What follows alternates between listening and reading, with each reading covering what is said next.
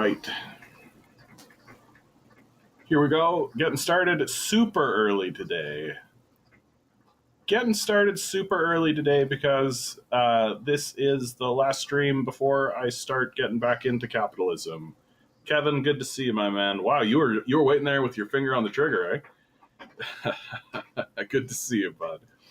Getting started early today because this is my last stream before I start getting back to capitalism. I have been on vacation, so to speak, and it's been nice. It's been nice to actually be able to recalibrate myself and recognize and realize that I'm not just a cog in a capitalist machine. It's been kind of nice to just live like a squirrel, to just live like a bear for a small period of time. It's I think it's good for all of us to try to detach from this system that's obviously crushing us and destroying us as fast as possible. And I wanted to get started early today because, boy, did a lot happen this week. Holy cow, dude, it felt like a ton happened this week. And we're just still dealing with it. And still, everything seems to be happening just at a rocket pace. And it's going to take us years to decompact all of this. And we're going to constantly be pointing back to stuff that's just been happening these last few weeks and just being like, yep, this is because of, and it's just going to be over and over and over again, and it's going to be like, we're going to be dealing with this for years and years. Yeah, this is a week where decades happened. Absolutely. Wallace, Long Defiant writes, you look refreshed. Well, that's nice. That's nice. Did you take a shower? You know what I think it is, actually, Long Defiant, is that yesterday I finally got myself back to the gym, and I got myself back to the gym, and I said I'm not going to focus on weights. I'm not going to do the things that I feel like I should. I'm just going to do some yoga, do some stretching. I had a great session with a roller ball or a roller cylinder thing. Oh boy, that was like a spiritual experience. That was straight up, I was lying on my back and I just felt my back just go brrr, and it was just incredible. So I do feel refreshed. I think yesterday was a great day for me personally. New camera, yes. We had a donator, Wix, who donated some money to us specifically so that I could get a new camera, and I finally did it. I finally got the new camera. It's set up here. I hope that it looks better. I don't think my eyes are good enough to tell the difference. I'm hoping, though, that this camera is going to be useful for different projects and different ideas that I have. Jeff, good to see you. Leon, good to see you. I'm actually feeling great, right? I'm feeling great. I know that things are crazy right now, and I know things are nuts, and they're only going to get worse. They are. They're only going to get worse. Yeah, Jeff reminding us, everyone, hit the button, fight the algorithm, right? Hit like, share, subscribe, do all that kind of stuff. We need as much boosting as we can possibly get, right? I mean, there's so many different stories. I don't even really know where to start. So I'm going to start with something silly. Let's start with the silly stuff. Austin writes, I'm going to lurk now since I get my surplus value extracted by a capitalist. Yep, absolutely, Austin. I understand. Maybe it'll warm your heart up to know. Everybody, good news. Let's start with some really good news.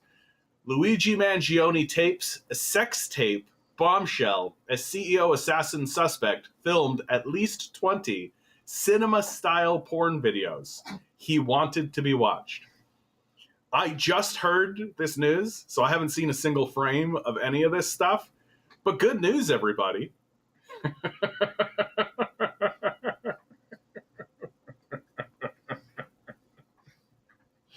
Dude, what a baller move. Yeah, Kevin's just like Chad move, right?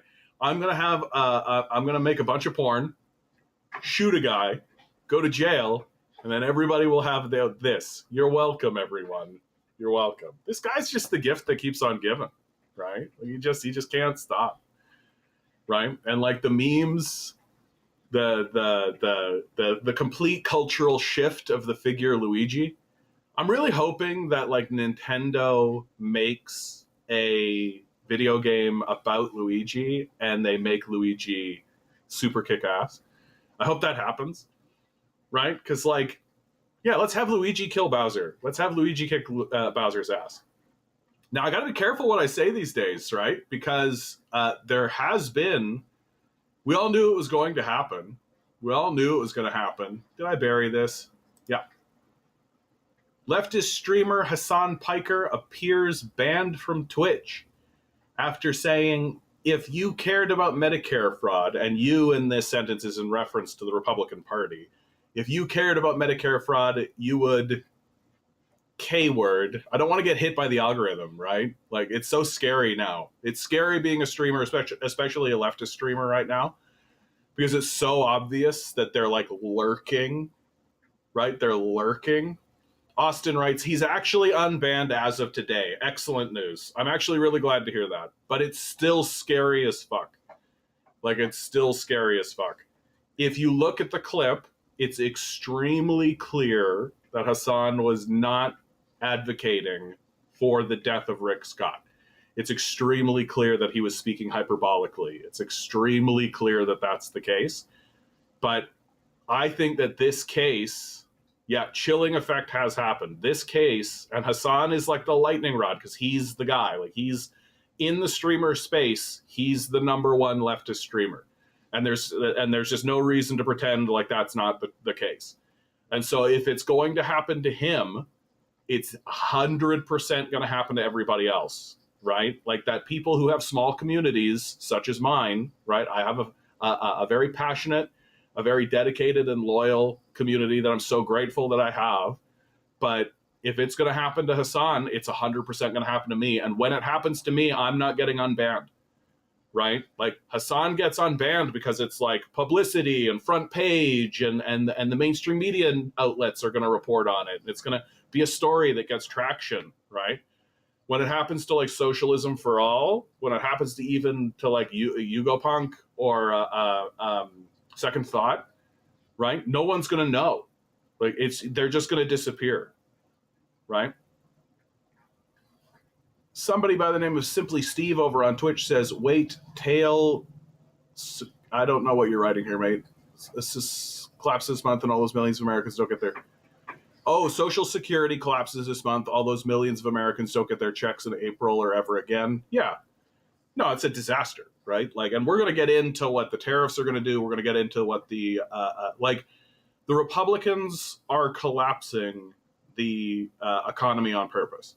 There's just no other way to describe it, right? It's not that they think that this is going to have long-term benefits for the nation, like, later on, right? They are collapsing the economy on purpose so that they can harvest its remains for themselves. And then whatever system gets erected, feudalism, afterwards, they will preside and govern over, right? Like, that's what they're doing. They're collapsing whatever remnant of a capitalist or social democratic system existed in America. They're just going to collapse it down to the ground and then monopolize and capitalize on this disaster and monopolize industries and monopolize essential services and then essentially govern from that position. Like, that is what they are doing. And they don't care if millions of people die. Like, it's just not relevant to them at all. Like, if they make a penny or they get to oversee a system that you rely on, and that means you and your family die of starvation, they don't care. It's just the 100% the truth. Like, I've been saying this for decades. Now here it is right in front of your face happening. And there's a whole bunch of people who are walking around being like, I can't believe that they would. And that's it. Like, you can't believe it. Right? Like, you're just caught in a system of belief. You're caught in a religious ideology. You can't see these people for who they are because you're stuck in an ideological place and you don't want to put your feet on the ground. Like, that's what's happening, I think, to a lot of people. I think most people are caught in this idea that, like, and it's the same story with this tariff story, right? People are scratching their heads, really asking themselves, like, why are they doing this? Like, and they're retreating to the old school, which now has become a trope, right? I think that this is a defensive strategy that these people use, which is that they're weaponizing stupidity, right? They're weaponizing the idea that they're incompetent, right? People seem still willing to buy in to this false idea that what these people are doing is happening from a place of incompetence, right? And don't get me wrong, these people are desperately incompetent. Like, they're very, very stupid. They're stupid people, but they know what they're doing in regards to enacting these tariffs, right? Like, Trump is coming out in front of everybody and basically just saying, yeah, no, everybody else is going to pay for those tariffs. And economists are standing in front of him and being like, that's not how tariffs work. And he's like, yeah, they are. Right. And he's doing that. And then what everybody says is, oh God, Trump is so stupid. There's 0% chance that Trump is this stupid. Like, there's just a 0% chance that that's the truth. Right. He's obviously lying. He's obviously creating chaos in the zone. Right? He's obviously creating as much dysfunction and chaos in the zone so that nobody can see him with the bag, right? Nobody's paying attention to the bag that he's like putting a dollar sign on, throwing it over his shoulder and being like, everybody else pays for tariffs, bye. And like, that's just straight up what's happening. It's just straight up what's happening. And of course, in the midst of all this, just backing this up to what's going on here in Ontario, we just had an election here in Ontario that was essentially pointless. It was basically just a handful of neoliberals throwing out vagaries. We had another election where literally like the majority position was no voting. And the people who are running, the people who are in these parties, the Liberal Party, the NDP, the Greens, right? They keep shouting like, we just need people to come out and vote. It's like, yeah, dude, nobody's voting for you because you don't offer anything to anybody. And then when you point this out to them, they disparage you. And then their solution is we've got to reach over to the right. Like, we are governed, like the people who are in power, that's Doug Ford and the Conservatives, they know exactly what their game is, right? The people who support them for exactly the reasons they say so, right? We want low taxes. We don't need public services because we're rich, right? So we're going to support Doug Ford because he's going to keep our taxes low, and he's going to make sure that I have my house, right? That's it. Like it's the least visionary, least like the most reductive mode of. It's just straight up an ape holding a big barrel of bananas, being like, I want my bananas. I got my bananas. I want my bananas. Right? That's it. And there's just no care given whatsoever to the larger picture or the idea of culture, society. Like, none of that matters at all. It's literally just a monkey holding barrels. But that's the position, right? They're just monkeys holding barrels, and so there they are. And they all got together, and they're all voting for Ford. And Ford's like, we're going to make sure you keep your bananas. And the monkeys are like, I like bananas. And that's it, right? So it's up to the opposition parties to actually say, and incidentally, only like 20% of the Ontarian populace votes for this guy, right? Like, they don't have even remotely close to a majority. They're not even close at all. They just get the scant majority of the minority of people who actually come out and vote. And so, of course, the solution must be, oh, well, come out and vote. But you listen to the Liberals and the NDP, and they're literally like, yeah, we're going to offer you nothing. Shame on you for not voting. Shame on you. We're going to pluck at your heartstrings because we're going to talk about disability, right? Like, that's not going to drive people to the polls. It's just not going to drive people to the voting booth, right? And because everybody's struggling with housing costs, and these guys are just like not talking about it. Like, everyone's number one bill that they pay, everyone's number one thing that they pay is housing, without a doubt. It's not close, right? It's literally like 50 to 60% of everybody's budget at this point. is paying for housing, because these worthless capitalists have gatekept and have wedged themselves into the housing market that shouldn't exist in the first place.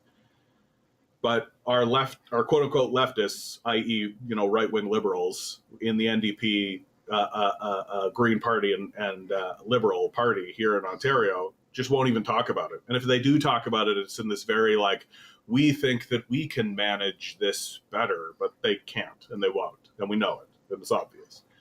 So Doug Ford essentially just walks into a majority. And I do think that there is something to be said about this slogan that he came out with right away, right? He shot it right out straight away. Canada is not for sale.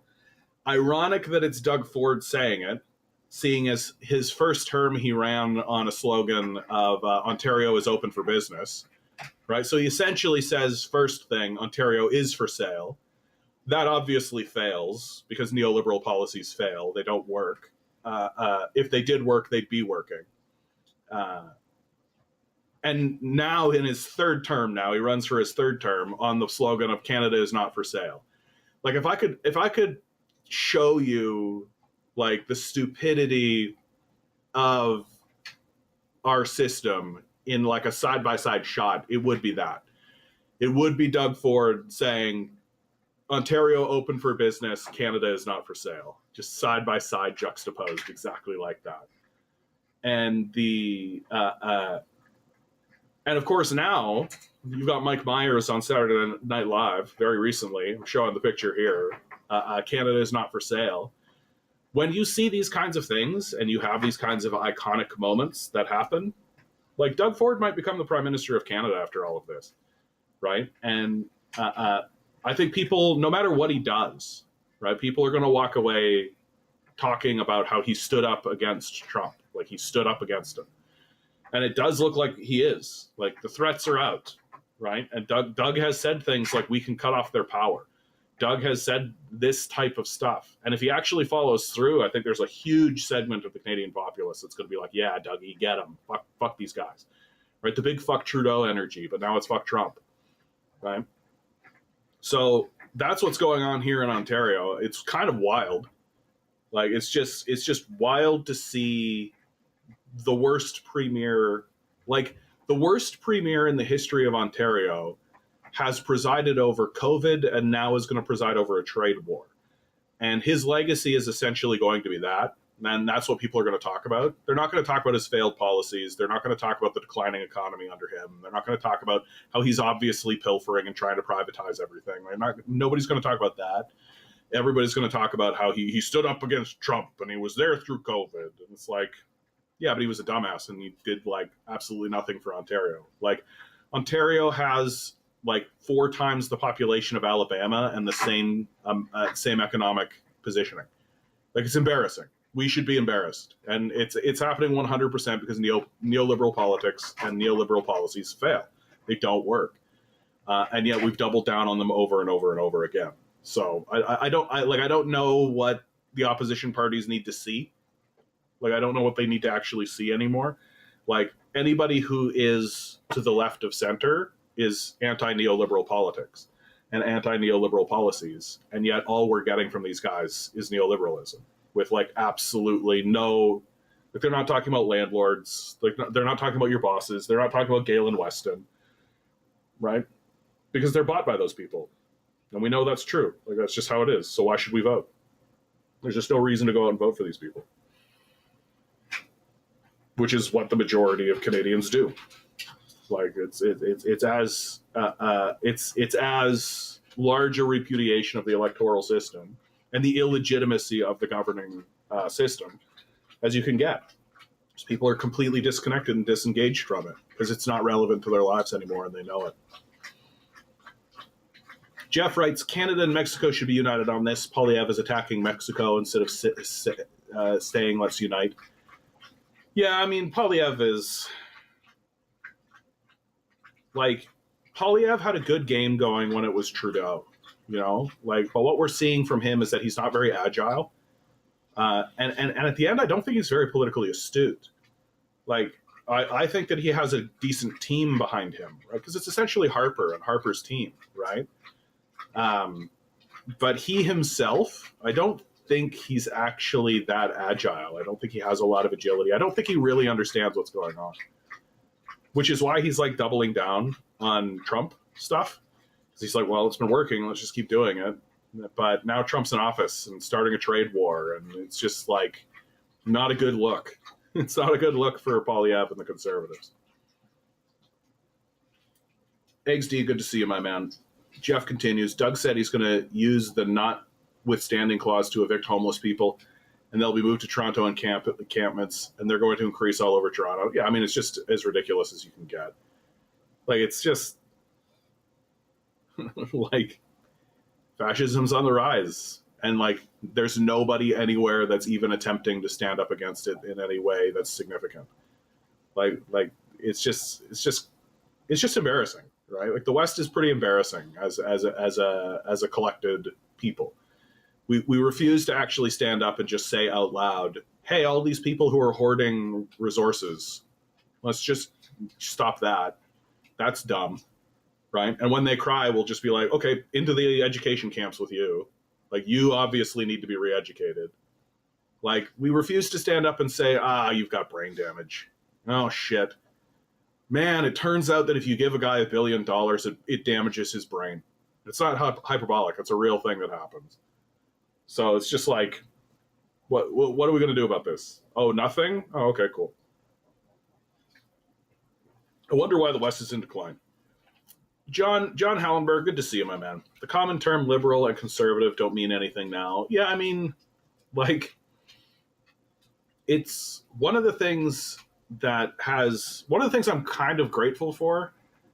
Let's quickly talk about this. I'm just going to quickly pivot because I feel like this kind of is, where is it? Yeah, there we go.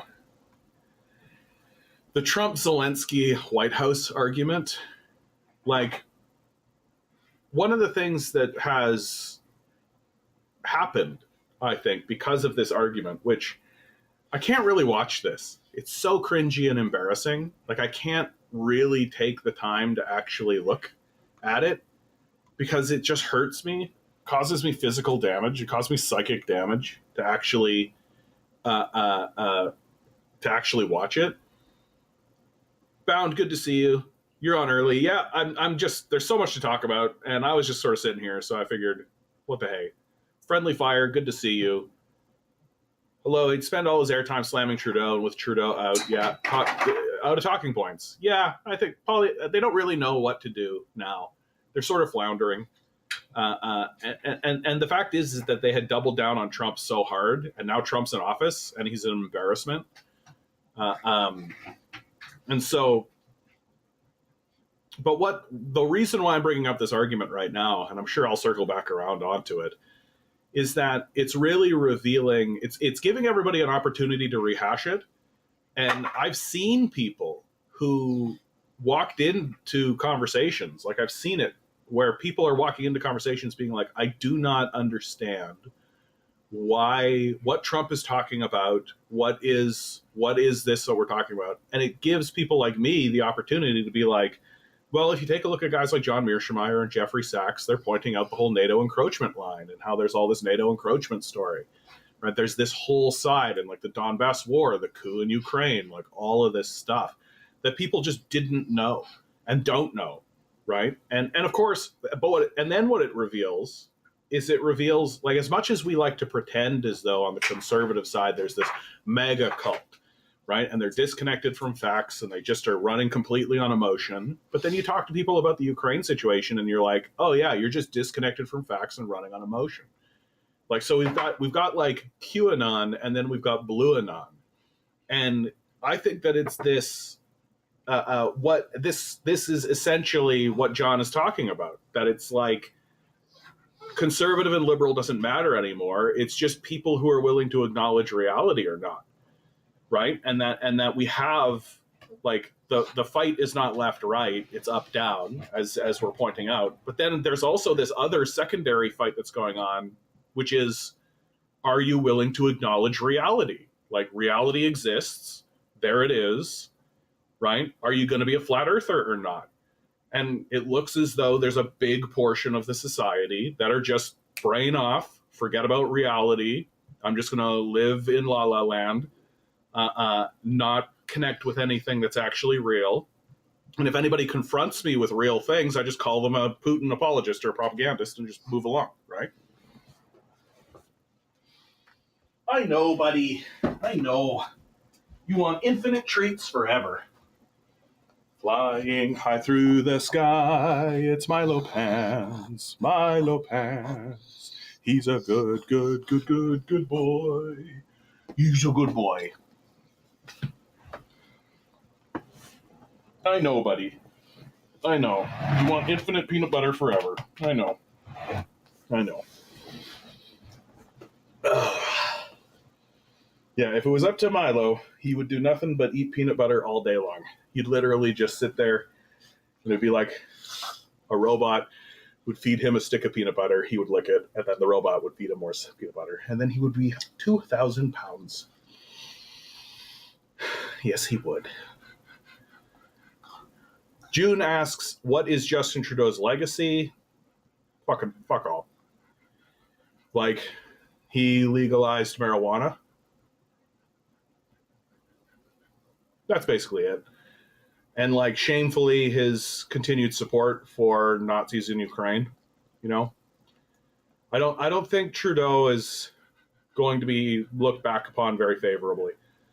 That it's likely that buried underneath like all of the bureaucracy, that there's probably something lurking underneath everything that people will look back on in like a decade or two and be like, oh, Trudeau did that. Oh, okay. But it's going to be like that. It's not going to be very significant. And he's essentially just been like a manager for capital, right? Like, he's just been a manager of the corporate state. And that to me is essentially what people are mad. Like, there's a lot of anger that goes towards Trump simply because the managers of the corporate state view him as a bad manager, right? They fail to recognize that he's not trying to manage the corporate state. He's trying to dismantle a lot of that for his own benefit, obviously, but that is what he's doing. And the dismantling of the corporate state is being done very brutishly. And this argument that he had with Zelensky is case in point, right? Like how unprofessional, uncouth, and barbaric can you get, right? Like, it's just, and I tend to agree with this assessment that there are positives and negatives for Trump having done this. And one of the big negatives is it makes America look stupid. Like, it makes America look very, very dumb. That if I'm China or Russia or India or Latin America and I'm looking at that, I'm like, oh, these guys are clowns, right?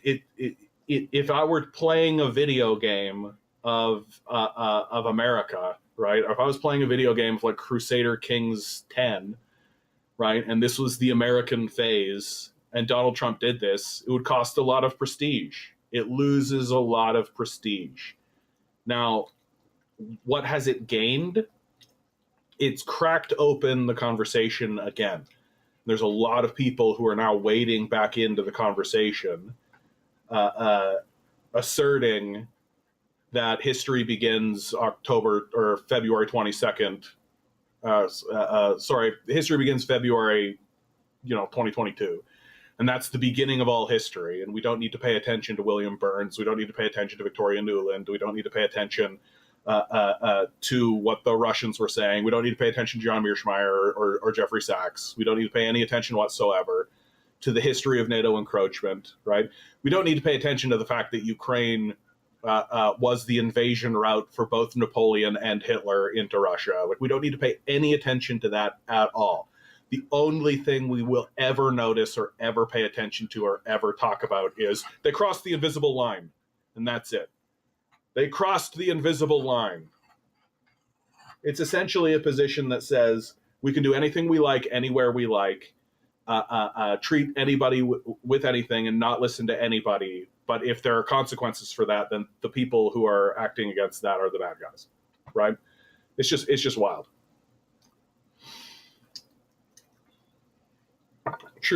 Bound writes, Trudeau took everybody's guns. Not really. Like, I just recently took my gun safety course, and there is, in terms of access to firearms here in Canada, there's lots of that still going on, right? Sure, there are restricted weapons in Canada.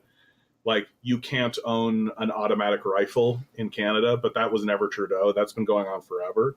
Like, you can't own military grade hardware, which I'm like, yeah, I don't want average citizens to have military grade hardware. Like, I'm just not interested in that. That the if it did come down to a shooting match between the populace and the military, which is insane to think about, like the degradation that would be, I think the Canadian citizens would get their point across and be just fine with what they've got, frankly. Like, the idea that we need to have access to tanks and shit is just sort of wild, frankly.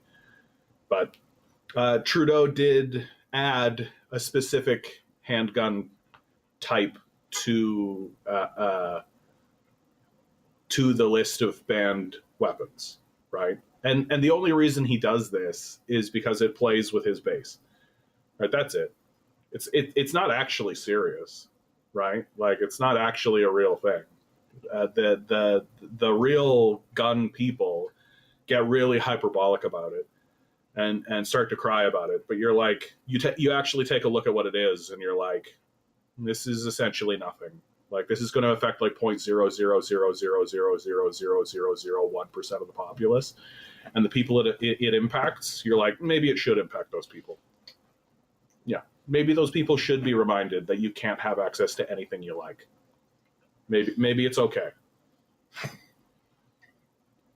First time chatter over on Twitch, Red Roof 1969. I find it interesting when people say the NATO encroachment also don't account for, like, oh, I'm Poland that's been invaded by Russia, I'd like to join. Oh, I'm Finland that's been invaded by Russia, I'd like to join countries that have been invaded by Russia who are small. I don't know if I understand the point you're trying to make, bud. Sorry. I find it interesting when people say NATO encroachment also don't account for, like, oh, I'm Poland that's been invaded by Russia, I'd like to join. I'm Finland, it's been invaded by Russia, I'd like to join. Like, I think that it is fair to say that the history of the countries that border Russia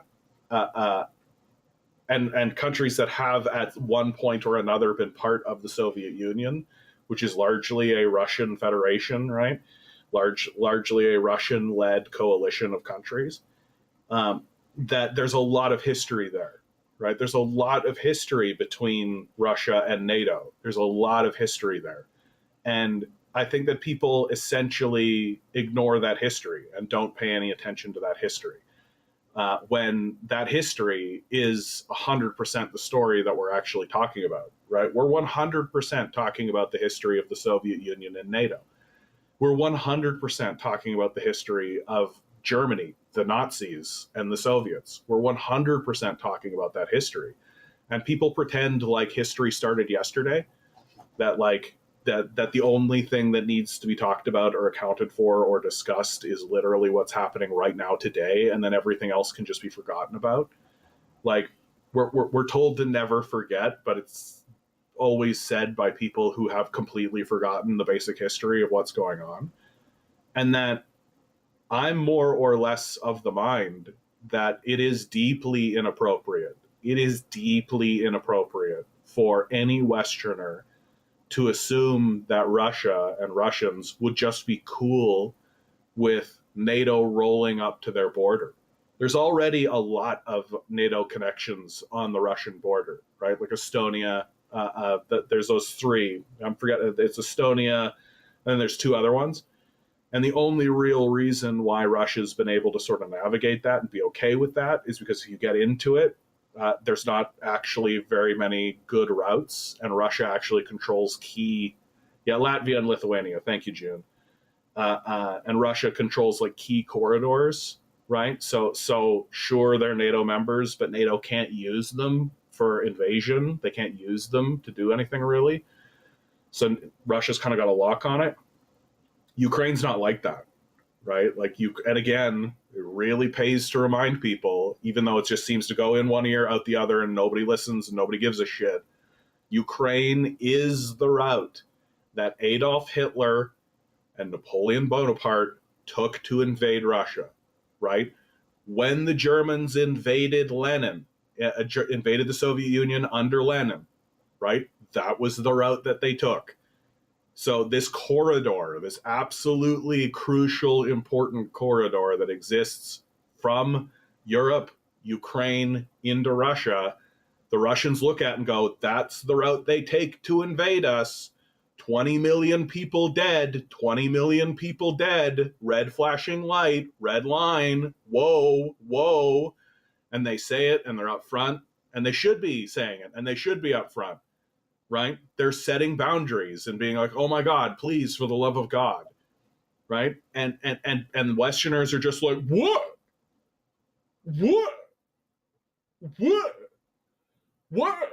Ukraine has the right to determine its own independence by being our ally. Like, it's just delusional. It's just flat Earth shit at this point.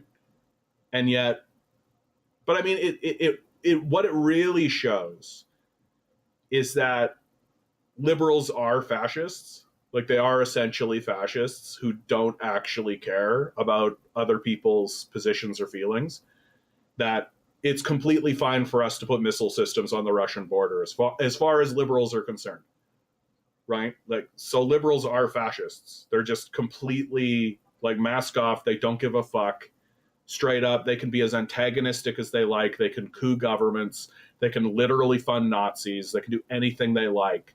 But if somebody stands up and says, that's a problem, whoa, like, hold on a second. And incidentally, it's the same story that the West has been doing over and over and over again throughout the entire world.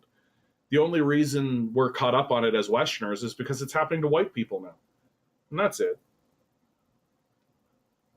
Red Roof continues, says, oh, I know that, 100% agree with you. People also shouldn't be surprised that a bunch of small countries got together because they kept getting beat up by the big guy. Yeah, I mean, the NATO coalition came together to destroy the Soviet Union. So, I mean, like, and the NATO coalition, of course, has a former Nazi state in it, right? Like, the Germans are part of NATO. That's the part of the NATO story, dude, that just is like, I just cannot believe it. That everybody just seems to have blanked it out. It's just been wiped from the memory. It just completely squeaky clean. Nobody has this in their brain at all, that, like, Nazi Germany is part of NATO. Oh, sorry, former Nazi Germany is part of NATO. Literally, one of the chairmen of the military of NATO at one point was a Nazi, Adolf Hausinger. And it's just like, we're just not supposed to pay any attention to that. It's just not supposed to exist. Like, we're all supposed to just buy completely into the idea that NATO should be seen as nothing but a force for true purity and goodness. And that at no point are we supposed to step out into the outside, take a look at NATO from the outside perspective, and be like, it is 100% appropriate and correct that non-NATO members would be skeptical of NATO. I think it's completely appropriate. Like, and in some cases, I think it's actually existentially important. Like, if you're a country like Libya, let's say, you should 100% be looking at NATO being like, these guys are going to invade us and assassinate our leadership at any moment. This is who they are. These are raving, foaming at the mouth psychopaths. They will invade us. They will coup our government. They will murder our leadership. They will film it, and then they'll cackle about it on live television. Like, 100%. That's exactly what they did to Libya. And if you think they won't do it again, you're demented. You're just demented. And so, like, I understand why people who are inside of NATO are like, but I want to do what's right for the world. but you don't, and it's like really obvious that you don't, right? And when you try to act right in the world, you just keep fucking it up over and over again. And I think that the big thing that's got liberals pissed off against Trump is not who he is or how he or his policies necessarily. It's that he kind of takes the mask off of the whole operation. Like when it's Obama murdering people in Libya, right? Fellow Americans, we are here to fight. Yes, we can, right? Like this Martin Luther King-esque sort of this grotesque caricature of Martin Luther King that Obama embodied in order to become a mass murdering psychopath and like start the drone wars and do all that kind of crazy shit. But he was statesmanly. He projected an image of competence and confidence. Donald Trump does not project that. Donald Trump is not projecting an image of competence and confidence, right? Like it's pretty clear that he's just kind of a thief that's just raking as much money as he can into his pockets as possible. I mean, most obviously, like there's the game of privatization, right? But now it's just like, I've got this great story here. Hold on. Yeah. Trump's crypto plan, right? Trump's crypto reserve plan. This is just a gigantic pump and dump scheme, right? Like this is just a gigantic, like, hey, I know what's going to increase the value of my assets. We're just going to buy a bunch of crypto, and which incidentally someone did, right? $20 million worth of crypto was bought right before Trump's announcement. What do you think is going on? Right? Like, it's all just being done so nakedly. It used to be the case that you actually had to do some digging. Like, it used to be the case that the scheme was like a little bit below board and like think there you had to do some digging, and then when you would present it to people would be like, what? But now it's just being done so fucking nakedly that like now people's response are like, there's just like an exhaustion to it. Like nobody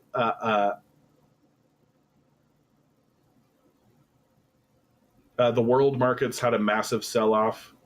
I mean, the whole thing is a scam. Crypto by itself, like crypto itself is a scam. The concept of crypto is a scam. That it's a pointless asset that does nothing, right? It only exists to be bought and sold. It's like EFTs. Like it's just straight up like an imaginary thing that only exists within abstraction, that doesn't actually achieve or do anything. And the only reason it's increased in value now is because Trump has said, oh, we're gonna give it a government guarantee, right?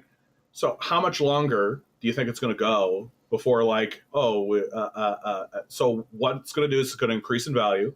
Once it hits its peak, right?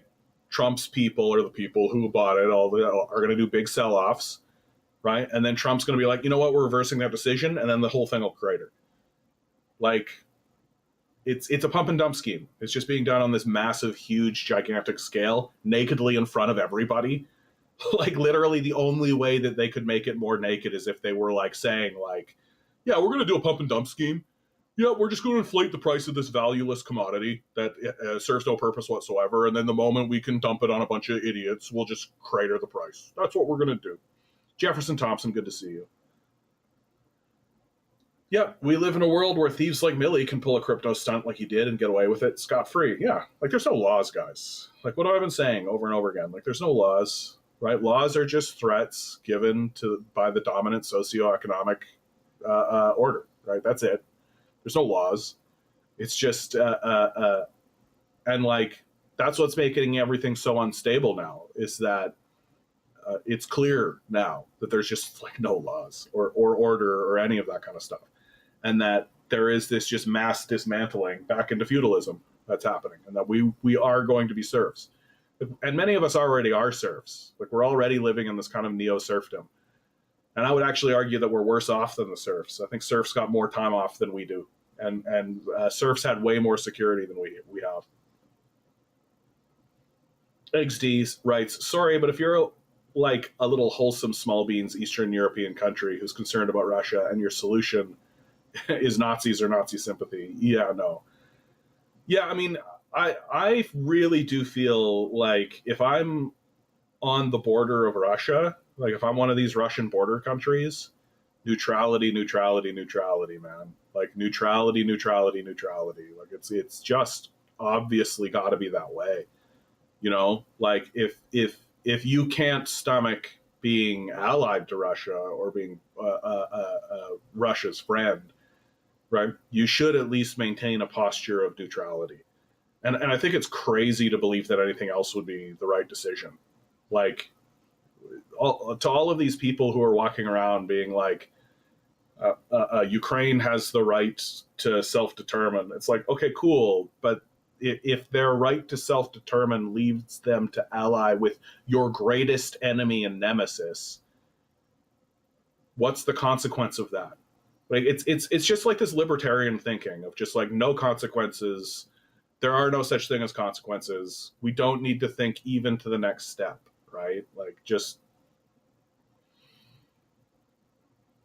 Peanut Butter Beatrice writes, if my U.S. citizenship is worth $5 million, can I sell it? Yeah, they're doing that, eh? The Trump Gold Card, where he's going to sell U.S. citizenship for $5 million.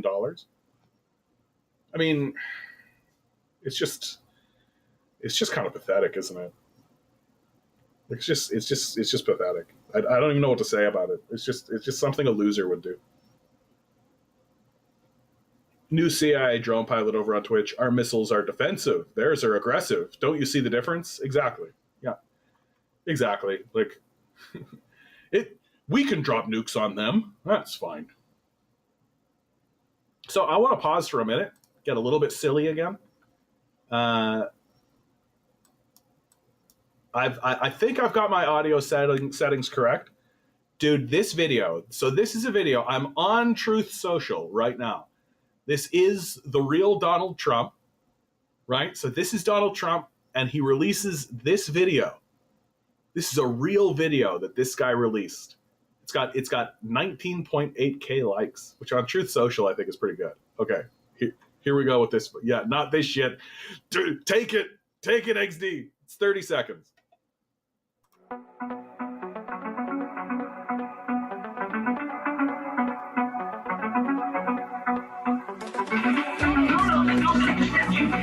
Bringing the light to all to see. No more tunnels, no more fear. God is finally here. God is shining bright. Golden future, a brand new life. And the feel is done. God is number one.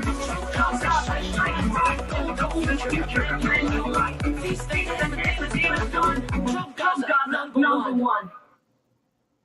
It's just as grotesque as it gets, eh? Like, it's just grotesque. That's the thing, I think, and that's really what gets liberals, man, is that Trump is just so gaudy.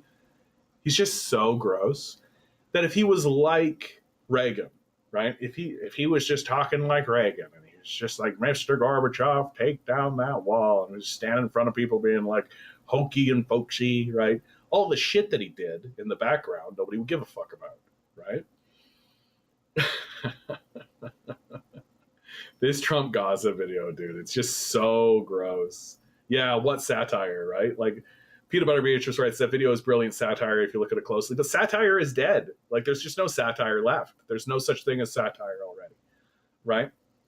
And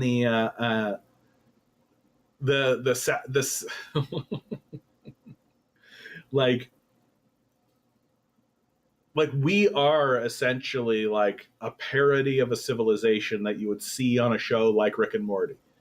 That like Rick and Morty show up at a place and this is what's happening. And then they walk around commenting on how ridiculous this is and what this is.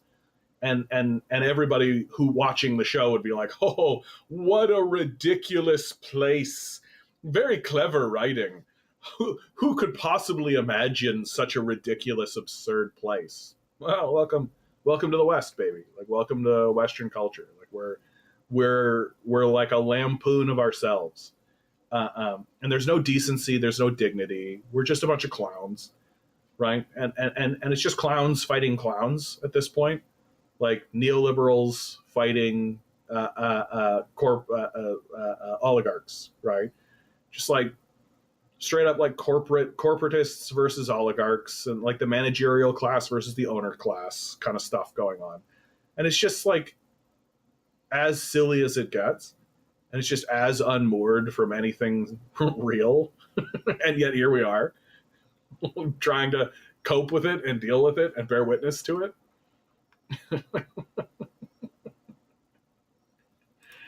And like this is essentially the result, right? The let's get the working class fighting each other again.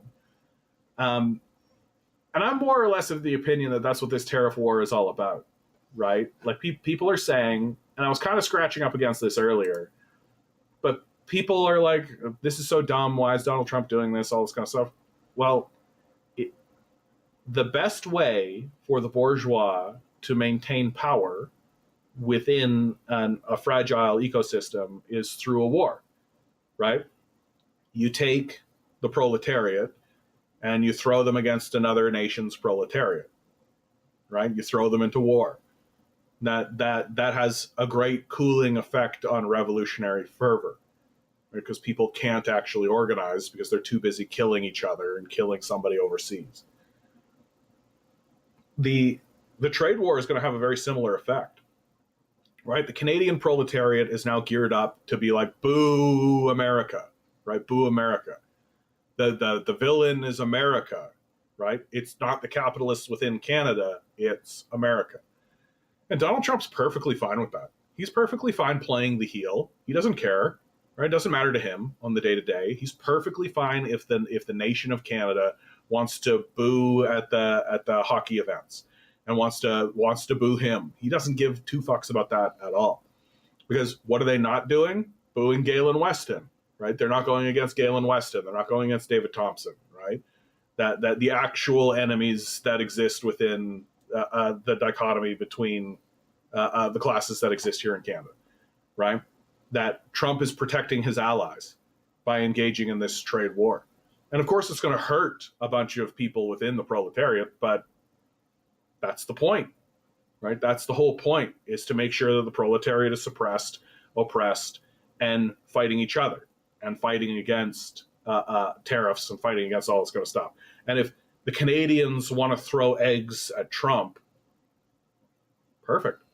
What a perfect stage, right? And you can see that with the Ontario election very recently, where Doug Ford was able to just say, we're going to fight Trump. And the entire province went, yeah. Like it was as clear as day. So it's absolutely working. And again, it just kind of boils down to the reality that the proletariat's not very well educated. Like we're pretty gullible, and we buy this stuff pretty easily because we're surrounded by it constantly and not very well educated at all. We keep thinking we had like a high school education, therefore, right?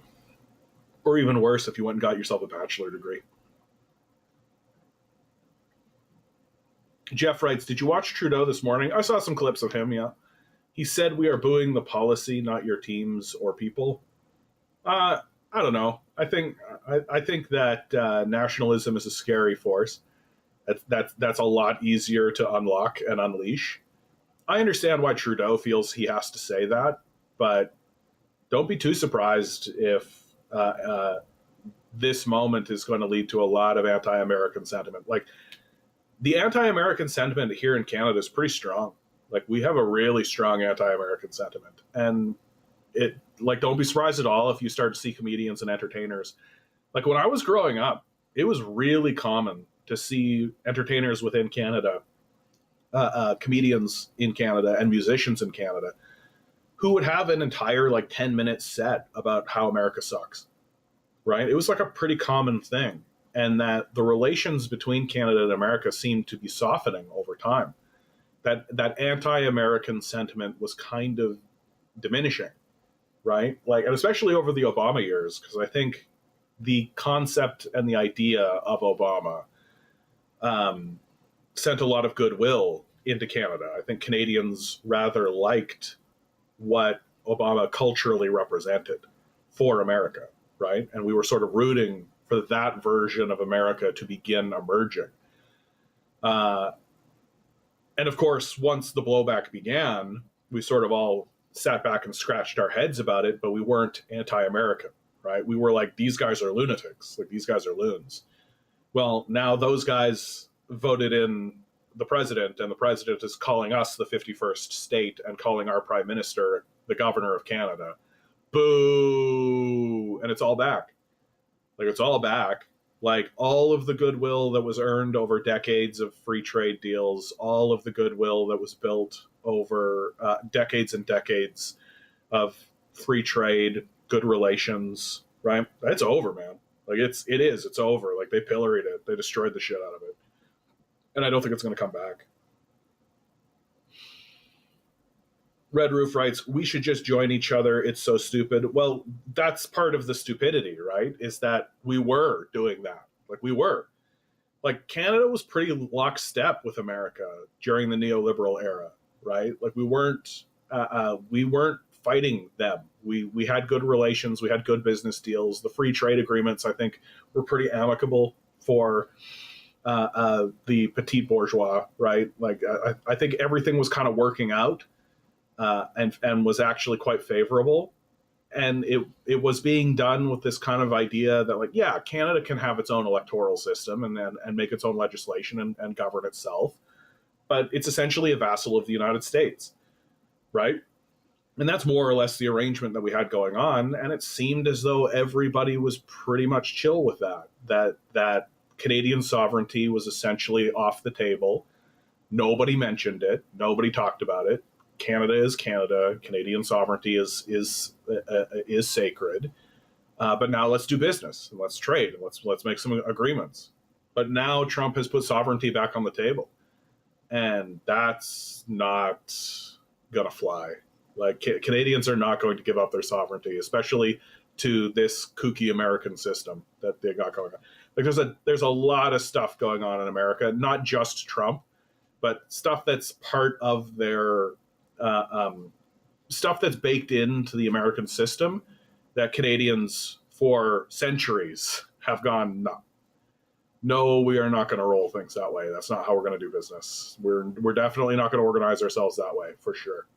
And I like the cleanest example I can give of this is the legal system, like the court system. The court system in America is ridiculous. Like, it is. It's just ridiculous. Nobody in the world would think that this is a good idea. It's only America that thinks it's a good idea. That you should elect judges. Get the fuck right out of here, dude. It's just it's stupid at the highest possible level, and it's just not how any other country rolls it. Certainly not Canada.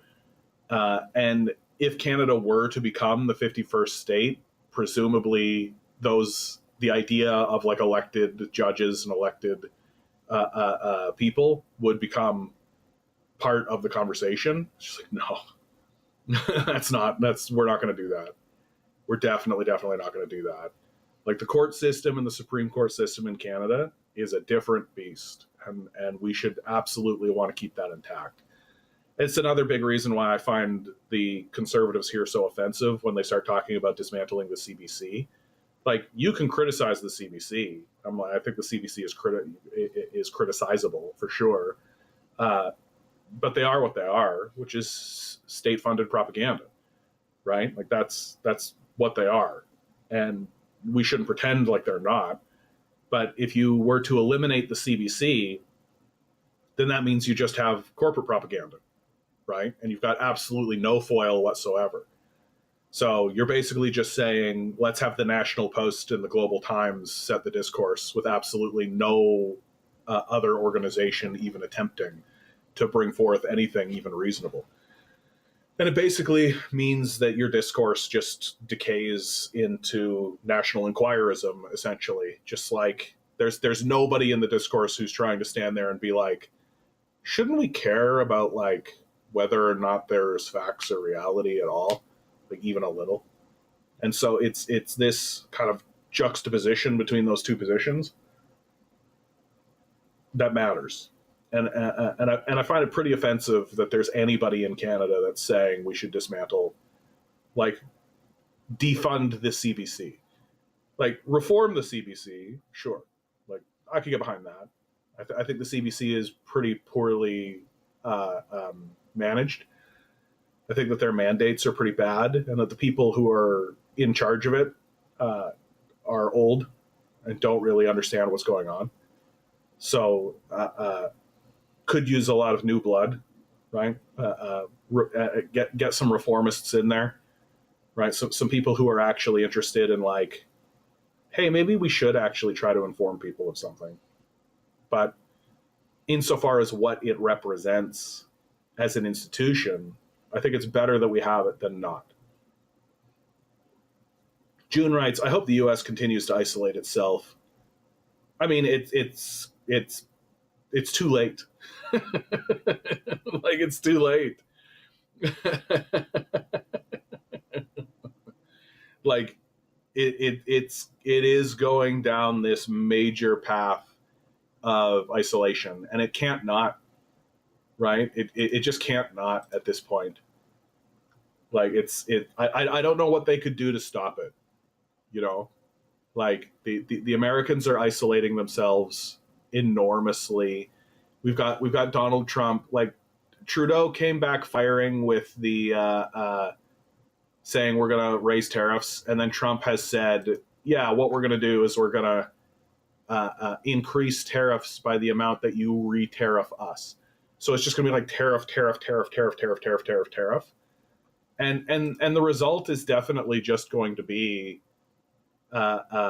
Canada looking at Mexico, Europe, China, and basically saying, hey, man, we've got all these resources. Can we do business?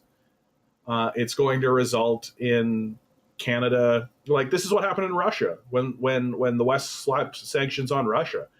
McDonald's went away and McDougal's showed up, right? It was just like this wiping away of the old and reassessment of the new.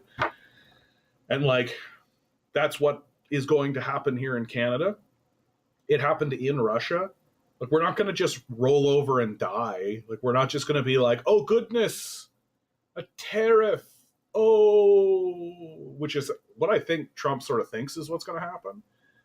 No, we're like, the absolute worst case scenario for the Americans, and what I would argue is the best case scenario for Canadians, is that there's going to be a whole bunch of people and a whole bunch of political power put behind the idea of maybe we should build our own productive capacity.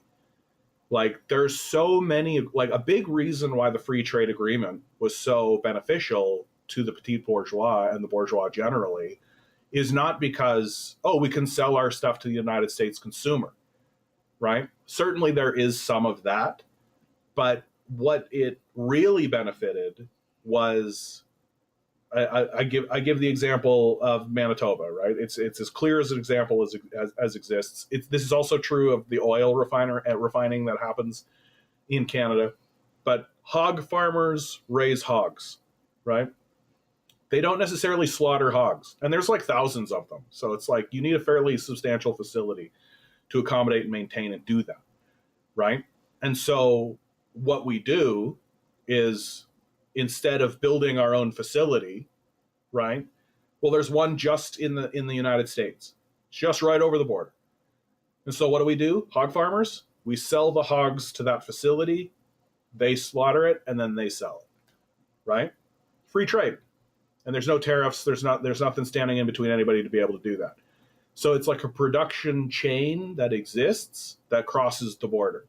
And then, of course, that product can cross back over. And then we can make the claim like hogs raised in Canada, that kind of thing. Well, 25% tariff means that selling those hogs to that facility just across the border, right, costs 25% more. Prices got to go up 25% more for everybody, right? Because selling the hog and then selling the product back, right? And so now you got a lot of politicians and a lot of like hog farmers and a lot of this kind of stuff, and they're going like, well, why don't we just build our own? Like, why are we relying on the Americans for this? So I think that Trump is just blowing up the game in such a huge way and alienating and isolating America in such a massive, enormous way that it's going to be really difficult for the Americans to come back. Like it's going to be really, really tough for them to come back from this. And for like the average Canadian is 100% like, fuck America, man. Like get this fucking, like we're literally taking alcohol out of the LCBO.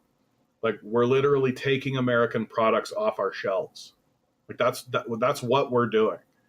And so the consequences of this are going to reverberate for maybe even decades. Like you're talking about kickstarting an entire reassessment of Canada's productive capabilities and even military capabilities, right? Like there are some hawks up here in Canada that are literally saying we should have nukes. We should have had nukes a long time ago, right? I remember being in university talking to guys that were like, we should have nukes. We should have them. Why don't we have nukes? I don't understand why we don't have nukes. Like we're a first world nation. We should have nukes.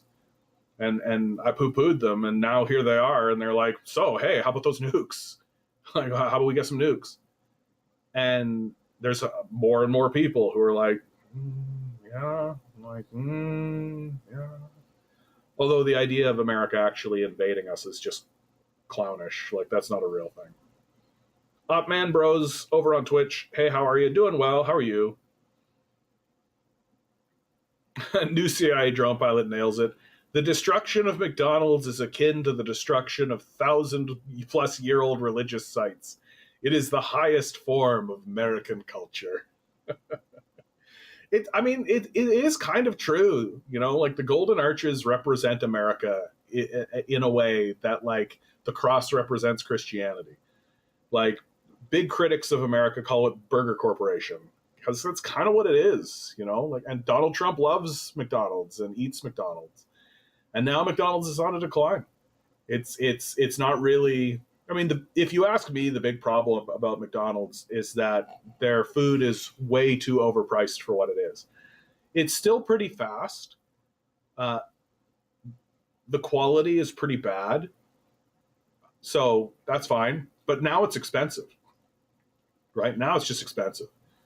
Joe writes, "Hey John, starting earlier lately, huh? You know what? I just." Now that I'm down to 1 day a week, sometimes I find I'm just sitting here. And I've got everything ready. I'm like ready to go.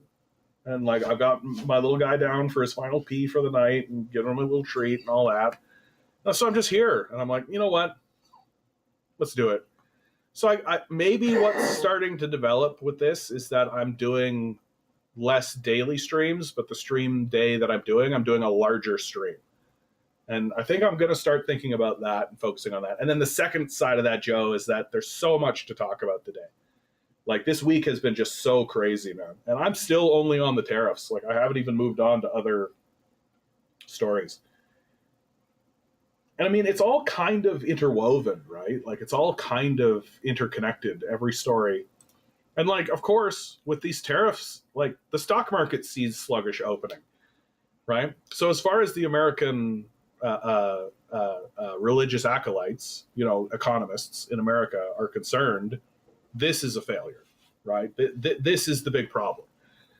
Like when you only care about line goes up and the only measurement that you use for the success of America and the American economy is this absolutely pointless thing called the stock market, just rich people feelings.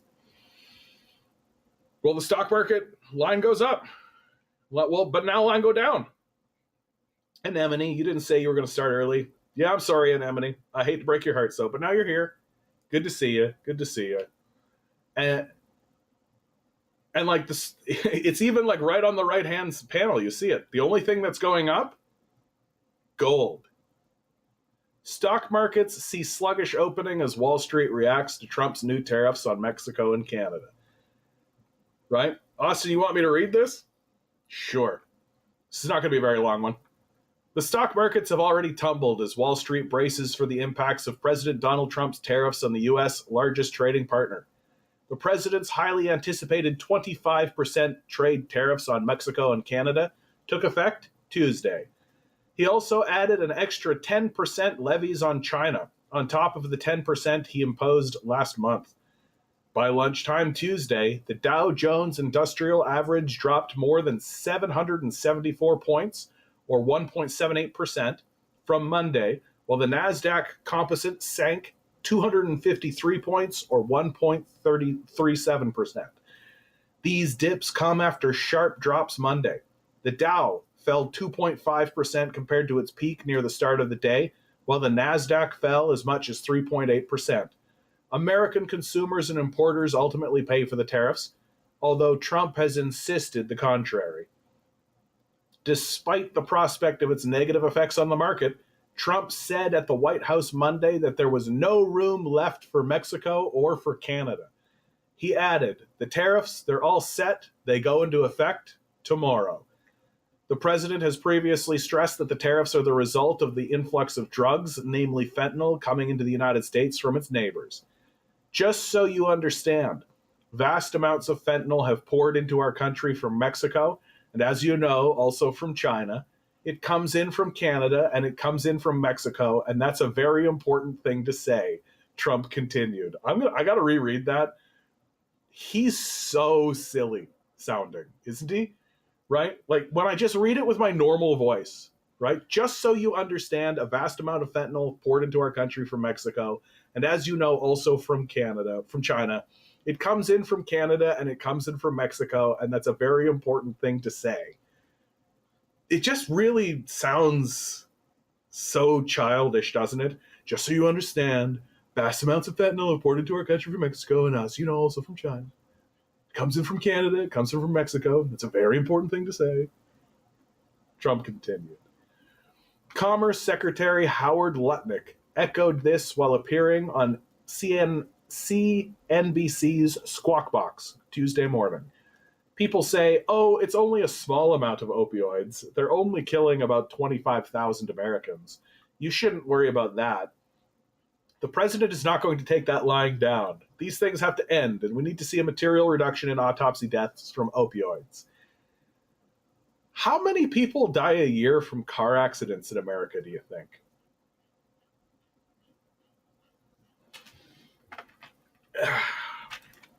How many Americans die due to car accidents in the U.S.?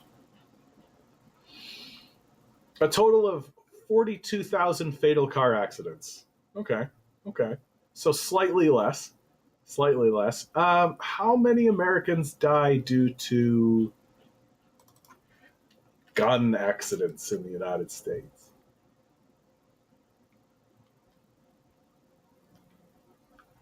What the data says is that, so 48,000 people die from gun-related accidents.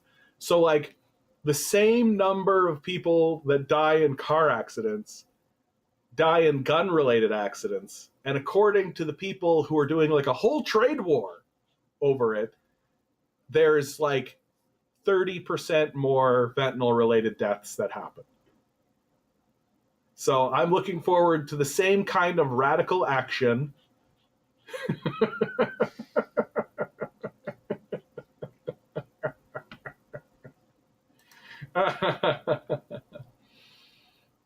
The rate at which fentanyl comes from Canada into the U.S. is very minimal, data shows. U.S. Border Patrol reported 7,000 drug seizures in the past fiscal year at the northern border, but only 82 of them involved fentanyl. That's compared to 8,800 drug seizures from the southern border in the same period. Nearly one-tenth of those seizures involved fentanyl. Lutnick also addressed the concerns over the ramifications of tariffs. I know many people worry about the short term, but we are going to bring jobs. You are never going to see the amount of production that Donald Trump's going to bring back to America, he said. So there it is. They want to bring back productive forces into America. That's what it's all about. And instead of, just doing that, instead of actually like building productive forces, they've got to do it through this perverse idea of incentives, right? They need to do these, like, we've got to incentivize people, because you can't just tell billionaires what to do. You can't just make laws and be like, do this. You have to incentivize billionaires to act a certain way. Mexico already promised to retaliate with tariffs on U.S. goods. There is no motive or reason nor justification that supports this decision that will affect our people and our nations, Mexico's President Claudia Sheinbaum said Tuesday, the Associated Press first reported. So here's the advocates of the policy explicitly telling you that at least in the short term, it's going to be bad. Yep, Fiddleford, good to see you.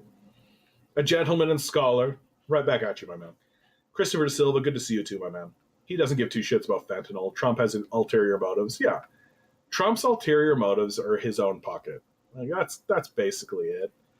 Like, I wouldn't be too surprised to find out that all of this is just straight up. I've said it before about Trump. He doesn't really have any ambition outside of being the president. And I wouldn't be too surprised to find out that he just doesn't give a shit about any of this. He doesn't care about tariffs. He doesn't care at all about any of it. He's literally just signing papers that are given to him. And then, like, they have a little meeting about, like, okay, well, what should we say about this stuff when people ask you questions? And, like, Donald Trump is fine playing the heel, you know? Like, I think the best thing to do when it comes to talking about Donald Trump and thinking about Donald Trump is to really think about it in wrestling terms. That, like, he's playing his part and his part is the heel. And that's what he's doing.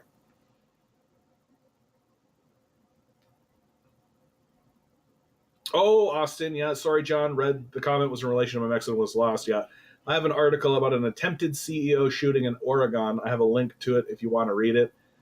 You can't put links in the YouTube chat, unfortunately. It won't let you do that. But I know the story that you're talking about, that there was another attempted shooting or somebody shot the side of a CEO's house in Oregon. It's Luigi time, baby. So that's what's going on.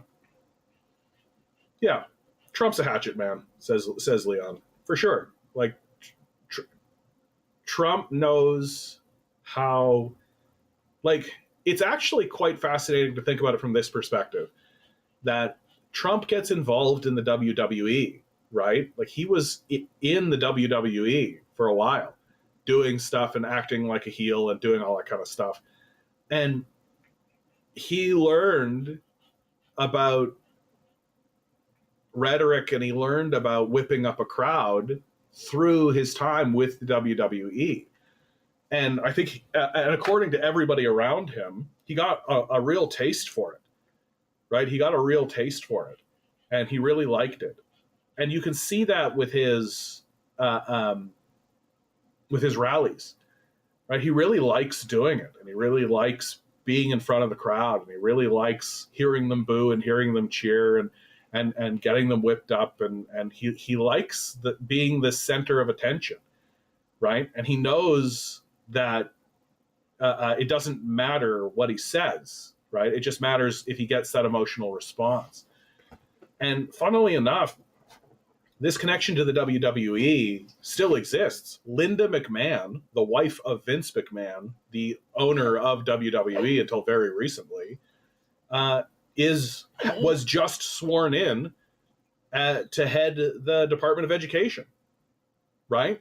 And of course, people look at that and go, well, she's unqualified. She doesn't know how to run that department. Well, she's not going in there to run the department. She's going in there to shut the department down, right? And I think she's extremely well qualified to do that, right? Basically, she's going to hand out a bunch of pink slips to people and get a lot of heat.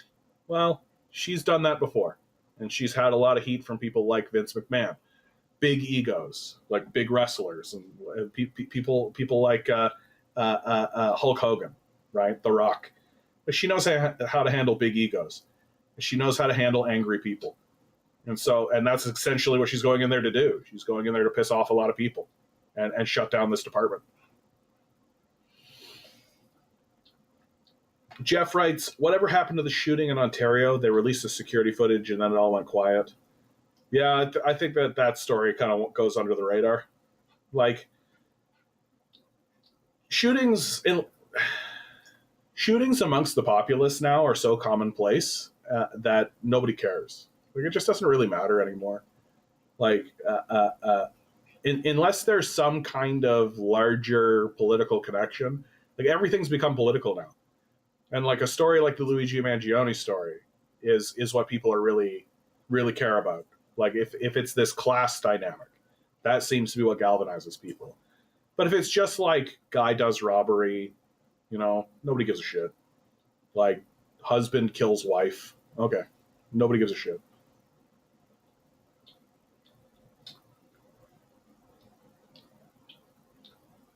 New CIA drone pilot writes, you put the tariffs on and Trudeau, Xi, Claudia have to write a check. How can't you understand that? I don't know if I understand your comment, new CIA drone pilot. Like it's real, like it's real straightforward. Like if you increase tariffs by 25%, then the cost of the good is going to go up by 25%, right? And like 25% of that's going to go to the government, but it's the buyer that pays it. Yeah, it's a joke about who pays the tariff. Yeah, it's just, I don't know, dude. I'm sorry, satire is just dead.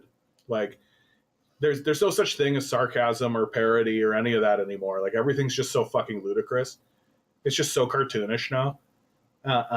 And I think the craziest thing, like, it's the people who are treating it like it's still serious. You know what I mean? Like people who still think that the Democrats could have salvaged this. Those people are the most Looney Tunes in the conversation. Like it's so, and it's just getting more and more apparent that that's the case. Like every single time a pro-Democrat person talks, I'm literally just like, oh shit, you're crazy, dude. Like that's outrageous what you think. like it makes the MAGA people look like fucking PhD scholars, these guys.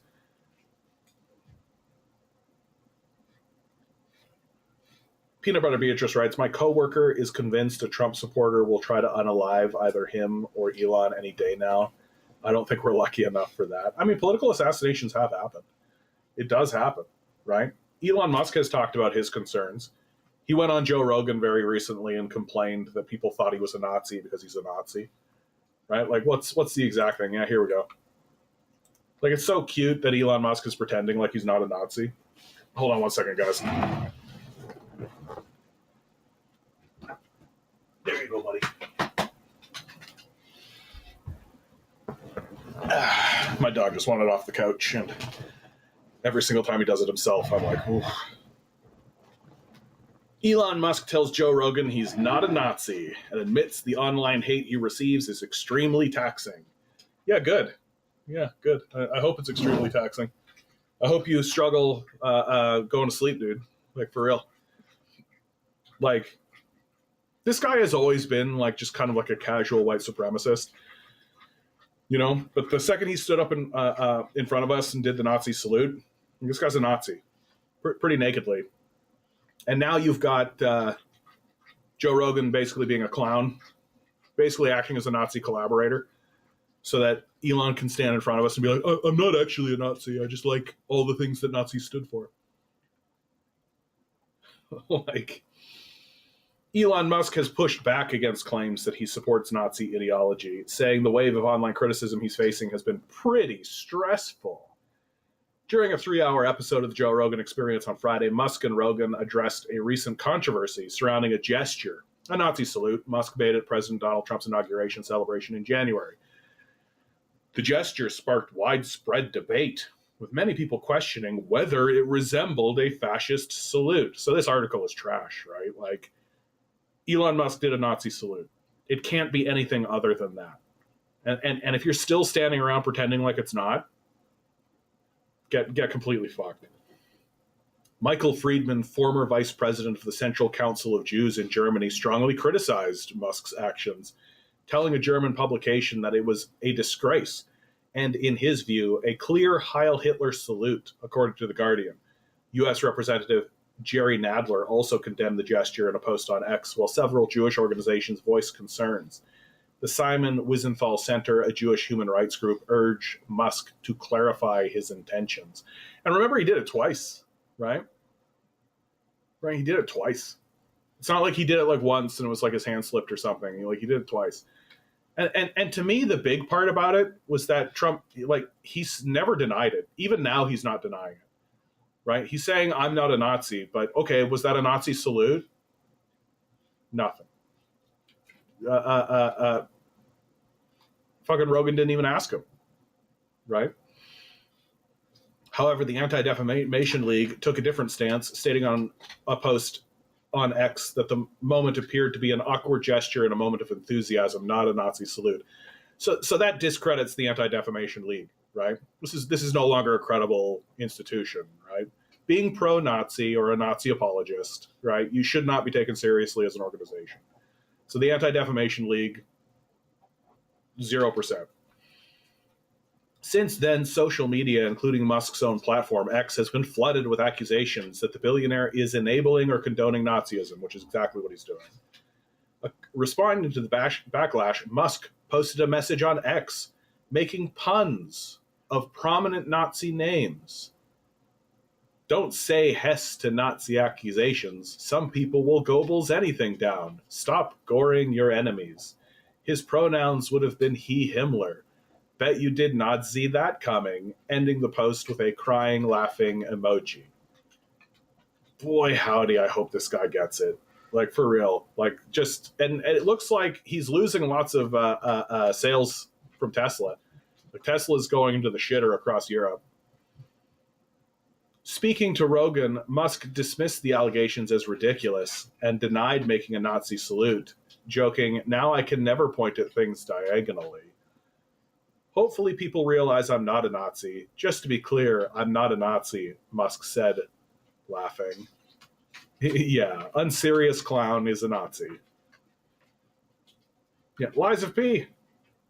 Lies of P. He then argued that being labeled a Nazi requires committing a genocide or launching wars. We literally have him on his own platform saying we will coup who we like. Like, and the bro is pro-Israel. Like, what are you talking about? What, like, yeah, dude, you enable a genocide. We watch you do it. We know you do it. What's relevant about Nazis is, like, are you invading Poland? And if you're not invading Poland, maybe you're not a Nazi, he said. No, you're just enabling a genocide in Israel, right? Palestine, the occupied territories of Palestine. You have to be committing a genocide and starting wars. We will coup whoever we like. That's a quote from Elon Musk, right? Remember when he helped coup the government of Bolivia, right? So that they could get access to their cobalt, I think it was. Right? And it failed, of course, because Elon Musk can't even do a coup properly. But yeah, dude, we've watched you enable coups. We're watching you enable a genocide, right? Joe Rogan's just too stupid, which makes him the perfect patsy for you. Because he's just too stupid to understand, like, basic things that are happening directly in front of him. And now he's just so rich that he's got the rich people brain damage. So you could just basically say anything that flatters his ego, and he's just immediately like, oh, yeah, this is the greatest. Which is why the Joe Rogan experience is sliding. There are other podcasts that are now doing better than Joe Rogan's podcast. And it's because more and more people are beginning to realize, oh, yeah, Joe Rogan's worthless. Like, he's no longer valuable as a source of information. He's no longer having interesting conversations with people. He's essentially just enabling Nazis like Elon Musk to help them try to grift the public. Musk further stated, what is actually bad about Nazis, it wasn't their fashion or their mannerism, it was the war and genocide. Again, Musk, you have cooed people, right? You have enabled genocide. Like, you for sure are guilty of these things. At another point, Rogan asked Musk how he personally handles the level of hate and attacks directed at him. It's pretty stressful. Yeah, good. I hope it is stressful, Musk admitted, shifting to a more serious tone. Yeah, you see, now that it's not about people's accusations, now that it's about him, now it's serious. Right? Not a narcissist at all.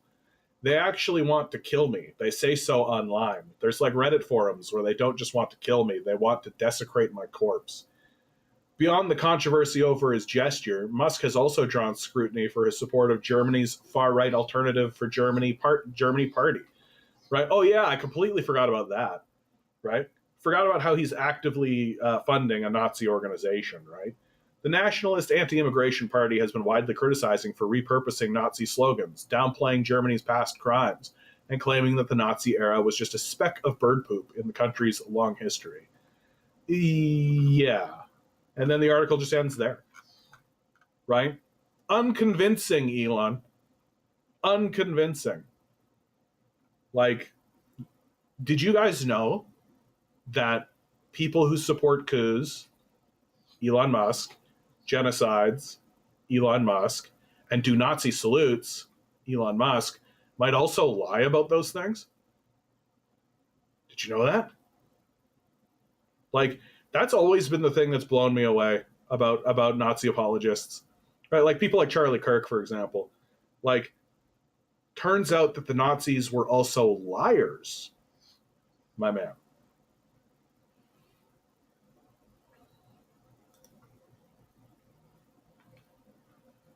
Anemone writes, nah, his market cap is 900 something. He didn't even lose much money, unfortunately, Elon. Yeah, 12 billion is chump change for this dude. Yeah, you're right about that. JT writes, Nazis were Nazis before they invaded any nation as well. Yeah. Jefferson, I mean, the big difference is that, like, Elon has facilitated, like, coups. He has facilitated genocide, right?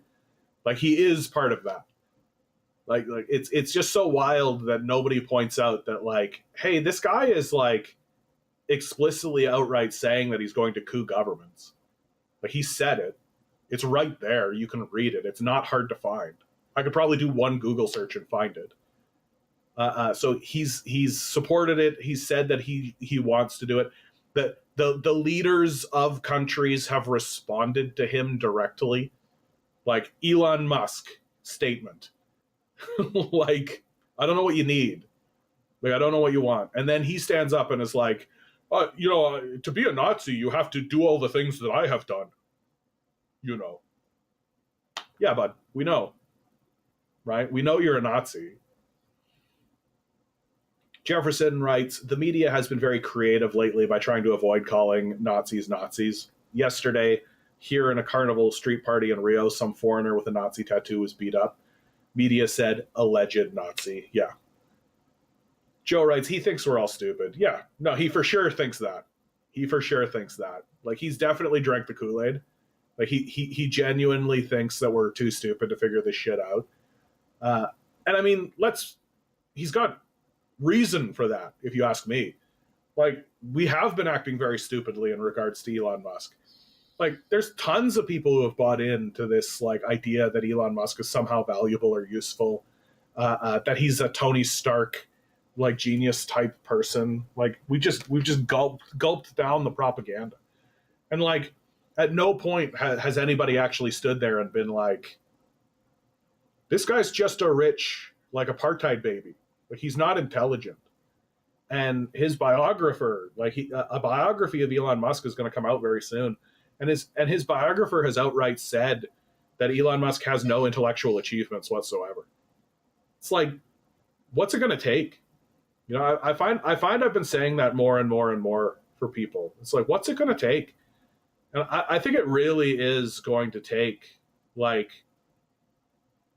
collapsing to rubble for some people to finally be like, okay, like, it's not enough to see the building on fire. It's not enough to see the building in free fall collapse. It's not enough to see the building fall. It's got to be like the dust and everything settling and then everybody looking at each other. And then those people are going to go, oh, like, it really does seem like that's the case. And so, I mean, if we're acting that way, then why shouldn't Elon act this way, you know? Anemone continues, also, the market cap was just for one utility he owns, by the way. So he has a lot of money, Elon.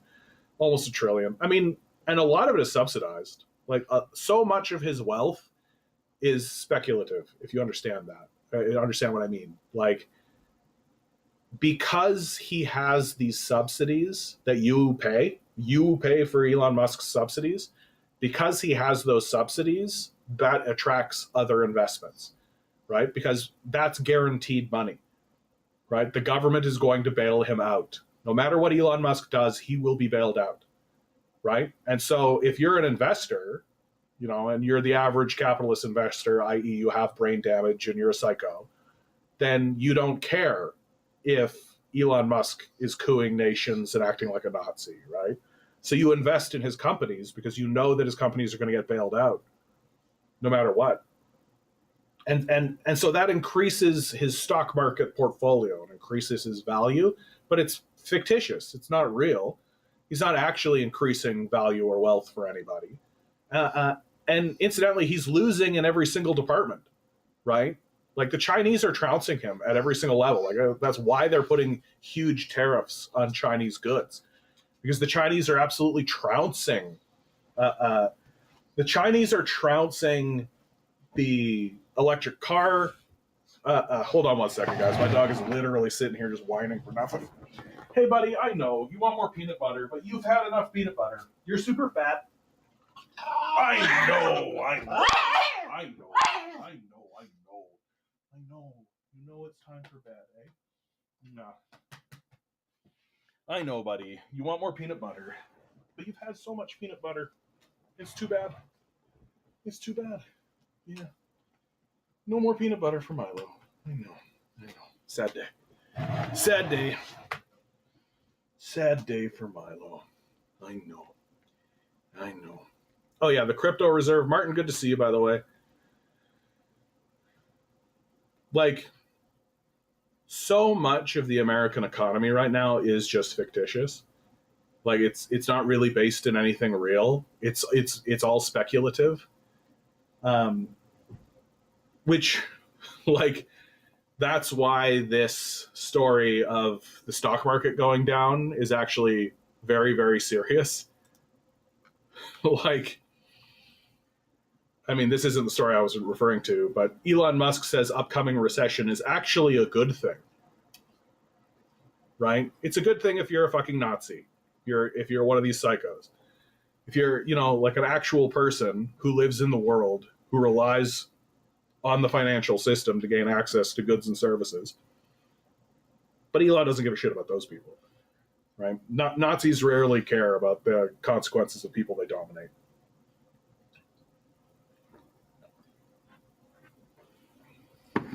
That's my favorite thing that Elon's done with Joe Rogan there, is that, like, he's literally just trying to convince people he's not a Nazi by saying so. And that should be enough. Forget about what he does. Hull writes, why is Elon even alive, for F's sake? I mean, welcome to capitalism, baby. Like, the world is cruel and unjust. The capitalist world. Anemone writes, it's a good thing if you're a trillionaire who can buy up whole hedge funds, get your pension. Yeah. Like, I can't stress this enough, that what is currently happening is what ushered in the Great Depression. Like straight up, it's a 1-to-1.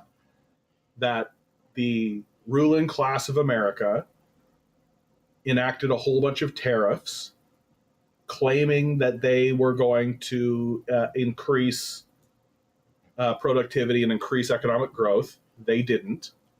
They led to the collapse of the American economy and the Great Depression. Funnily enough, you can literally watch Ferris Bueller's Day Off, and the teacher in Ferris Bueller's Day Off, you remember this guy? Bueller, right? Ben Stein. That's what he's talking about. There's this great clip that's circulating right now, and it's just him talking about that moment in American history where he's and people are like spreading it around to be like, here you go. Here's just somebody talking some American history to you. Fiddleford writes, let's use Elon's celebration of the recession as an example for people, that the rich win out in financial crisis. Yeah, I mean, they've got it worked out so they win no matter what, right? If they ever do fail, right? If there is ever a failure, they just go, oh, we're too big to fail, and then bail themselves out, right? Like the whole thing's a scam. And it's been a scam for decades and decades and decades, at least since the 70s, right? Like there's no, and the worst part about it, like the part about it that's going to, uh, uh, the part about it that's going to sting the most and is going to lead to like an entire, uh, um, geez, I don't even know how to say it properly. Like so much of the wealth that America exudes is fictitious. It's not real. It's not based in anything meaningful. And there's going to be like an enormous market reset, right? Like I've been saying that for a decade now. There's going to be this enormous market reset. What Trump is doing is beginning that and beginning this sort of reassessment of what is it that America is actually doing and what is it that it's actually bringing to the table and what is it that it's actually pursuing. And then you take what Trump is doing with all this tariffs and all this, and then you compare it to what a place like China is doing, right? Like China is now the industry leader pretty much across the board. Pick an industry. China's the leader in that industry. And they're doing it because they are they have this foundation, this foundation of a strong centralized state with like regulations and ideas about what they want, right? And they say, okay, these are the parameters, these are the ideas, this is what we expect to see, and then they allow like a free market to exist atop of that. And then once that free market dissolves or devolves into monopolization and collapse, which is what capitalism does, then the state takes control of it. And that's what China is doing, and they've done it over and over and over again. And people seem to like not realize that that's how they're rolling and how they're running the show, right? It's like they're creating a little box and saying, okay, everybody can be inventive within the confines of this box. And then once this box reaches its natural conclusion, which is the devolution into monopoly, and then in many cases, the failure of capitalism due to its pursuit of profit exclusively, then the Chinese state goes, cool, thanks. And they solidify that, and then they take control of it. Like, and that's what China keeps doing over and over and over again. And it works. It obviously works. And it's been working. Right? Whereas what we say is everything has to be free market. If it's not an election, if it's not free market, then it doesn't count. Well, it's like, okay, cool. Then your whole system is just going to devolve and dissolve into monopolies, which essentially is the rebirth of feudalism across the Western world. Like, and how do you expect to compete? How do you think feudal warlords are going to compete against the centralized communist government of China? How do you think that's going to work? Right? Like it's not gonna work out at all.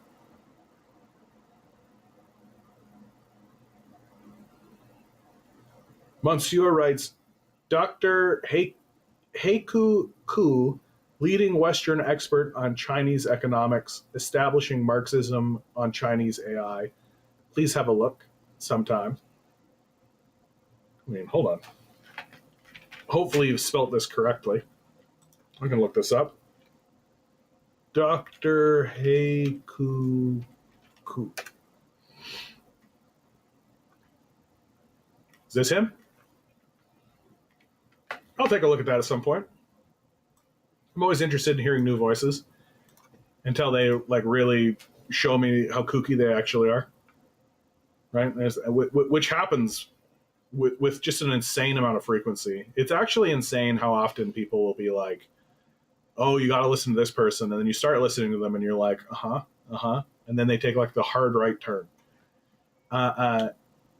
Very recently, I listened to an interview that there's a comedian, I forget his name. He's like one of these, he's like a chubby fella who has kind of staked his whole thing on like, yeah, the West is failing and decline, but let's laugh our way about it. And anyway, I forget his name, but he had an interview with Steve Bannon. And I was listening to Steve Bannon, and the entire time he was talking, I was like, yeah, that's accurate. That's accurate. Pretty accurate, right? And then he starts getting into prescriptions, right? Like the far right is actually really good at diagnoses. They've actually got their finger on the pulse when it comes to diagnoses. They're looking at the world and they're saying this is accurate. And more or less, I think it's just because people exist and are saying this is my lived experience. And so the far right is the organization, or the far right has the capital to be able to organize themselves quickly enough to be able to say, that's what you're experiencing. I see that you're experiencing that. These things are true. I see it. Right? And then they get into prescription. They get into how to solve these problems. And their solutions are just dumb. Like, they're just dumb, libertarian, free market nonsense solutions that have already failed over and over again. But because they sound correct, they sound like they should work. And a big reason why they sound like they should work to the average citizen is because the average citizen has been trained to think about the society from an individualistic corporate standpoint, right? So, like, we should run the government like a business kind of thinking. And so if you're caught in this individualistic, consumerist corporate mindset and mode of thinking, then guys like Steve Bannon, J.D. Vance, Donald Trump, when they start talking about solutions, Pierre Poilievre, when they start talking about solutions, you can buy into the things that they're saying, even though the things that they're saying are the same thing that the corporate state has been saying for 40 years. Just, we need to cut taxes to incentivize investment. And it's like, when has this ever worked? When has this ever been like an actual solution that has ever worked? And the answer is, it doesn't work. But they do it because they know that they can, build golden statues and like fucking make themselves a whole bunch of money. I want, like, just going to pivot just a moment just to talk about this, because this actually pissed me off. Like, for those of you who are just listening, it is a poster of a Star Wars Imperial fleet, like a fleet of Star Destroyers, right? Coming down from the top of the poster. So the top of the poster is like the V, the triangle of the front of a Star Destroyer. And in the background, you can see a whole fleet of them. And then standing right before, or floating, I suppose, it's in space, right at the peak of it, is a single X-Wing looking at the fleet. And then right below them, in the Star Wars font, it says, resist, stand with Ukraine, and then the Ukrainian flag. The reason why I think this is so disgraceful as a propaganda piece is that it's an inversion of reality. And I think that that's what's really important to understand about how the empire operates. It operates by inverting reality and inverting what is actually the truth, and then forcing people to operate within that inversion. And as long as you can exist within that inverse space, it's very difficult to make somebody do like a 180, right? Like, it's very difficult to make somebody buy into the idea that they are not, in fact, fighting against the empire. And like, the strangest idea of all is like, what are you talking about? The largest empire on Earth is certainly America, and is certainly NATO. Like, certainly, I don't think that there can be an argument against this. And so framing it as if we're not, like, this frames it as if all that is happening and all that ever has happened is this tiny, small, little X-Wing right? Which represents Ukraine standing up against this big evil empire, which is Russia. And it's this omission, right? It's this lie of omission that there is no NATO, there is no America. The entirety of the whole conversation is strictly and only between Russia and Ukraine, and that there is no larger narrative whatsoever. And that's what makes this propaganda so despicable and disgraceful. It's just a lie, like an obvious, overt lie, that sure, maybe if you wanted to frame Russia as an empire in this way, the picture should certainly include a much larger fleet of star destroyers pointing in the direction of Russia, right? Like if you wanted to actually follow through on what the metaphor looked like. Joe writes, clearly many U.S. Americans are still in denial about U.S. foreign policy to swallow this crap for even a second. Well, what's strange, and it is strange, and I'm really struggling with how to communicate this idea succinctly without coming across as deeply offensive, because I know it sounds offensive. Like it's difficult for people to continue forward in conversation with me when I talk about this very thing, which is, I've seen people who completely understand U.S. foreign policy when it comes to like Latin America, the Middle East, Africa, Southeast Asia, right? Like they just immediately completely understand what's going on. They see the CIA coups. They see the State Department involvement. They see the United States involvement. They see the colonial enterprise. They see all of it. And you can have conversations with people who are just like, absolutely, America shouldn't have done that. Oh my God, it's a horrible thing. Oh goodness, right? The moment you slide over to Ukraine, all of that just disappears, is gone completely from the conversation. And the only reason I can find for why that is the case is because Ukraine is white. And I don't know how to bring that up and how to actually have a serious conversation about that with people, because the second you say that you're no longer in a rational conversation. You're in a deeply emotional conversation. And people are not criticizing or analyzing themselves intellectually or with retrospection, right? And it all just basically boils down to Putin bad guy. Putin is bad, and that's the literally the entirety of the analysis. That because there was an invisible line that was agreed upon a long time ago, and that line was crossed for reasons we won't discuss. We just assume Putin wanted land. Then that's the totality of the conversation. And then the conversation can pivot over to Syria, and they have a crystal clear, they completely understand what's happening. I just have to say at some point, right?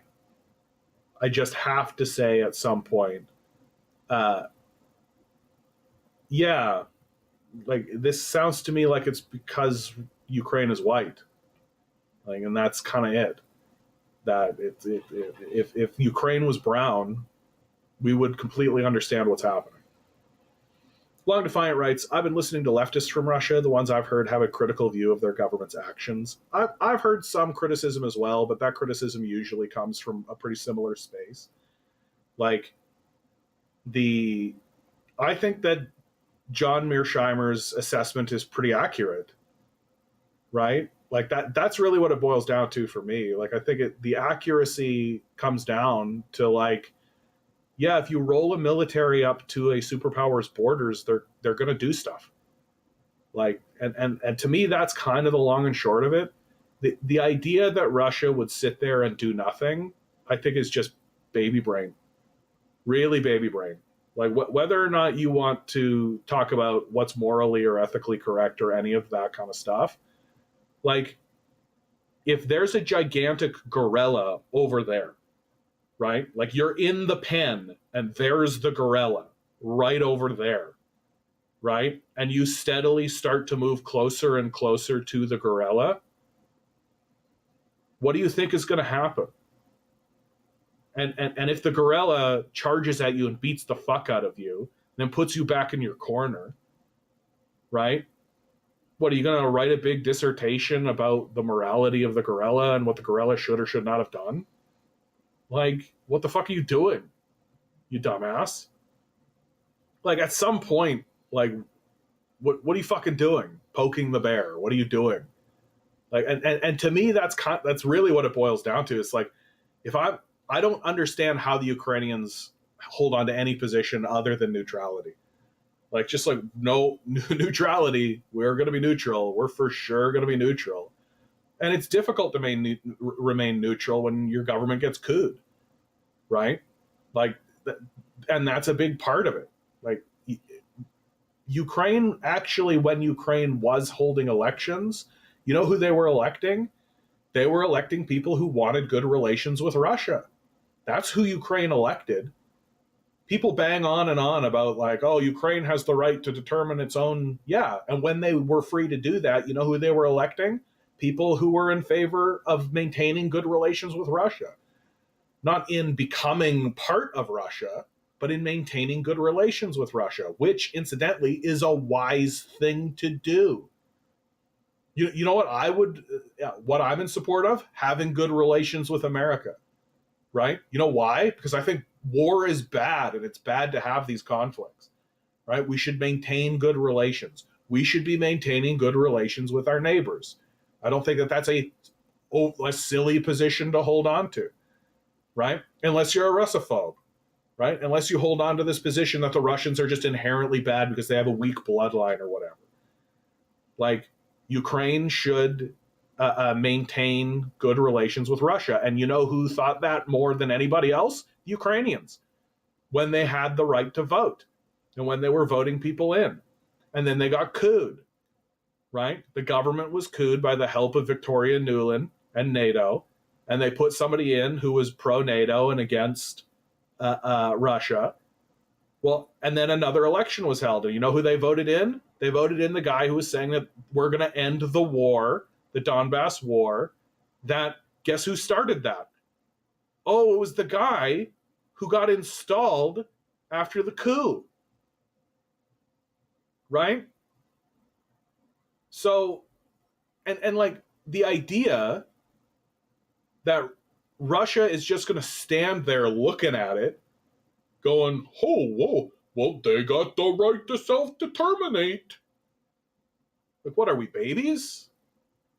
Like, what is this? Like, baby's first analysis? Like, what are you talking about? War is bad. I don't like, yeah, war is bad, great. So, step one, super. Now let's actually get into real analysis. And it's just baby brained. Like, yeah, of course Russia's going to get involved. You couped the government of Ukraine. Like, yeah. What do you think is going to happen? It's crazy to think anything else would happen.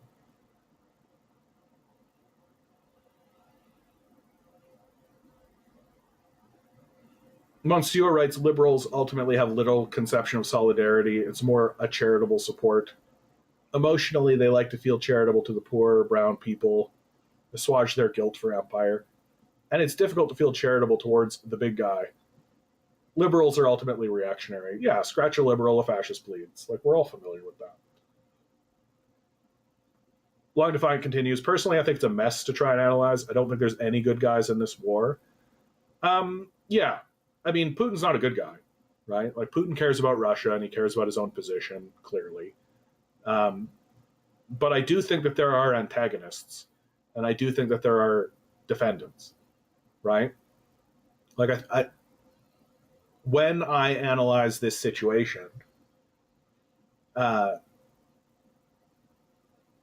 who is the instigator, right? Like, who is instigating? Who's actually bringing forth provocative action, and who's actually provoking things, right? Because, like, if you were to have left this situation alone, like, let's say magically somehow these fucking Nazis that run NATO actually went, let's leave Ukraine alone. Ukraine should be neutral. Russia keeps saying big red line, flashing red light. Oh boy, do not cross this territory. They keep saying it to us. Let's actually respect that. Okay, what would have happened? Right? The relations between Ukraine and Russia would have remained basically as they are now. Or sorry, would have remained as they were then. Right? They would have basically been neutral. They would have continued trading. Things would have just gone along as they were. No muss, no fuss. Right? Well, how did that change? Why did that change? What were the circumstances that created that change? Looks like it was the fucking coup, right? Looks like there's a big coup that happened, right? Where Yanukovych was chased out of office and Poroshenko gets put into office. Like, and it's amazing to me that this event is just not discussed. It's just not a thing. Doesn't exist, right? And now they've got Zelensky to focus on. So you don't even need, like, he's not even the current leader. That they did this coup, expected the Russians to not respond to it for some reason. And now there's this new guy, Zelensky, in, and there's literally no analysis of this guy. The hero Zelensky. And that's it. Time magazine front cover. That's it. That's as far as we're willing to go. It's wild. And so, like, it is a mess.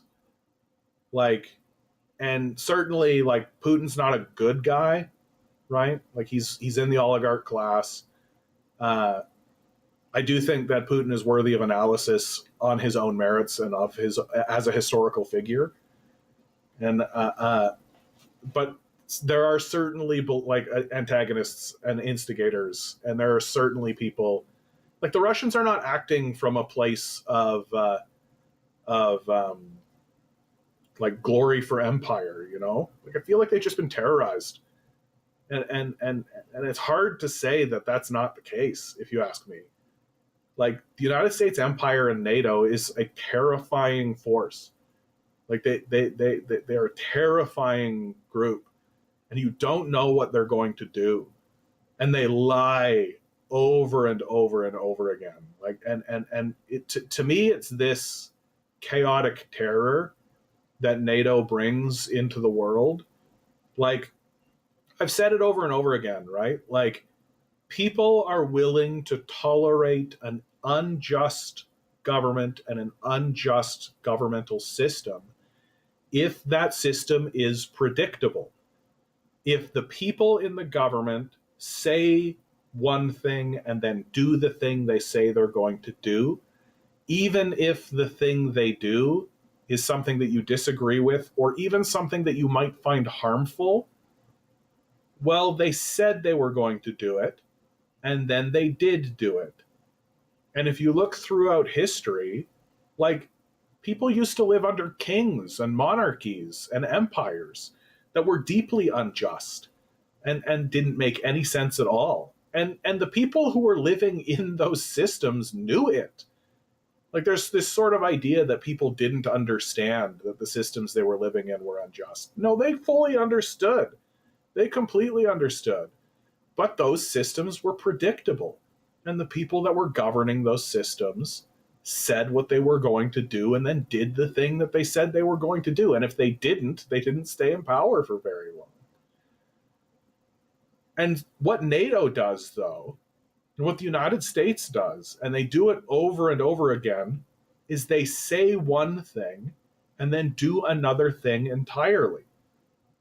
Very famously, for example, and this is a real thorn in the side of relations between NATO and Russia, is that when, I forget which Russian leader it was, but during negotiations between post-communist leadership and NATO, there were assurances given to the Russians that NATO would not move 1 inch to the east.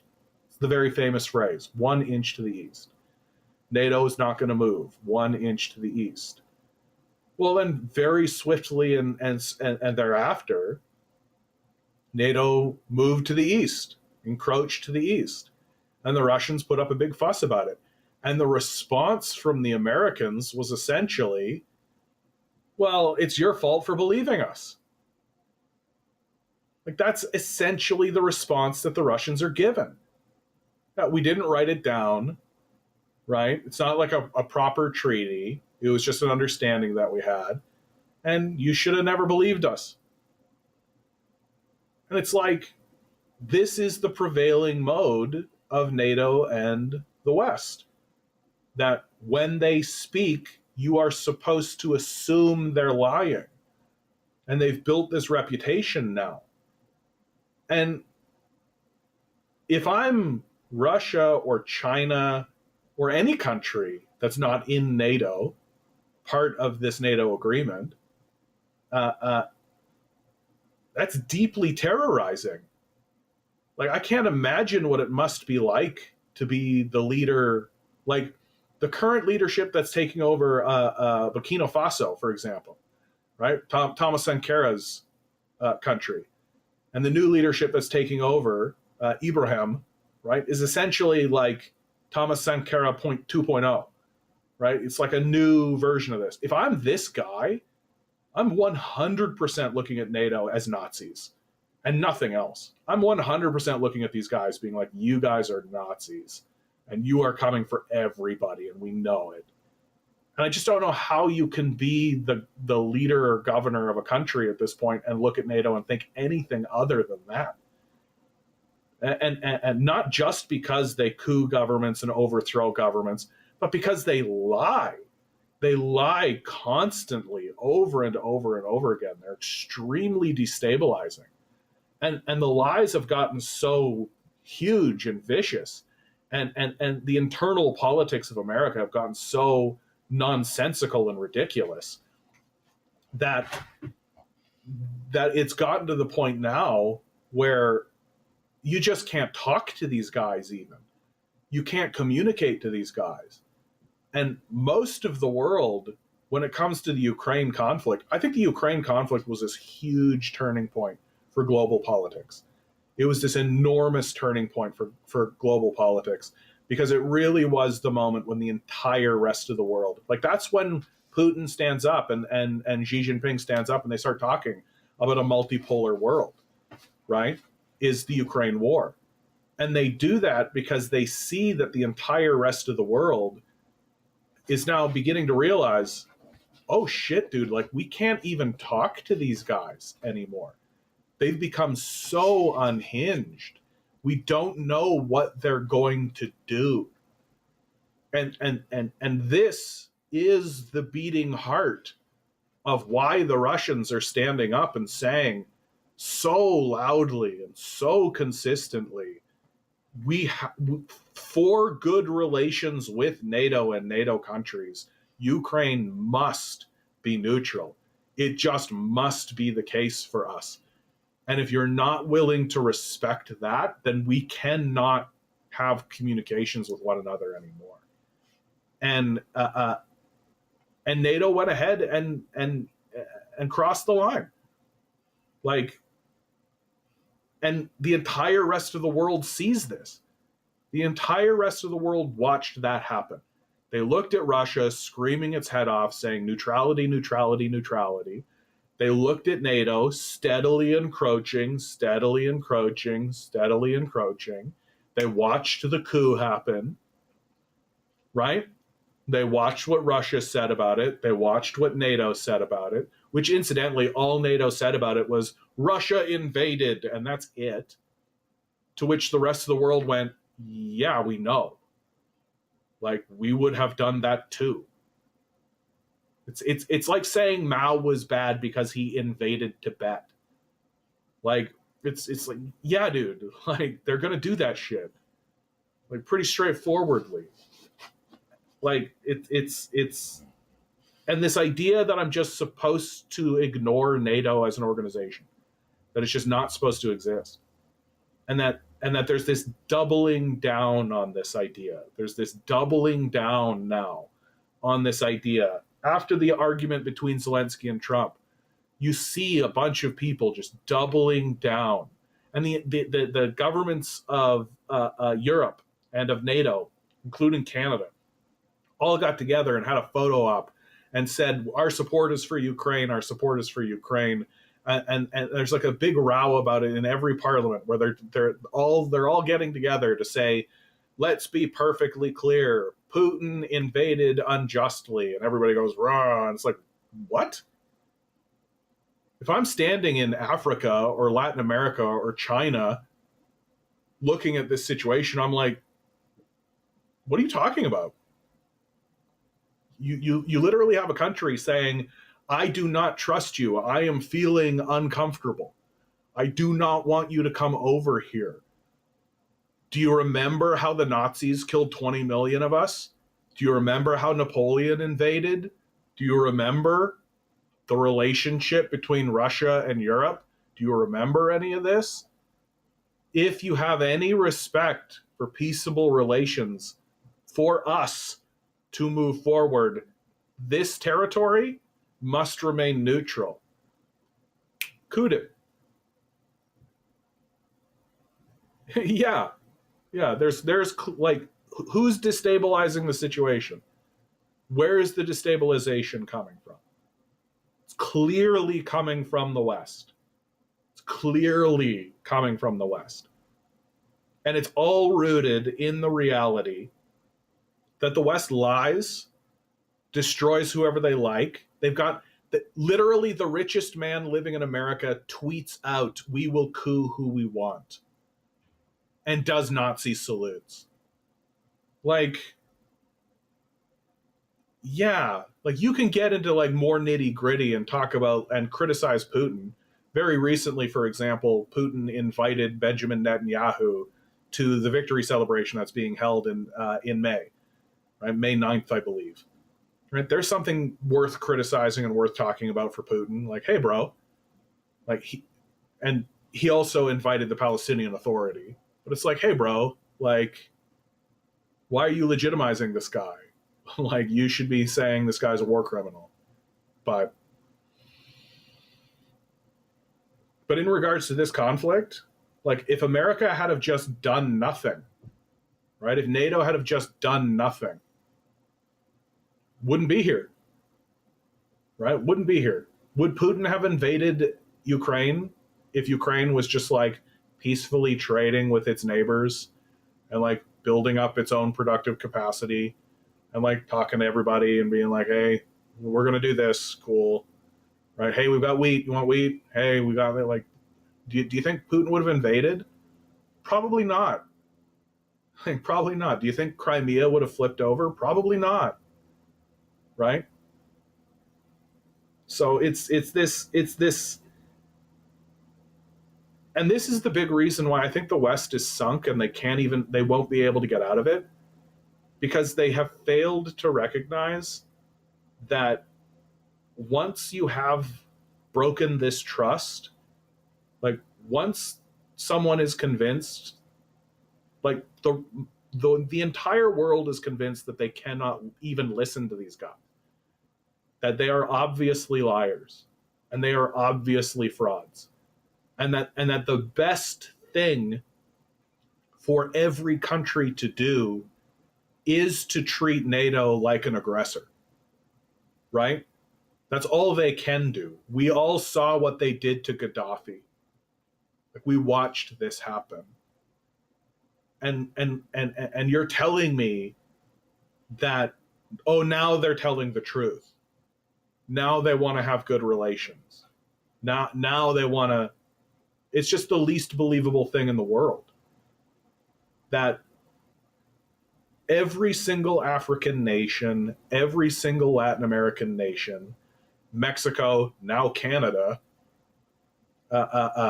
every single Southeast Asian country, they must, out of just base necessity, they must treat NATO and America like an aggressive, belligerent force. They have to. They don't have an alternative, because you can't believe a word they say, and they've got this enormous military that they've shown they're willing to use. You got to be ready. Like, you got to be ready. And even worse than all of that, it's never going to change. It's not like America or NATO is going to have a come to Jesus moment. Be like, oh man, we need to actually start thinking about diplomacy and politics, and we actually have to start thinking about these places as peers in a multipolar world. Like they're never going to do that. It's not going to happen, which is why the West is in this extreme downward decline, because the West is built on the principles of white supremacy, or on supremacy, period. Forget about white supremacy, just supremacy, period. Right? This ridiculous idea that because chickens have a pecking order, so should we, and this comical notion that the best way to govern is through fear and terror, that we can coup whoever we want and go wherever we want.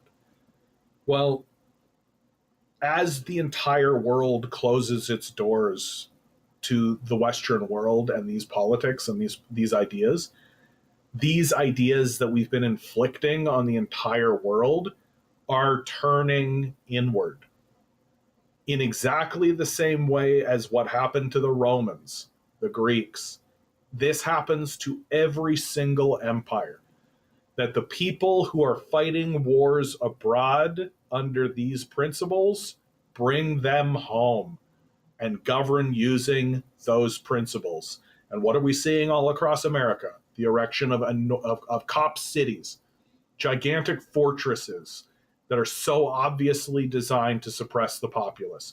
We're watching the billionaire class, the oligarchy, literally build bunkers and underground facilities in order to protect themselves. They're building castles, for God's sakes, so that when they must, they can just retreat to them and lock themselves behind the palace doors, while they have the cop cities suppress any kind of disruptions or civil disorder that happens.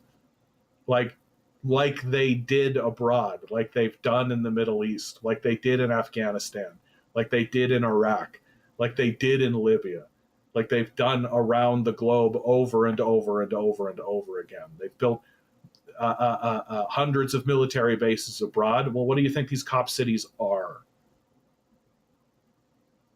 And the entire rest of the world is watching them do it. And as the isolation sinks in, as China stops trading, as Russia stops trading, as India, Africa, Latin America stops trading with America, as America becomes more and more isolated, it's going to cause more and more disruption throughout the country. And these oligarchs are going to do everything they can to seize control of essential assets so that they can force you to work for them for nothing.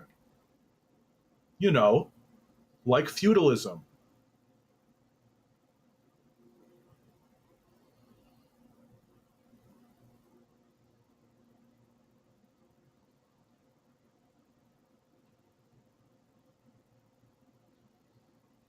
And the reason why I continuously bang on about the Ukraine war is because the Ukraine war is the pivot.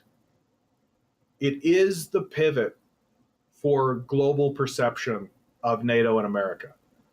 That even the war on terror, George Bush and his fascist agenda and his big crusade, because it follows, right? George Bush stood up in front of the world and said he was going to do it. And there was big arguments about whether or not he should.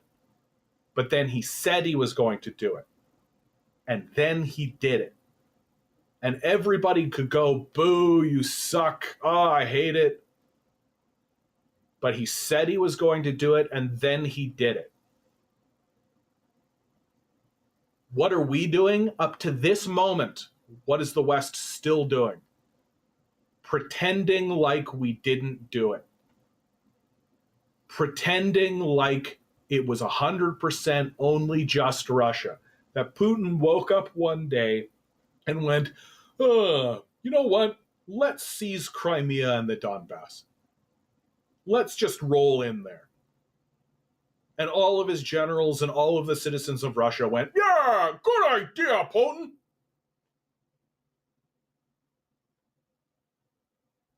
And that's the key. That's the key for why the world and why everybody is turning against NATO and America. Not because they've done the thing they've done, but because they still insist they haven't.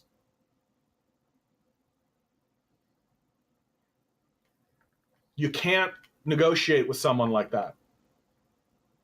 Like, at least the neocons and George Bush and that, there's like negotiation. You can talk to that. Because they said they were going to do something and then they did the thing they said they were going to do. You can disagree with it. You can think it's reprehensible. But they said the thing they were going to do and they did it. You can't negotiate with this. You can't talk to this. How? How do you talk to this? This delusional dementia that we're still under, where people are walking around pretending as though they didn't do the thing they did. There's a reason why the Democrats lose. And this is certainly amongst them. Anyway, I feel like I've been banging on this for a long time, but I just feel so like you cannot like Russia all you want. Like you can think, yeah, Russia does bad things too. Cool. Right? You can even think that what Putin did by invading is a war crime, if you like. You can really go overboard with condemnation as much as you like, right? We can have these conversations and we can have these disagreements.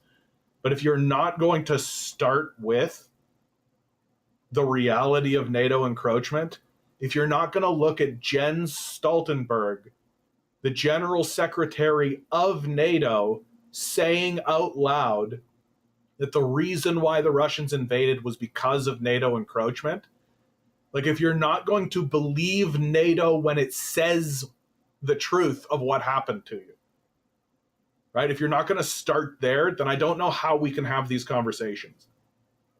I don't know how we can actually have a serious conversation about what actually happened. And it seems like it's been 3 years now. It's been 3 years now. And there's still people in the conversation who refuse to acknowledge what's going on. There's still people in the conversation who think that the picture that's on the screen is the reality of the situation. There's a reason why the West is in decline. Because you just can't negotiate with this. You just can't talk to it. It's demented. And it's not going to get better. It's just not going to get better. The Almighty says hello. Hello. The Almighty is amongst us. I don't know if I've ever seen you here before, bud. Good to see you. Hope you're here to be beautiful. Fiddleford, right? Yeah, the Communist Party was in support of military action by Russia. Like, I can see why people would be, right? Like the Donbass War and the history of that war. Like, you literally forget about like the neo-Nazi angle, right? Like, forget about the fact that these guys are flying the Nazi flag. Okay, whatever. Like, you can believe that or not. But the reality is that the Ukrainian military was shelling ethnic Russians in the Donbass. Like, that's just real. Right? You can get lost in the weeds for why that's happening, but that was happening. Like, that's extremely well documented. And so the idea that Putin should just watch that happen on his border and shouldn't consider getting involved in it, I think is crazy. Like, that's just absolutely crazy bananas to me. That people can literally be like, yeah, sure, 14,000 people were shelled by Ukrainians. Whatever. What are you talking about, bro? What are you talking about?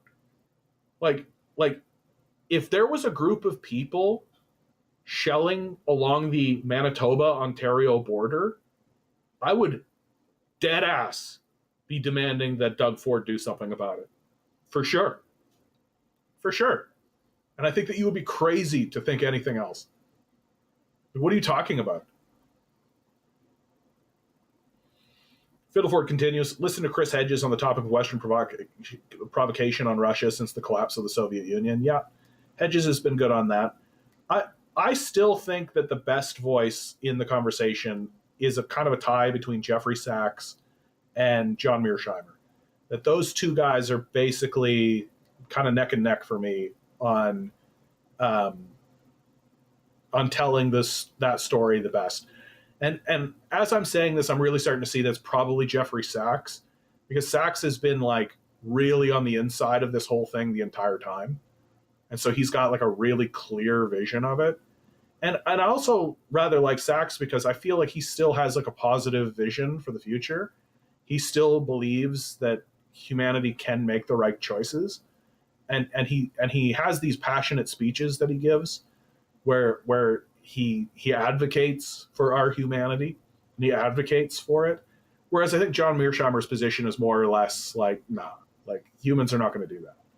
So it's an interesting juxtaposition, and they kind of are a yin yang of one another. And I think that Hedges has probably seen these guys talk and basically says what they say. And which isn't to say I dislike Chris Hedges. I like Chris Hedges quite a lot, although his analysis of the Soviet Union is pretty dim, if you ask me. Fiddleford writes, continues, the government gets couped, an oligarch is put into place, the person Zelensky replaced, Union halls gets burned down afterwards, and war memorials about the slaughter of their people by Europe are torn down. Yeah. Selective memory and morality. Yeah. Like, it's just Marvel brain, man. Like, it really is. Like, we're the good guys, they're the bad guys. Story's over. Like, no space for any nuance whatsoever. Joe writes, I ask people what they expect to happen if Russia had a military alliance on our border. It usually gets crickets on that. Yeah, because you're essentially forcing people to enter the abstract space, to live in abstraction, right? And it's really hard for people to do that. Like it's really tough for people to live in abstraction.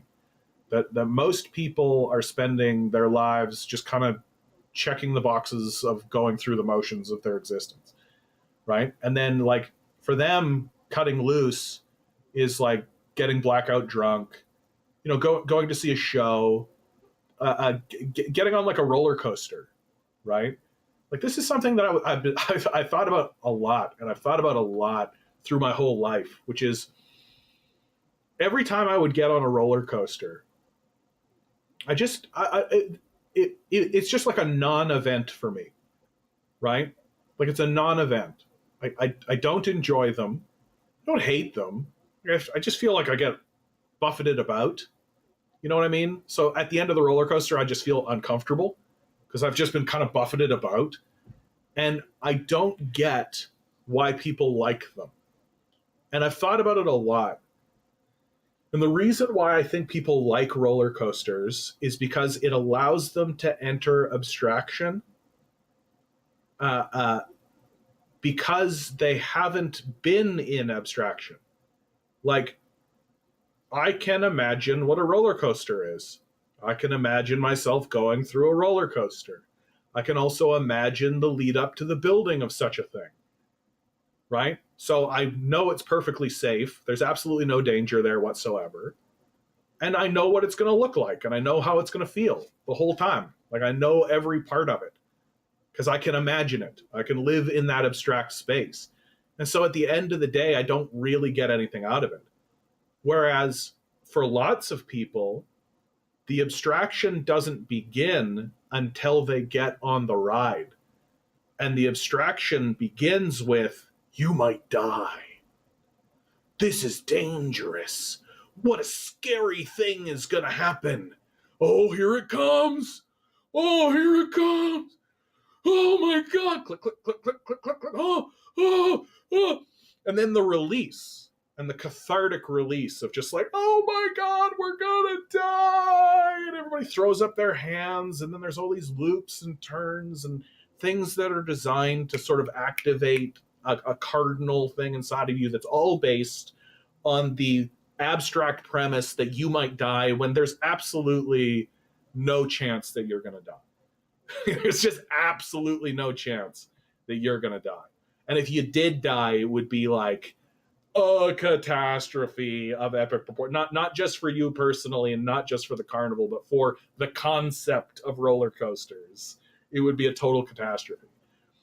And so because I'm past that, because I'm through that, like I'm not going to die on this thing, like, and it's totally fine, everything's completely safe, then it really is just like, oh, can I get into the idea that I'm moving very quickly, maybe?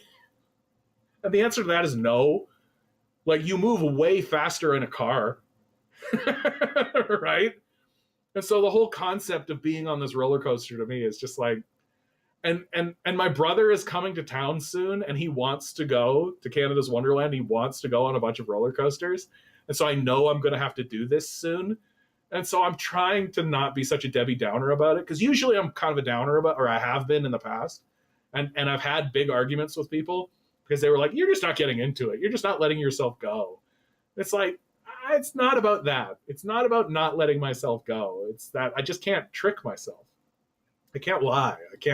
I can't get into that space of what is that called when it's the illusion or the suspension of disbelief. I just can't. It's just an uncomfortable ride. And I think that comes from the fact that most people, like, I spend a lot of my time living in abstraction. I see things in abstract ways, and I live in an abstract space. And maybe that's to my own personal material detriment, maybe. But I think what it has done is it's allowed me to take another person's side, to not immediately condemn somebody just from base emotional positions. Like I'm not immediately gonna be like, oh goodness, the Americans said this, therefore it's true. You know? And so I think it's really tough. I think it's tough for people to enter abstraction, because most people don't live in abstraction. That's why, like, they can watch the same Marvel movie remade over and over and over again, because it's always a surprise somehow, even though it's the same movie. Oh wow, the villain has the same powers as the hero, and then Skybeam. Whoa, just like the last one, and the last one before that, and the one before that, and guess what? The one before that even. And so when you ask people to think in abstraction, like, what would you expect to happen if Russia had a military alliance on our border? You're going to get crickets. And what you hope is going to happen, and what I've seen happen, and what I know can happen, is you hope that question is going to stick in their craw. It's going to stick in them, right? And they can't come up with a solution to the puzzle immediately, because to navigate that is actually quite difficult, right? That's difficult to navigate territory. But you hope it gets stuck in their craw, and you hope they have to kind of, and it keeps coming up on them. You know how sometimes you're just sitting there and then all of a sudden, boom, you get hit with something? For me, it's just like the dumb fuck shit you did when you were 20, you know, like the idiotic stuff that you did when you were a kid, and all the dumb moronic stuff. Your brain is just like side blinds you. You're like having a nice day walking down the street, and all of a sudden it's like, hey, remember? And you're like, whoa, why? Or the time you made yourself look like an idiot in front of a girl you liked. You're like trying to impress her, but you didn't. And you're like, oh, how could this happen to me? Well, you hope it becomes like that. You hope that they're sitting there one day, and then all of a sudden, how would we respond if Russia had a military alliance on our border?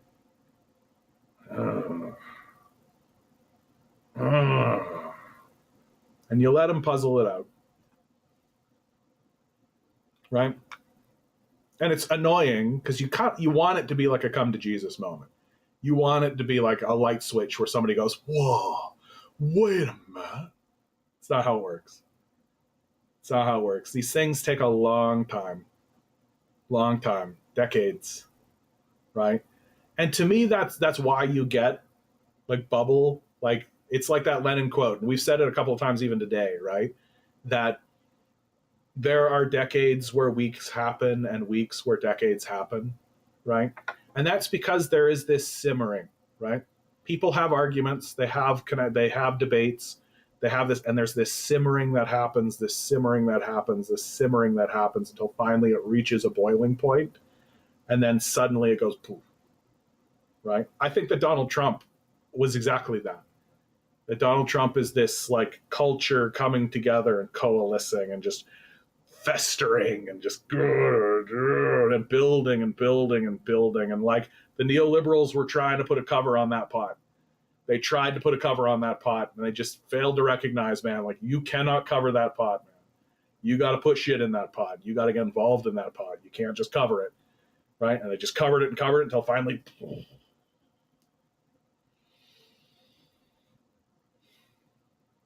And I hope a similar thing happens with the Western world's understanding of what happened in the Ukrainian war. That like, nah, bro, we cannot just be walking around doing that shit. We cannot just be walking around swaggering our dick out wherever we like. Like, we have to actually acknowledge, like, yeah, if a country is talking about how what we're doing is terrorizing it, we should probably expect them to act that way. Like, and if we're not going to have respect for that, then what are we doing here? Who are we? Joe writes, they've gone batshit as if the world will end if the Russian-Ukraine conflict stops. I mean, there is that too, eh? It's crazy. Like, it's crazy that the liberal position has become war, war, war. War is good. War is peace. And that because Trump is standing up saying, I want to end this war, that somehow he's the warmonger. Or they've turned him into like a Kremlin puppet, right? They've turned him in this kind of stuff, as if like a president shouldn't try to be ending wars and resolving them. Now, I do think that Trump does have oligarchic allegiances. Like, I think that he's not standing there being like, we need to end the war in order to, like, I think that he sees this as a waste of resources and that there's bigger fish to fry. You know, like Trump's perception of what America should be involving itself in militarily. Because, like, let's not fuck around. Like, Trump wants to do military action. He just thinks that the military actions that we're doing are stupid, right? Which is true. It is stupid. Like, we're acting stupidly. And America is acting stupidly. Has been for a long, long time. Since, like, before George Bush, certainly. But definitely George Bush, like, begins the stupidity cavalcade, right? Like, the war on terror was deeply stupid. Should not have been done. It's just a really dumbass thing to do. And, like, Trump has said outright, he said it in his first term, he was like, why don't we just invade Venezuela? They're right there. They've got all this oil. Like, why are we spending all our resources here? Like, we should just go there. It's like, you know, from an ethics perspective, it's like, okay, you're a fucking Nazi, but whatever. But from a, like, straight up, just like, this is a video game, right? Where should I put my resources in order to, you know, I'm playing a game of Risk. Yeah, Venezuela's right fucking there. Like, what are we doing? We just launch right off from Florida. Like, let's go. So I think that's really what it's about, right? Like, his followers are going to be like, Trump for peace. But really, it's like, nah, he just thinks that there are better places to put our resources. Long Defiant, fascism is colonialism turned inward. It's coming from home for sure. You bet. You bet. Peanut Butter Beatrice writes, new world reserve currency will be the yuan. Nah, the Americans don't want that. Or, sorry, the Chinese don't want that. The Chinese definitely do not want the yuan to become the world reserve currency. Because that kind of gives them more responsibility than they want. Like, and you can take a look at history to see what happens to nations whose currency becomes the reserve currency. They don't last very long, right? Because like global forces are just more powerful than any one nation. You can't wrangle. This is why the concept of like a one world superpower is so fucking stupid. It can never happen because just forces, like local forces, have an impact on the globe in a way that a single nation just cannot accommodate for, and will never be able to accommodate for. Which is why I think just policy of being a good neighbor, just be good neighbors, right? Don't go to, like, one of the things that I think is happening that China has done and India has done that I think is just absolutely beautiful and brilliant is so here you see how there's these dotted lines here, right? This is traditionally, and there's a bit of that happening over here too. So the border between China and India is disputed, right? India and China have disputed over this territory for a long time, right? Since at least Mao, but probably way longer than that. And they're just disputing this territory, right? And so you have these like dotted lines, right? All of this dotted line stuff. Anytime you see a dotted line and on Google Maps, it means that the territory is disputed. And so you can do some really interesting digging. So, for example, this territory here in Georgia, you see these dotted lines. That's because of the Rose Revolution that happened in 2001, right? During the War on Terror and like during the invasion of Iraq. The United States tries to do in Georgia what it did in Ukraine, which is coup the government and install its own government during a otherwise peaceful protest. Right, so you had in this moment the Rose Revolution, which had a counter revolution, which Putin engaged in, and because Putin was engaged in that, he says that the territory that he got involved in is Russian territory, and so it's under dispute, right? And it's still under dispute to this day.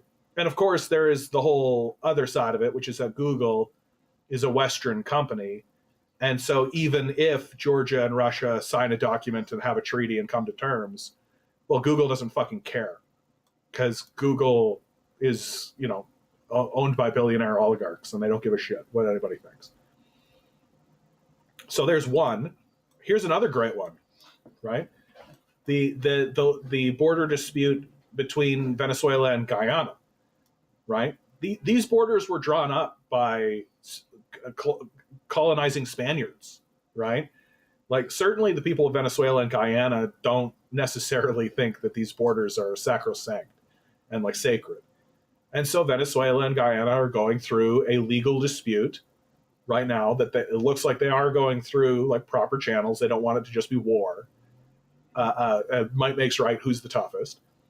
And if you ask me, if I'm Guyana, right, if I'm a citizen of Guyana, I'm going to start to think, especially as temperatures start to heat up globally, maybe it is a good idea for us to get involved in Venezuela. Maybe Venezuela should take this territory over. Like, maybe we should become part of the larger thing. But you can see, even between French Guyana, there's a bunch of this stuff happening.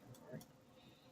And so the one of these that's happening between China and India, well, China and India still want to have good relations with one another. And they don't want to allow a border dispute boil into and bubble into a larger conflict. They don't want war to happen because there was an escalation on the border, right? And they don't want to have to constantly be looking at their border and constantly be having to smooth things over and have labor relations and like have relations and all this and big diplomatic incidents. And so both India and China agreed that they were going to disarm the border. The guys that are guards of the border have billy clubs on both the Indian and the Chinese side. And so fights happen, right? They do have border scuffles, and those fights happen with batons. And so that keeps the incidents as low as they possibly can, right? That it still hits the news, but instead of like Chinese military kills 5 Indians on the border, right? It's just they beat the shit out of each other with billy clubs. And like, it's a way for both parties to acknowledge, no, I think this territory is mine. Right? Well, I think this territory is mine. Okay. Do you think this territory is yours so much that you're willing to lose all of your territory? No. Well, me too. So how about we just maintain the dispute, but keep it at this really low level? Really low level. And both sides said, yeah, you're right. Yeah, that's good. Maybe in like 200 years, we'll come to an agreement. But for now, we don't need to come to an agreement. So it's like a real, like, I agree to disagree kind of thing. Like, how fucking civilized can you get? You know? Like, it's still not civilized, because they're still beating the shit out of each other over, like, land. Over, like, a strip of land, no less. Like, straight up, just like a strip of land. But, you know, is it worth even spoiling relations? Is it worth getting into a fight over?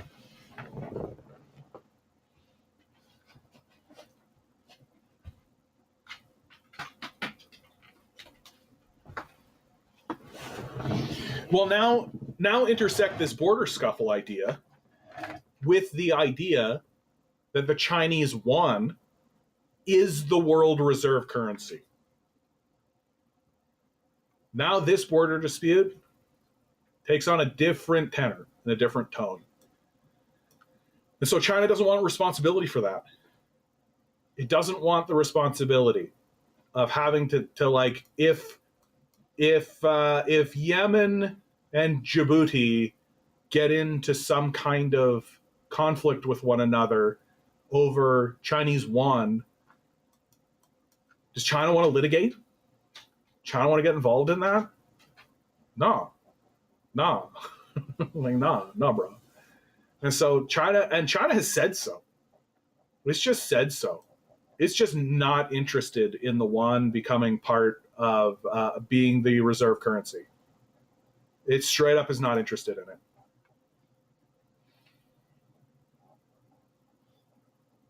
Hull writes, there is a lot of animosity amongst countries outside the West, so global unity isn't foreseeable. I mean, you do have big, gigantic organizations coming forward. Like the BRICS organization is not a joke. Like, that's a significant, like, President Trump has talked about it.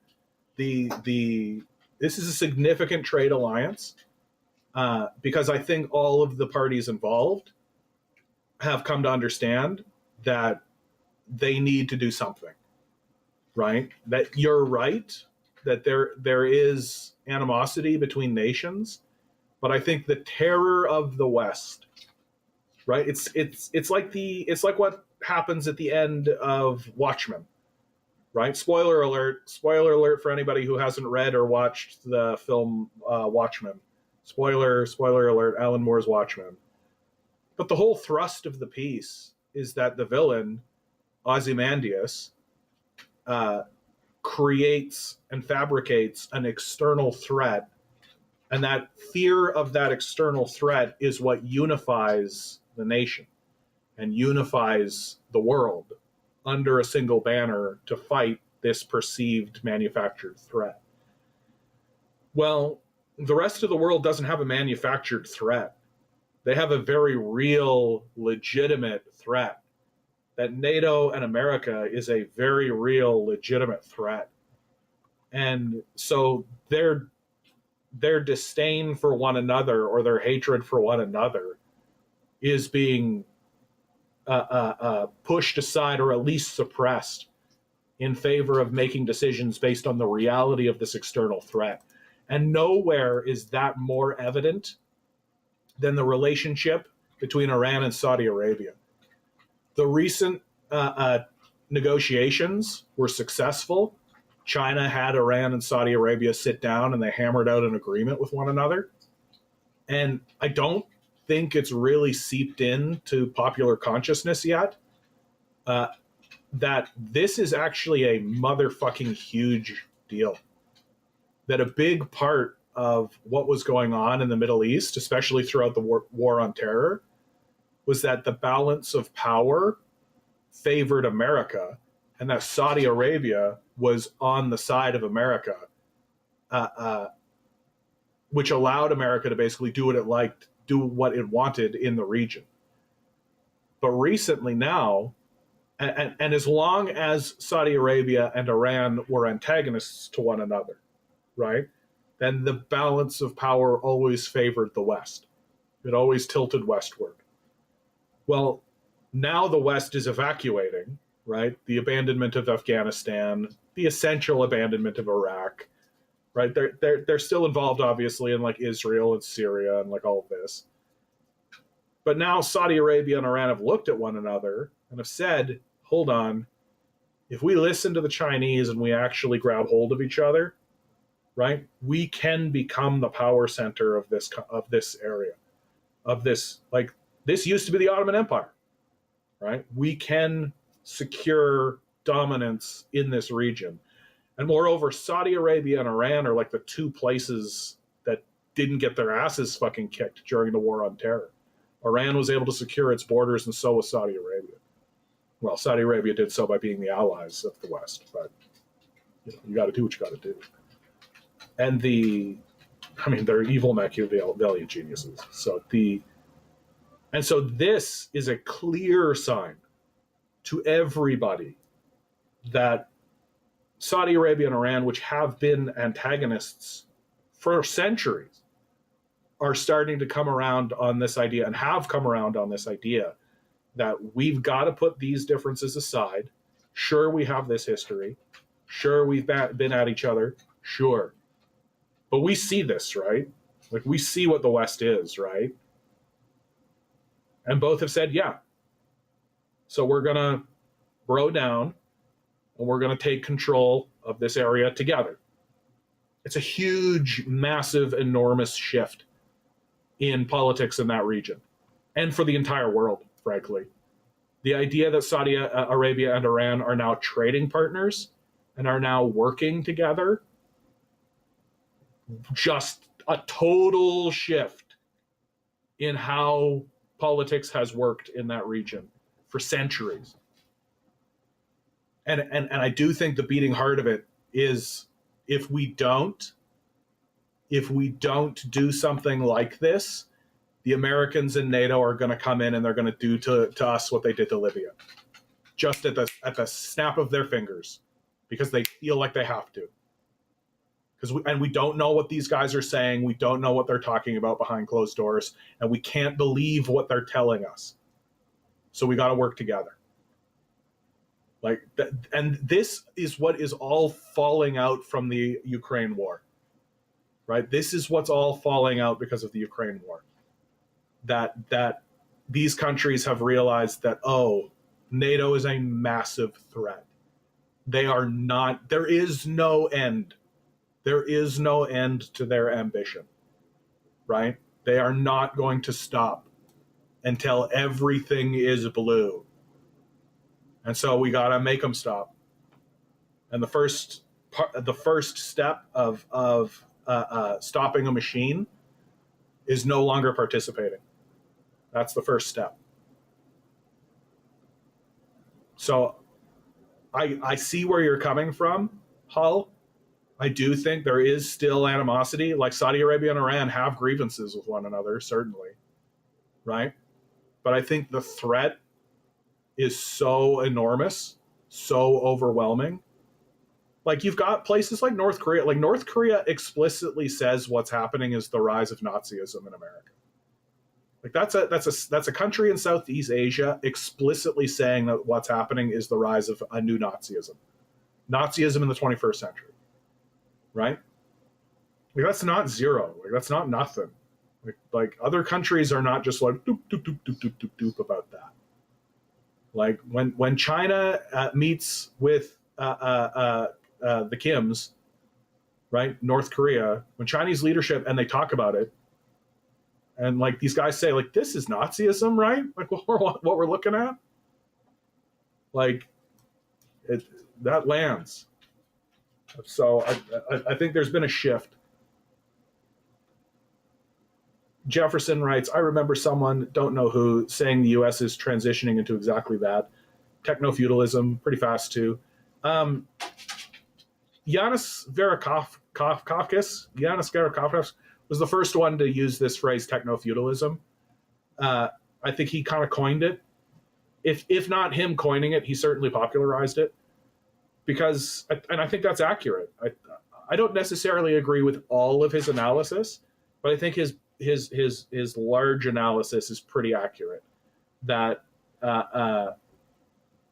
that it's these tech overlords, Elon Musk, Peter Thiel, Zuckerberg, Gates, that are essentially becoming the new ruling class. Yeah, Yanis Varoufakis. I can never pronounce this guy's name. Yanis Varoufakis. There you go. Fiddleford writes, Hedges covered the period in his earlier life, and his work then is what they suggest we look into. I don't necessarily know what you mean by that, sorry. The Almighty. Sorry it took me so long to get to your comment, my man. I went off on big tangents. The Almighty writes, what are your feelings towards the greater North American identity and connection there has historically been between Canada and America? So, what a great question, dude. Like, I have talked about this earlier, so I don't know how long I will bang on about it, but it's a great question. Like, Canada has always seen itself as a distinct entity. And initially, that distinction was between separatists and monarchists, loyalists, right? And we're going all the way back to the War of Independence with this, that Canada is made up of the people who wanted to remain loyal to the crown, right? That the British crown and the French crown were sending people over. This is the colonial period. And that when the War of Independence broke out, which is fundamentally a rebellion against the monarchies of Europe, Canada was the political entity that wanted to remain loyal. They wanted to remain loyal to the crown. Hold on one second. Sorry. Milo, what are you on about, buddy? I know you don't need to go down again. I know you don't need to pee. I know you just want more snacks. You don't need more snacks. You don't need more snacks. I know. Sniff, sniff. I know. I know, buddy. I know. If it didn't make you huge and fat, I would do nothing but give you treats. For real. If it didn't make you big and fat, dude, you're already a pretty rotund gentleman. So you don't need more. I know you do want more, though. Of course you do. And how do I know? Because you're awake. Because you're awake. I know, buddy. Okay, bud. You gotta lie down, okay? It's past your bedtime. I know. Let's get you under the bed, under the sheets. I know. You're a good little boy, buddy. You're a good boy. Cute little guy. So, Canada is the loyalists. America is the War of Independence.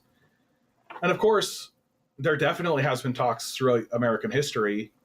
Why don't we just take Canada over? And then Canada pushes back. We burnt down the White House once. And so there's always been this distinction and celebration within Canada of our own independence from America. And that we are a distinct entity and we are a distinct people and we do have a distinct culture. And we want to keep it that way. We want to maintain our sovereignty. And once you start getting into the 20th century, rather, the 1900s, is that how that works? Anyway, once you get into about the 1900s, that idea is pretty much there. It's pretty much solid. That Canada is its own independent organization. It's going to be that way. We go through the Great Depression period, right, which we go through together. Uh, um, we emerge throughout the 50s and the 60s, right, experiencing kind of general prosperity. And then from the 60s until pretty much Donald Trump, there is base collaboration, right?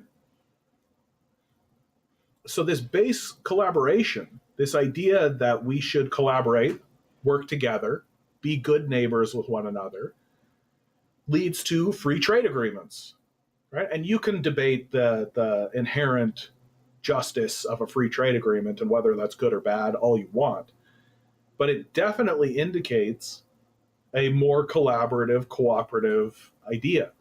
And that for a long time, Canada and the United States exists in the global stage as separate countries with excellent relations. But we share this enormous border. This is the largest border between two nations on Earth. And there's not much by way of of border disputes, right? It's actually kind of miraculous in a way, right? And for a long time, this is how the relations between Canada and America has been: collaborative, cooperative, and yet still distinct and different. That it's akin to brothers. That we both were spawned from Europe and European colonization. But we have gone our own distinct ways and have our own distinct ideas. And for a long time, we've respected that while working together to improve the lot for both of our countries. And so it was working out very nicely. And now what Donald Trump has done and what these Republicans are doing and this trade war and this tariff war that they're embarking on, they are torching all of that.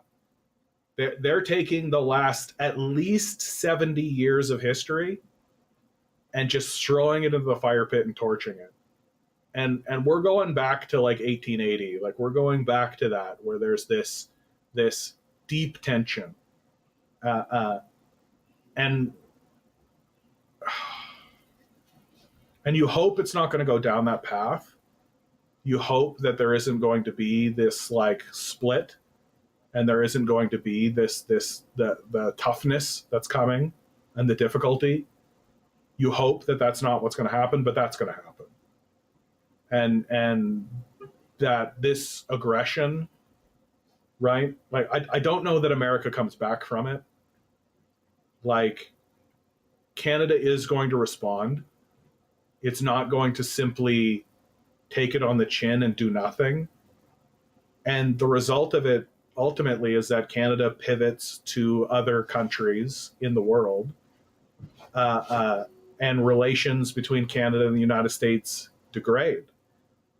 And you sort of hope that some other political movement will happen in the United States and that we'll get back on track. But like damage done. Like damage done. Like I think the Canadians are taking this very seriously. I don't think the Americans come back from it. And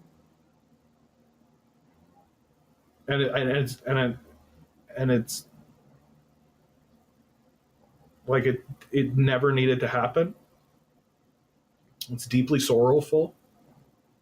Like you can criticize Canada and the United States and the actions that they've done in the world, for sure.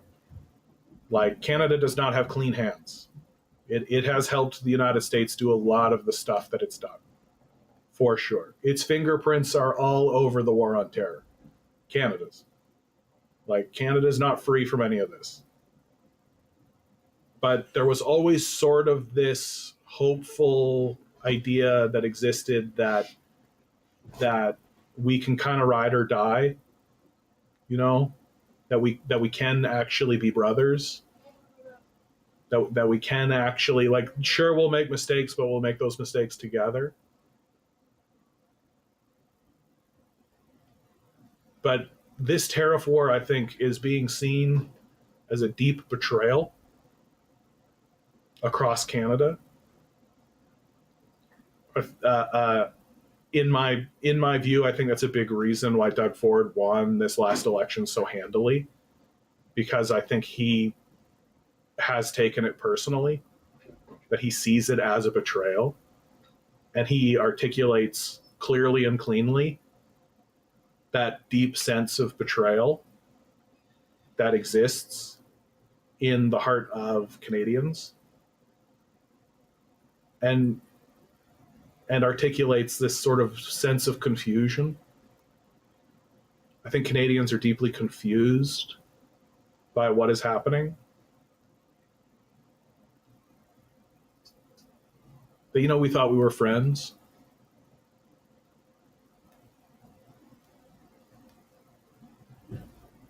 But that's the nature of capital. But the nature of capital is to turn everything into a commodity. And that there's this dark realization that's settling in to Canadians that the Americans were never our friends. They were just acting that way because it was economically expedient. And that now there's a new movement settling in the United States that says, do you know what would be really economically expedient? Is if we just had control of Canada. If we didn't need to negotiate with Canada. If we didn't need to talk to or debate with Canada. There's also a really deep fear in America that Canada will eventually begin to pivot towards good relations with Russia. And a big reason why that is, this map is really bad for showing you why that fear is rooted, is not totally irrational. Let's see, Arctic map of the world. This map does a better job of it. Yeah, this is the one. Let's see if I can get it a little larger. Yeah, that's great. So this is a map from the center of the Arctic Ocean. That's the Arctic Ocean. That's Greenland. That's Russia. That's Canada.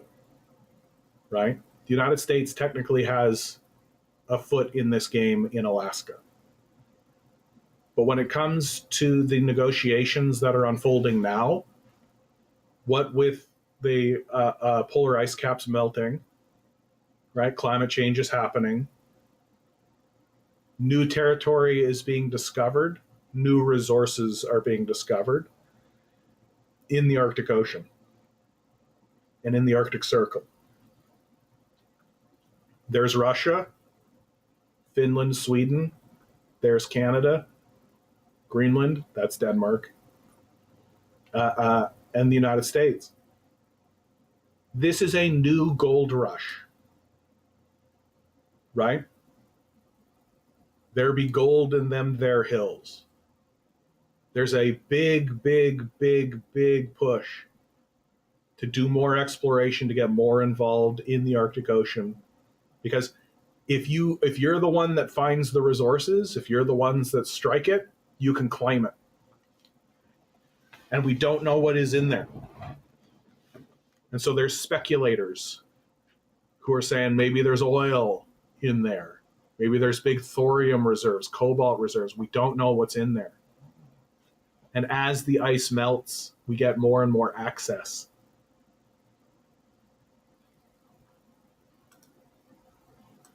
And so America doesn't want to have to rely on Canada. It doesn't want Canada to have independence. It doesn't want Canada to be able to get access to this stuff. And it doesn't want Canada to be able to get access to resources and cut the United States out of the deal. And it certainly doesn't want to have to rely on Canada for military action right? It certainly doesn't want to rely on Canada to strike at Russia. So what's the solution from the American perspective? Canada should be the 51st state. Justin Trudeau's the governor. We should annex Canada. Canada should be part of the United States, and we should have federal jurisdiction over Canada, so that if and when we go to war over Russia, over a conflict of resources in the Arctic Ocean, we'll be in the driver's seat. And we won't need to have a coalition. We won't need to have a federation. We won't need to negotiate. That's the cold, calculated, imperialist, capitalist logic. How do we make as much money for ourselves and cut everybody else out of the game? And if you ask me, that's what it's all about. That's what it's all about. That the United States doesn't want to have to rely just on their foothold here in Alaska. Right? And it's deeply sad. It's deeply sad.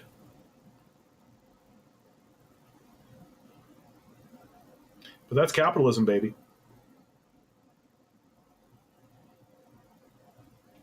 So I hope that answers your question, the Almighty.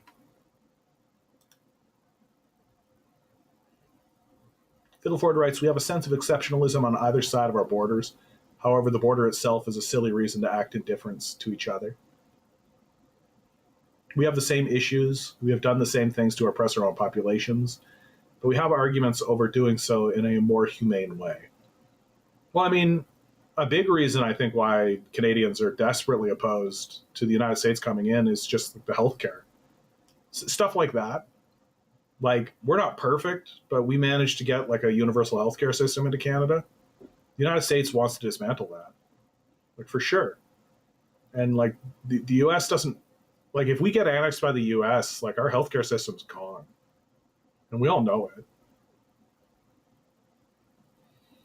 Cotton writes, speaking as a 40-year-old adult, roller coasters are for the youth. Last roller coaster I was on, I was 35 and thought I broke my skeleton. Fiddleford, I can feel my internal organs and external organs shift on roller coasters, and that's not a good feeling.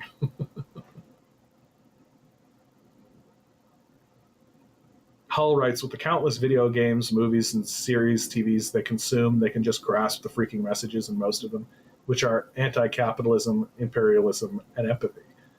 Yeah, I think there's something to that, Hull. Like, it's weird that, like, Star Wars is a story about a small rebellion fighting against an empire, and people will cheer for Luke Skywalker. But, you know, the moment their empire is being resisted against a small group of rebels, they're the bad guys somehow. It's sort of odd. Like, people can watch Robin Hood, and like immediately Robin Hood is the hero.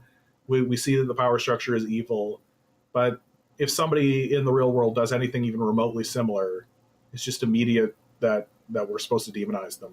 Doesn't make any sense. The Almighty writes, from the top of my head, Ontario, Manitoba, Alberta, British Columbia, Quebec, Alaska, and Nunavut or something. That's pretty good, dude. That's like, there's also the Yukon, Saskatchewan. You forgot about Saskatchewan. And then there's the maritime provinces, right? Nova Scotia, Newfoundland, New Brunswick, Prince Edward Island. Everybody forgets about those. But you did pretty good, dude. And technically Labrador and Newfoundland are the same province. Like, it's sort of odd how that worked, but that is what it is.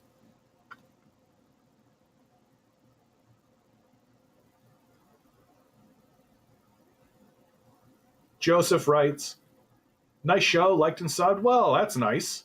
If you have any questions, I like to give preference to new commentators. So feel free to ask a question, Joseph. Good to hear an honest take. Yeah, that's nice, Joseph. Look at that. The system works. Like, share, subscribe. Hit the bells. Hit the whistles. Tell your friends. Tell your wives. I'm here, goddammit. I'm here. They're trying to rout out the leftists as much as they can, but they'll never get us. Long Defiant writes, the U.S. is transitioning into patrimonialism. No idea what that is. No idea what that is. Joe writes, are there any friends in capital at that level? Yeah, no. I don't think so. Only allies until big capital needs to feed. Yeah. Well, and it's especially bad. Joseph writes, okay, but I'm enjoying listening to you. Well, that's kind of you, Joseph. Thank you so much. I appreciate it. I think that John Mearsheimer's assessment of global politics is correct. That once you get up to this level, where you're looking at the map, like there's nobody you can talk to. There's no higher authority to appeal to, and so it's an inherently anarchic system. It actually is at this highest level. Might makes right. Like, the guy with the biggest military is going to win, and is going to get away with what he wants to get away with. And if you don't like it, like tough shit, we can get into the philosophy of that and the folly of that all we like. But the truth is that if I have 1 million men and you have 10 men, I win. And I'm going to push in, I'm going to get what I want. And so that gives states a heavy incentive to have powerful militaries and to have power and to not rely on ideas like fraternity, brotherhood, right? Good relations. And to me, I feel like that's what's so deeply unfortunate about what Donald Trump is doing with Canada, because we had held on to the idea, and I think that there were many Canadians that held on to the idea that we didn't need to look at one another with skepticism. We didn't need to look at one another with this idea, like we didn't need to do a big military buildup. We didn't need to be worried about this behemoth coming up and causing problems for us militarily. We never needed to worry about that. It gave Canadians a lot of peace of mind. And that counts for a lot. That counts for a lot. And Donald Trump has broken that peace of mind and has made things very unsettled. And it's deeply unsettling. And Canadians are taking it out at hockey arenas right now, right? That's where it's beginning. The American national anthem is sang, people boo. And if they are told not to boo, they boo louder. And it's not going to stop there, especially as the tariffs come in and especially as Canadians start to see the difference in their lived environment. When they start to see the prices go up, when they start to see these things happen, combined with all of the things that we've already been through. Like, that's something that's not discussed very widely, but is certainly true, that we have experienced very recent traumas. COVID was a mass collective trauma. We experienced it all together. And people want to move on from it, but you don't just move on from it. That's a scar. That's a trauma. You bear that scar. Kids that went through COVID are scarred for it. For sure. And it wasn't that long ago that the 2008 financial collapse happened. Right? Like, there are people in your society who were wiped out in 2008 and then were wiped out under COVID. That we were wiped out over and over again. And so these are cultural scars that we have not yet dealt with. What did we see in 2008? The very people who collapsed the global economy, who essentially destroyed the concept of capitalism in North America, they got bailed out, didn't they? The people who did the crime got millions of dollars, billions of dollars for doing it. One guy, I think, went to jail. He went to and he went to some resort.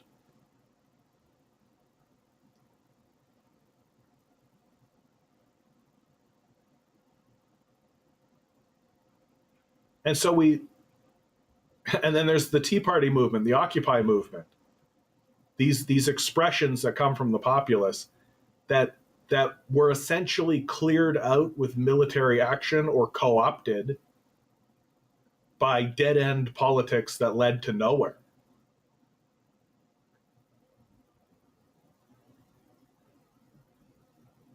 Vinicius Almeida writes, Canada is a great source of oil. Yeah, the relationship between Canada and the United States, especially in regards to its oil trade, the tar sands, has been one of the building blocks of our relationship. And there's always been this narrative here in Canada, why don't we refine our own oil? Right? That exists on the right wing of Canada. And the left wing has always sort of understood that the reason why we don't refine our own oil in Canada is because it maintains good relations with the United States. And it's also economically expedient. We don't have to build a refinery, right? There are refineries in the United States that exist. We just need to build a pipe.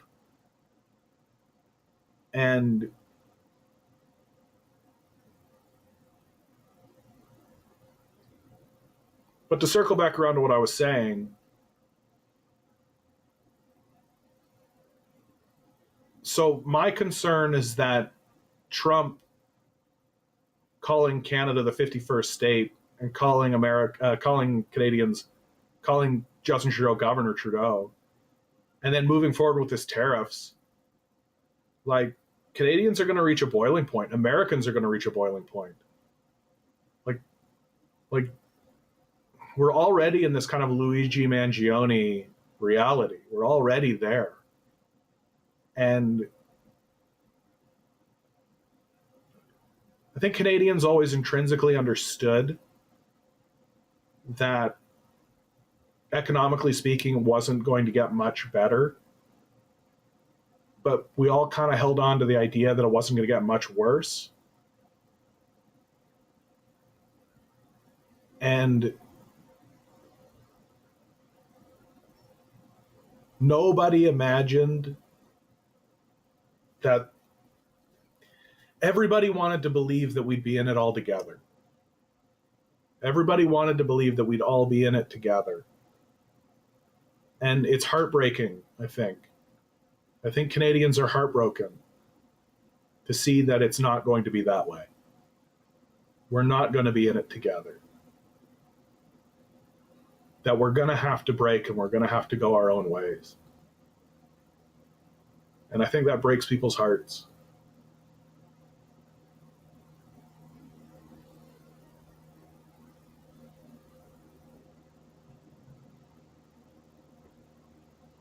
Inverted Mystic says, I see a lot of these Canadians hating Americans for this, but I speak for most Americans when I say no American wants to take over Canada. Yeah, I don't think it matters anymore. Like, the populace is not in the driving seat anymore in North America. The ruling class, the oligarchy, they don't respond to us anymore. Like, that's over. It's been over for a long time. And if the ruling class in America decides that it wants to inflict pain on Canada, it will. It's just the long and short of it. And like, it's nice and all to say that, well, American people don't feel that way. But to me, that's just another sign that the proletariat needs to rise up against these people. Like, we're still caught in this dichotomy of Republican versus Democrat, liberal versus conservative, when that's over. There's no solution there. It can't be a solution. It's just like saying 1 + 1 = banana. Like, it's just not going to work. It's just not a formula that resolves. That what it's going to take is it's going to take millions of people surrounding the halls of power for years. Ice House for Life, hello from the southern states of the United States. Good to see you, my friend. Hope you're here to be beautiful. And Inverted Mystic says, I can see why Canadians hate us now because we elected Trump, but like, no one is going to die over this stupid war. Well, it's a trade war, right? It's a tariff war. And it's just going to make everybody's lives harder. Like, that's it. It's just going to make everybody's lives way harder. Harder than they need to be. Which is the deep shame of all of it, right? Like, the deep shame of all of this is that it doesn't need to be this way. It just doesn't need to be this way. It doesn't need to go this way. That we've structured our politics so that we just keep electing people who line their own pockets on behalf of the Treasury and then just walk away scot-free. It's just over and over and over again. Like Justin Trudeau, Donald Trump, Obama, they never cared about anybody but themselves. That's the bottom line. How much money can I make for myself? It's the only question they actually care about. It's the only thing they actually think about. And that when the time comes to speak into the camera, they'll say whatever they think the populace wants to hear to prevent the populace from doing what it should have done decades ago, which is rise up against them. Because the goal is to fill up the bag with as much money as possible and get away scot-free. That this is a heist. Like, that's what I wish everybody understood. That it doesn't matter what side of the aisle you're on. You're auditioning for the role of the person who gets to get away with the heist. That's what it all is. Oh, I read the chat, Ice House.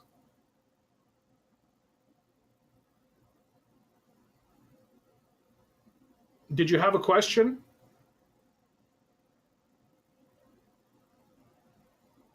Joseph writes, you're absolutely right, but in most defense, they exist in a bubble. Yeah, Canadians are feeling very betrayed. Joseph writes, even though I should not defend most of them, yeah. It's all very complicated for me to sort through for myself. So I take listening to other smart people's takes on all this. I appreciate your view. I understand Canadians feeling betrayed. These people here in the USA have become well-versed in betrayal overall. That's just the capitalist system. Like, that's how the capitalist system works. Like, fundamentally, at the very base of all of this is the reality that we live in this class-based system, and that the class-based system has split the society in two, into owners and workers, and that fundamental split is what is at the very center of all of the conflict that exists within our nation. That what's good for the workers is not good for the owners, and what's good for the owners is not good for the workers. And it's this fundamental contradiction that exists within our society that needs resolution. Because as long as that contradiction exists, then all other contradictions fall out from it. Like, you point out well over 350 treaties with indigenous tribes over time, and none of them have been honored. Yeah. And this creates the concept of like race relations, intersectionality, all of that. But the reality is that those treaties were created by capitalists, by owners, whose intention was to subjugate people for money, for wealth. And that the race relations come secondary to that. And it's not going to be until we actually take a look at what the system of capital is, what its motivation is, how it operates systemically and systematically, and dismantle it along those lines, dismantle the system, that we're ever going to be able to even have a discussion about race that will be at all satisfactory. Like, the solution that the neoliberals have tried to come up with is to have more black war criminals, more female CEOs, right? More girl bosses. Let's paint the bombs rainbow flag colors. Let's more trans war criminals. That's what we need. And there's no insistence that maybe we shouldn't have war criminals. Maybe we shouldn't actually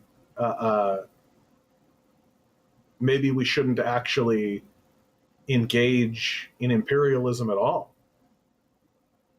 Maybe allowing private holders to have control of the financial institutions who are not responsive to what the people living in the society want, maybe that's a bad idea.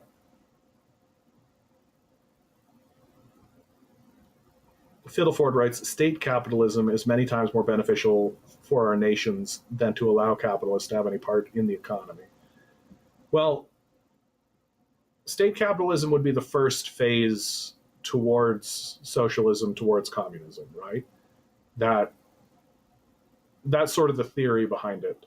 And we're seeing that theory play out in China to great effect.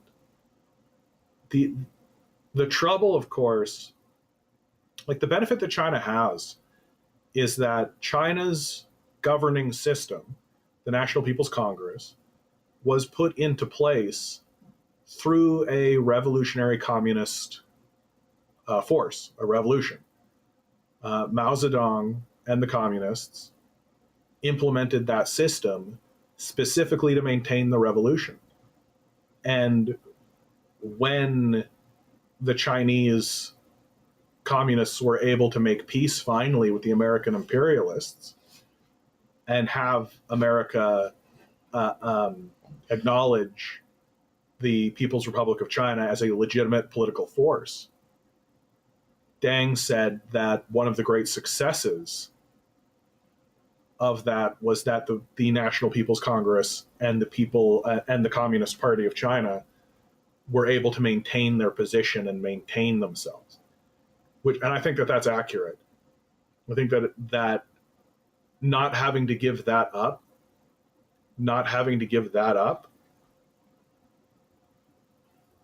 is a major success and a major win. So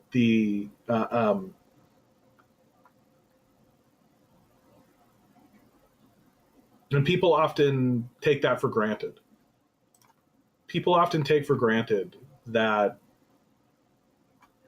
the Chinese people and their governing system and their governors always knew that they would be, you know?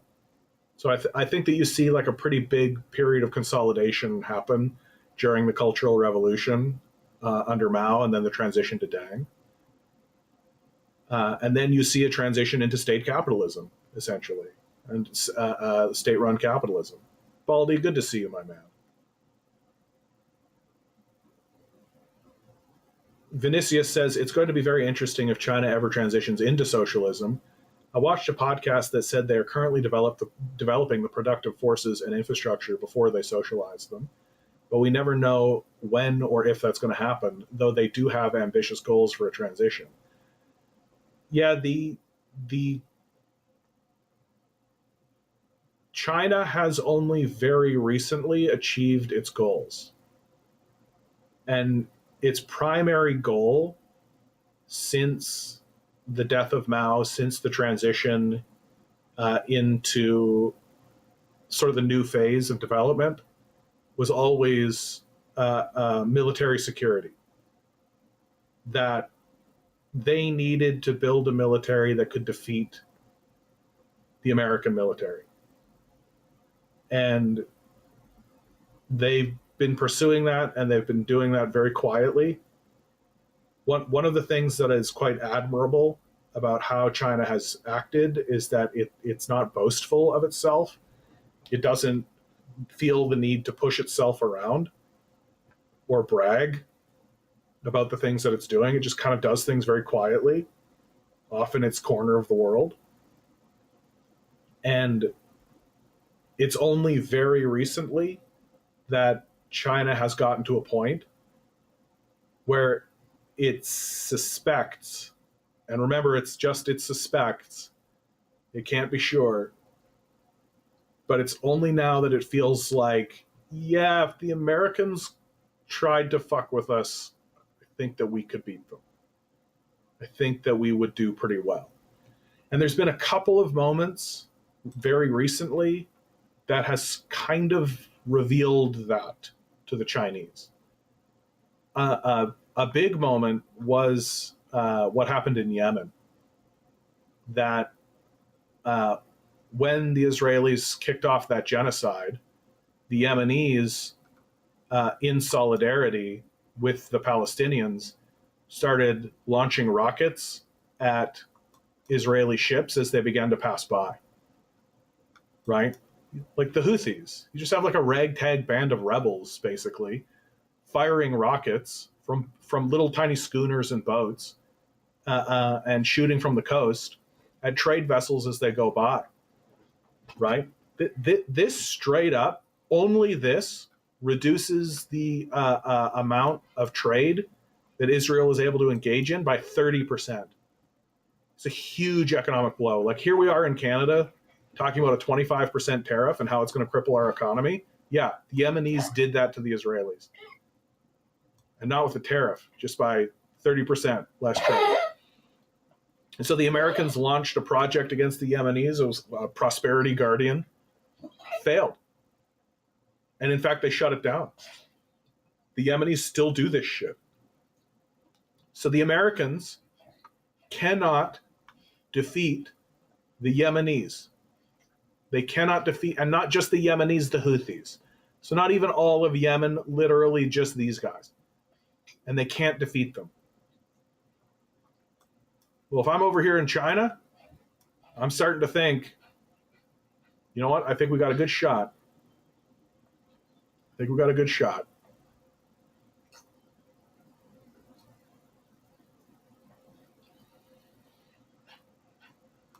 And what that means is that now, like literally like 2-3 years ago, like we're talking about really, really fucking recent history. Now is when the Chinese can begin doing what they like. Up until about that moment, they've essentially been acting underneath the gun of American imperialism. That they always had to kind of be tiptoeing, and they couldn't just do what they wanted. Well, now they can. And so we're going to see some really interesting things happen in China. Really, really interesting things happen in China. Because one of the things that people tend to not realize about China is that, like, the Maoist line never went away. Right? And the Maoist line is straight up just like, get rid of the bourgeois, proletariat. Like, that line has never gone away. That's what the Tiananmen protests were all about. We had protests very recently in China that were all about that.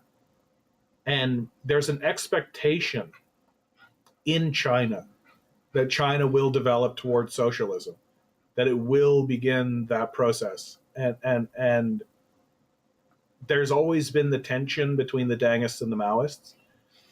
And I think most people in China see that the Dengists were correct and that this path was a good path to take. But there's still an expectation that, like, okay, cool, like, are we ever going to get rid of these capitalists? Is this ever going to happen? Are we ever going to live in a position where we're not beholden to these capitalists? Is that going to happen? So we'll see.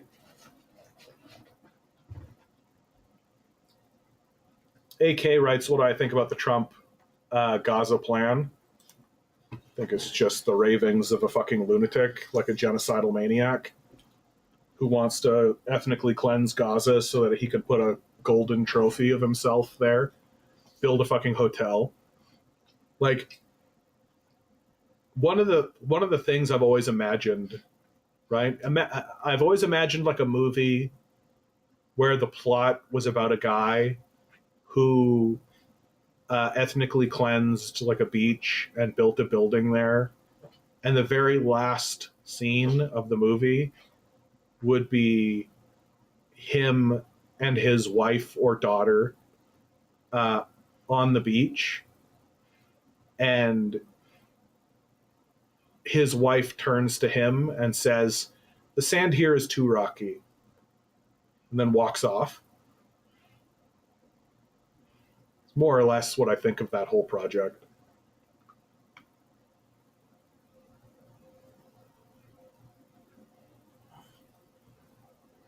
The globalists are angry that Trump wants to make peace in Ukraine. It's insane. It's good for whatever reason Trump is doing it. Yeah, I mean, peace in Ukraine is going to be good for Ukraine no matter what. The trouble, the big trouble with Ukraine and what's going on in Ukraine is that Ukraine is going to turn into a rump state. Like, it's just going to be this destroyed, non-existent kind of entity. It's not going to have control of its own resources. It's not going to have control, really, of its own... like, all these guys that bang on with this idea that Ukraine needs to have its own independence and its own independence and can determine its own fate and all this, like, Europe is going to determine the fate of Ukraine. Like, Russia has this territory. This is no longer part of Ukraine. The Donbass province. Draw the line. We don't even have the dotted line now. The dotted line exists for Crimea, doesn't exist for Donbass. But that territory, that's Russian territory.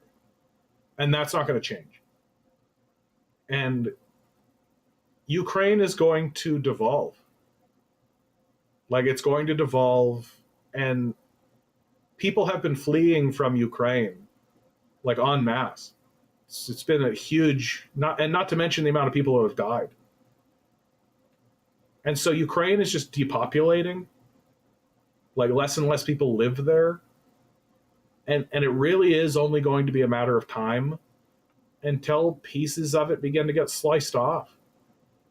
Until you got, like, Hungary basically being like, hey, there's a coal mine over here. You know, Slovakia just goes, takes a little piece of it. Right? Poland takes a little piece of it. Lviv starts to say, like, we have been abandoned. Like it really is only a matter of time until pieces just begin to fall off of it. And, like, Ukraine doesn't really have... I've said this since the beginning, that, like, once Zelensky is gone, and Zelensky will be gone, the people who take over after Zelensky are going to be the Nazis. Like, it's going to be the die-hard far-right Nazis. And it really isn't going to be too much longer until we see, like, a real Nazi movement. Like right now, the Nazi movement that exists in Ukraine is, like, not well reported. It's like under it's like a dirty little secret. It's an open secret. Like, everybody knows the Nazis are there, but nobody really talks about them, right? Like, Andrei Beletsky is there. The Azov Brigade is there. Like they literally do marches with the wolf's head angel. Like it's there. Like the wolf's angel is a Nazi symbol. And Zelensky gives a little bit of cover, right? But as the war has gone on, the Nazis have only gotten more powerful. They've only become more entrenched. They've become normalized.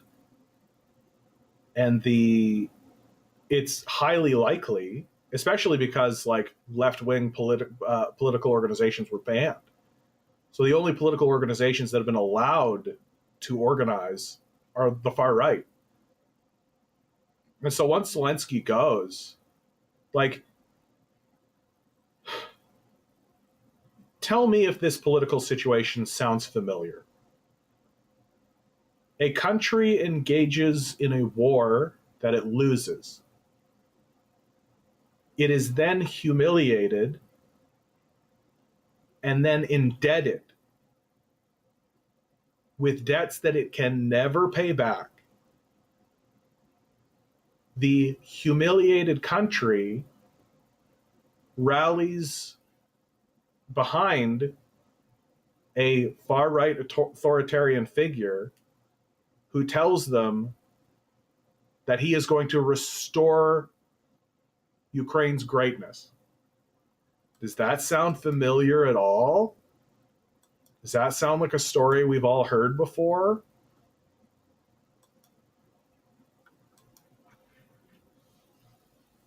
So the first conflict between Ukraine and Russia is World War One, a smaller proxy version of it, a little bauble version of it. And the second one will be World War Two. And the Nazis will come straight out of Ukraine. And I've said this since the beginning of this conflict. Like, we are going to see full-blown, not one guy doing a Nazi salute, everyone in parliament doing the Nazi salute. It's going to be full-blown. You're going to see the wolf's head, the wolf's angel, like in the same position. They're not going to use the swastika because they're not total fucking morons. And the Azov Brigade uses the wolf's angel, and so it'll likely be the wolf's angel. The yellow and blue wolf's angel. And that's the drapery they'll use. That's the coloring they'll use. But the Nazi salute will be the dead ringer, will be the dead giveaway. And it'll be the kind of thing where, like, I'll show it to you, but no one else will. You'll never see it anywhere. But in Ukraine, it'll just be done. And everybody will have seen it. So that's my expectation for what happens to Ukraine. That it's going to fall apart and descend into Nazism.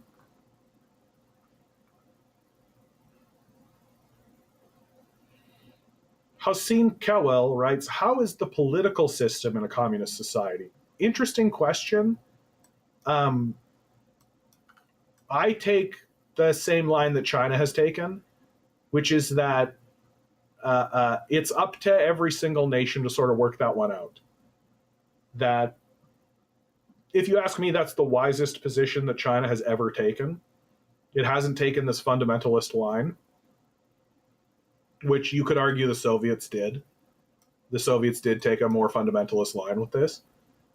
But China has basically said there is no one correct path, and that the path that a nation takes is going to be rooted in its material reality and its history.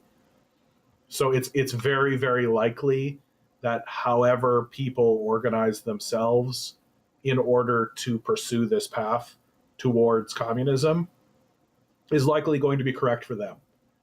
So, like, it's pretty unbelievable to think that the Americans, or any American state, for example, would organize itself in the way that China has organized itself, given the differences in history.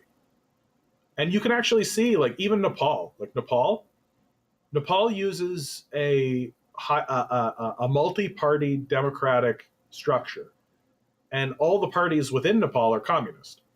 So you have this multi-party system in which one party doesn't get dominance. And so they're constantly in this negotiation with one another, right?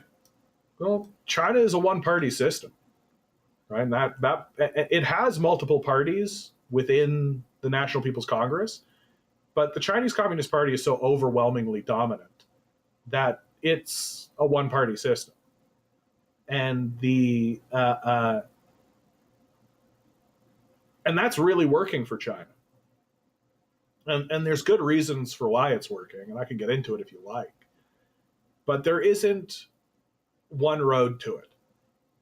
And it's best if we don't insist that there is. That hammering out the nuts and bolts of how we negotiate with one another should be done by the people who are doing it. And if it works, great. And if it doesn't, then we can talk about why it doesn't. And like the likeliest reason for why it wouldn't work is that you have somehow allowed the bourgeois to be involved in it. That it's a dictatorship of the proletariat. So you shouldn't allow the Mensheviks in. You shouldn't allow you shouldn't allow the bourgeois in. They're not permitted. They don't get a voice. They don't get a say. And that seems to be the one hard and fast rule. As long as the bourgeois aren't permitted a seat at the table, then you can organize that table how you see fit. Baldy McNose Hair says, how long do you think the tariffs are going to last? What a great question, dude.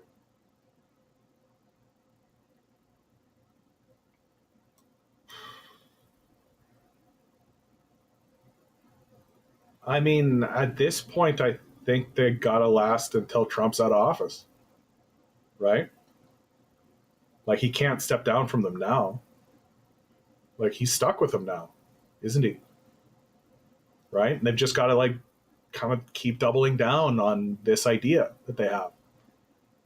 And I think that Trump is going to get everything he wants from these tariffs. Like, it really pays to remember, like, they don't care about us. Like, they don't care about you. Like, they don't care about me. They don't care about the cost of eggs.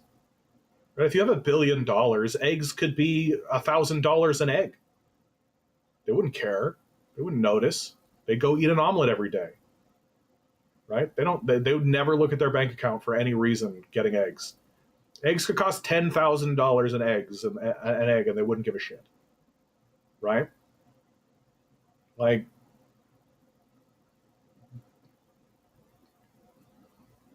they are consolidating their monopolies. That is what they are doing. And if these tariffs collapse the Canadian economy and even collapse economies throughout the United States, they don't give a fuck. It's about consolidating their monopolies. That's what it's about. And like, oh, I want to kill all my competitors. I want to kill all the small players in my industry. 25% tariff, that'll do it. That'll do it across the board. Right? They're creating an environment in which only the biggest guy can survive. Right? And what's going to happen? So all the small players within your industry are going to fold because they can't afford to do business anymore. Well, who's going to buy their assets? Who's going to take over their assets? Who's going to get access to all of that? The biggest player.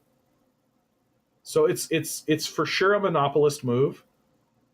It for sure is going to increase the power of a small group of oligarchs, right?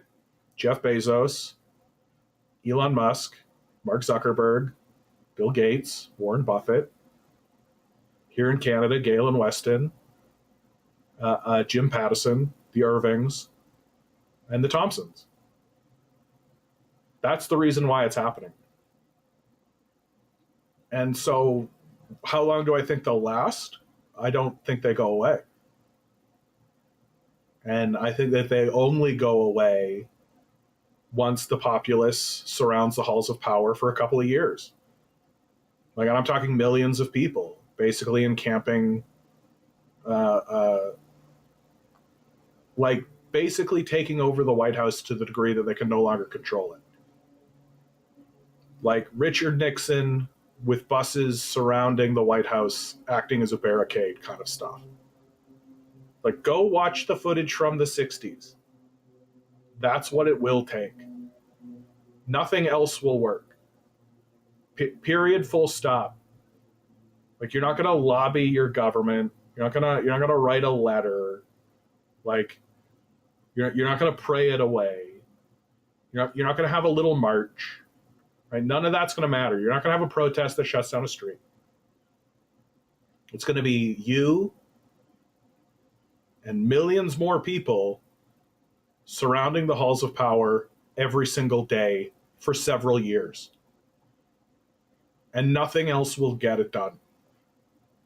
Nothing else will get it done. Well, that's not true. There is one other thing, which is instead of surrounding the halls of power for several years, to just take all that energy in one big push and do what must be done. But we're definitely not there. We're barely at show up at the White House. Like we're barely there.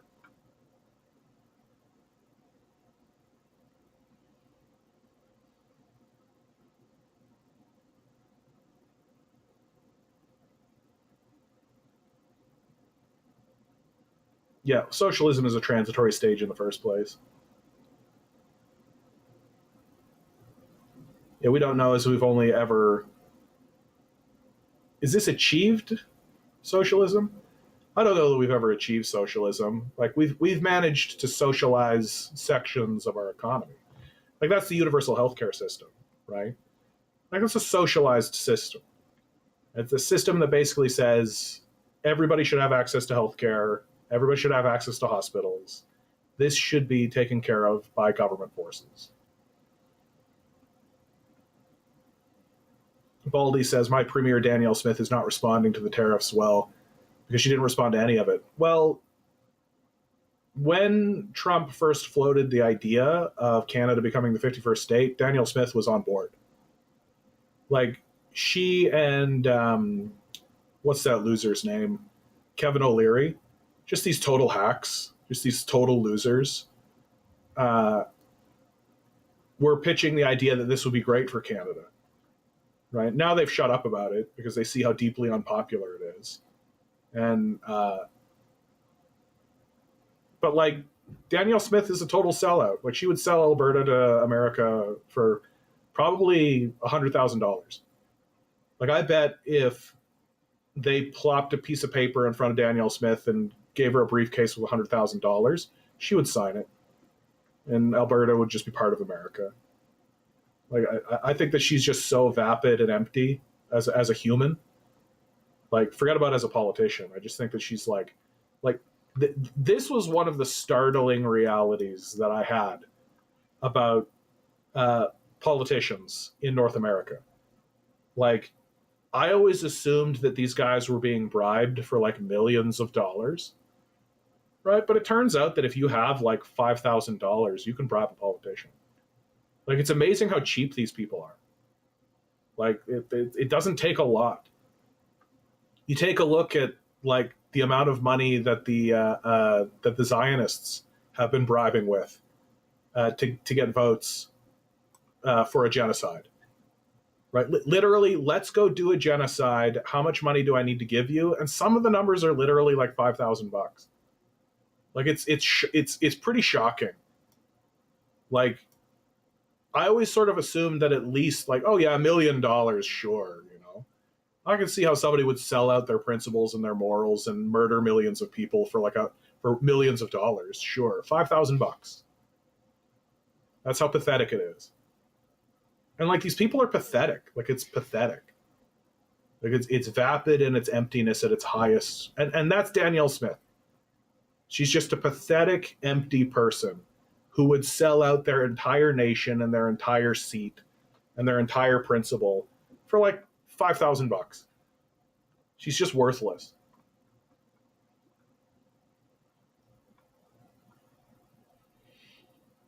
Vinicius says, it might be naive, but I think things would have been different if Kamala was elected because she doesn't have this harshness of Trump. She at least shows some more humanity towards others. Yeah, all I think you're pointing out is that there is a like I definitely agree that the Democrats would have made the decline look more graceful. That I think is true. That the Democrats' job for the last 20 years has been to manage the decline of the West with some grace and decorum, and to try to convince people that the solution is just to will improve your lot by 0.05% over 20 years, right?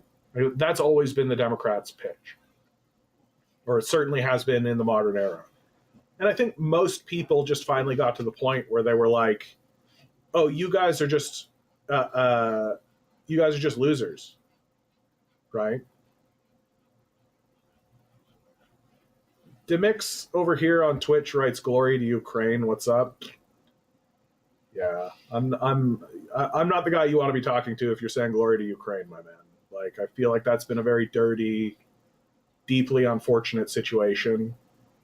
I think Ukraine and NATO really has really caused a disaster for Ukraine.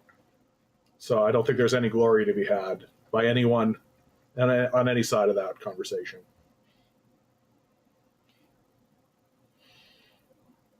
Vinicius says one socialist state country often forgot is Laos. Yeah, well, I mean, this whole region really, like the history of Cambodia, Vietnam, Laos, even Thailand, Myanmar, Burma, has been like this sort of ongoing struggle with socialism. Korea, same story, right? Like the sweeping of socialism and communism across Russia, which initially everybody expected it would come out of Germany. Like, everybody thought that communism as an idea was going to come out of Europe. Lenin thought so, right? And then, of course, it sweeps across Russia. And then from Russia, it connects down into China, down here into, like, Pol Pot was trained in Paris, for example. The Vietnam War, the Vietnamese, all that. The unfortunate Korean War and all that. So this whole area has always been, even Indonesia, right? Indonesia, Malaysia, Philippines. And of course, you look at the history of these, like the history of Indonesia is straight up like, yeah, we were having a communist movement and then America came and deposed us. You know, just like straight up the case. The Indonesian genocide, which nobody knows about or cares about. But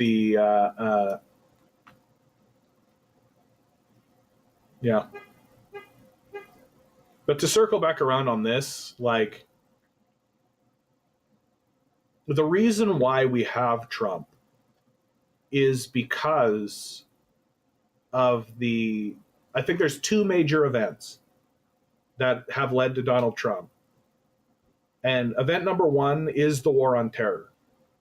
Like, Donald Trump's initial rise through the ranks of the Republican Party happens because of his stance against the war on terror.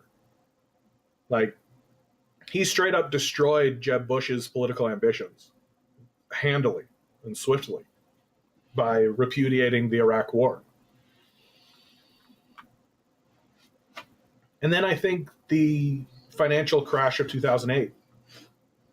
I think the financial crash and the bailout of 2008 has really set in the minds of certainly right-wing people and certainly like red states that who incidentally were the largest victims of democratic policies all the way back to Clinton. Certainly set in their minds that we got to get away from these Democrats, and that these Democrats, and then finally the nail in the coffin is the Israeli genocide against the Palestinians. Like, if you actually take a look at the numbers, that is the difference maker. The people who voted Democrat in the last election and then didn't vote for Democrat in this election were asked why not, and enough of them said, because I'm not going to vote for a genocidal party, that was the difference maker. That's the kingmaker. So it seems to me as though the Democrats were never going to successfully hold off figures like Trump indefinitely. That a figure like Trump was going to show up no matter what. Demix asks, what do you think about the deep state? Does it exist? What is it? So the deep state is not like what you would call the deep state, right? That's not a big, spooky, secretive, hidden behind the scenes organization, right? There's nothing mysterious about it. It's just that people don't really know the inner workings of how the government works or how any of this actually happens. So the deep state, okay, or what has been referred to as the deep state, is simply the bureaucracy that persists between elections, okay? So the IRS, right? People work at the IRS, right? There's an administrator, a head administrator of the IRS, right? Well, when the government flips from Republican to Democrat, they don't go to the IRS and then rip out all of the people working at the IRS and install new people at the IRS, right? Those people persist. Now, you as the government can put down and say, these are the new principles and these are the new laws that you have to follow. You can do that. And you can even like remove people and put people in or whatever. But that's your quote unquote deep state, right? And that's a very mundane version of what I'm talking about. The Department of Education is like this. The CIA, the FBI, Homeland Security, right? There are organizations and apparatus, the military, that exist in America that persist election by election. And of course, there are those who critique this and say that this deep state has begun to assert itself with more power and dominance and control than the electoral apparatus, than the House, the Senate, and the presidency, right? And so like an organization like the CIA, for example, I think it's a fair analysis to say that the CIA does things without oversight and for its own internal reasoning and rationale. That it doesn't go to the Congress and say, this is our plan, we need funding and support and all of this, that it's been given a long enough leash that it's doing stuff of its own accord, and then the Congress is kind of being forced to catch up, even if it wants to. A clear example of that is during the War on Terror, the CIA was rounding people up and torturing them in Guantanamo Bay and elsewhere in many black sites. And the CIA was doing this under the premise, the completely wrong-headed premise, that we can get good information and intel from people we torture. This, of course, is false. You cannot get reliable intelligence from people that you torture. Moreover, you cannot assert yourself as a moral force and influence people within a culture. You can't change hearts and minds, right, successfully through torture. This is a policy that essentially is enacted within the CIA with no oversight whatsoever. The story breaks, and we saw the photos come out of Guantanamo Bay because of a journalist. And that's what launches the investigation. The Congress launches an investigation into the CIA. to reveal more about this torture program, and then that ultimately leads to the torture program being shut down. Although nobody went to jail over it, there was never a trial. So that would be an example of a deep state institution acting out of alignment with what many would consider constitutional principles. And I think that this has happened enough and has become a big enough deal to enough people that someone like Donald Trump has really rallied behind it and is now doing things that those people would consider a confrontation with the deep state.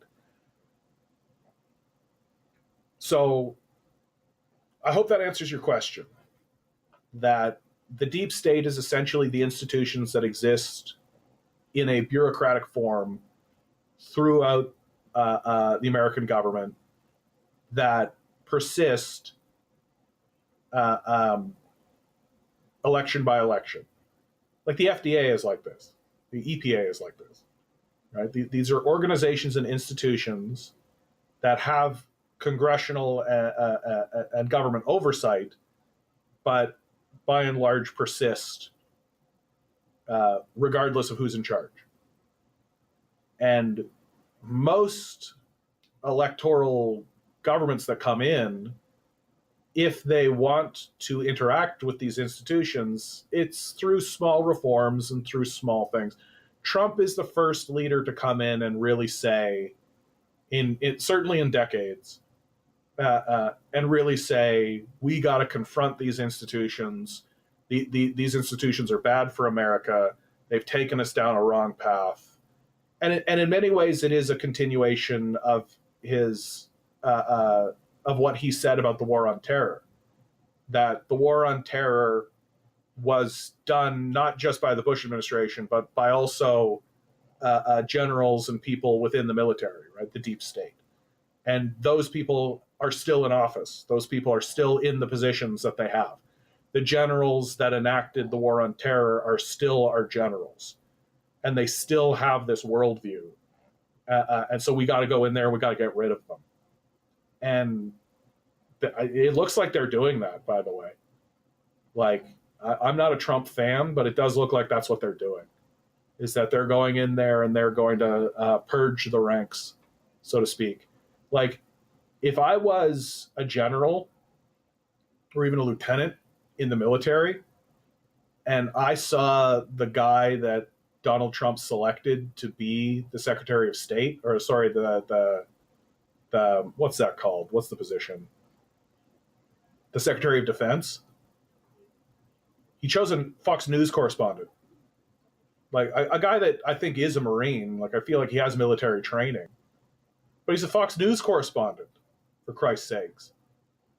Like, if I saw that, and of course people point at that selection and they say, oh, he's doing that for loyalty reasons. He's doing that for he's doing that just so because he knows this guy will enact his Trump's agenda or ideas or stay loyal or all that kind of stuff. Nah, man, I think that Donald Trump is basically putting a thumb in these guys' eyes and basically just saying, yeah, I'm not choosing one of you. And in fact, I'm not even going to choose somebody within your ranks who you might disagree with. In fact, I'm not even going to choose somebody within your ranks that's on the fringes. You know who I'm going to choose?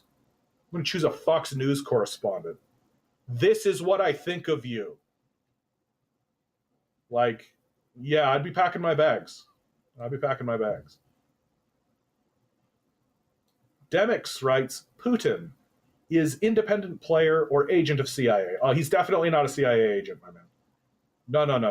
Now we're getting really deep into conspiracy territory, which, let me be clear, when it comes to like conspiracies and things like this, I think that it's fine to wade into conspiratorial territory. Just be careful that you're not basing what you're thinking on speculation, okay? That it's always wiser to base what you think on hard, concrete evidence. And that while it's interesting and fun, pleasurable in a way, to engage in conspiratorial thinking, the trouble with conspiratorial thinking is that you can begin to build like a ladder of assumptions, right? If you make an assumption or a speculation on an idea, well, you can begin stacking things on that. And you can begin connecting tendrils of thought to something that is speculative.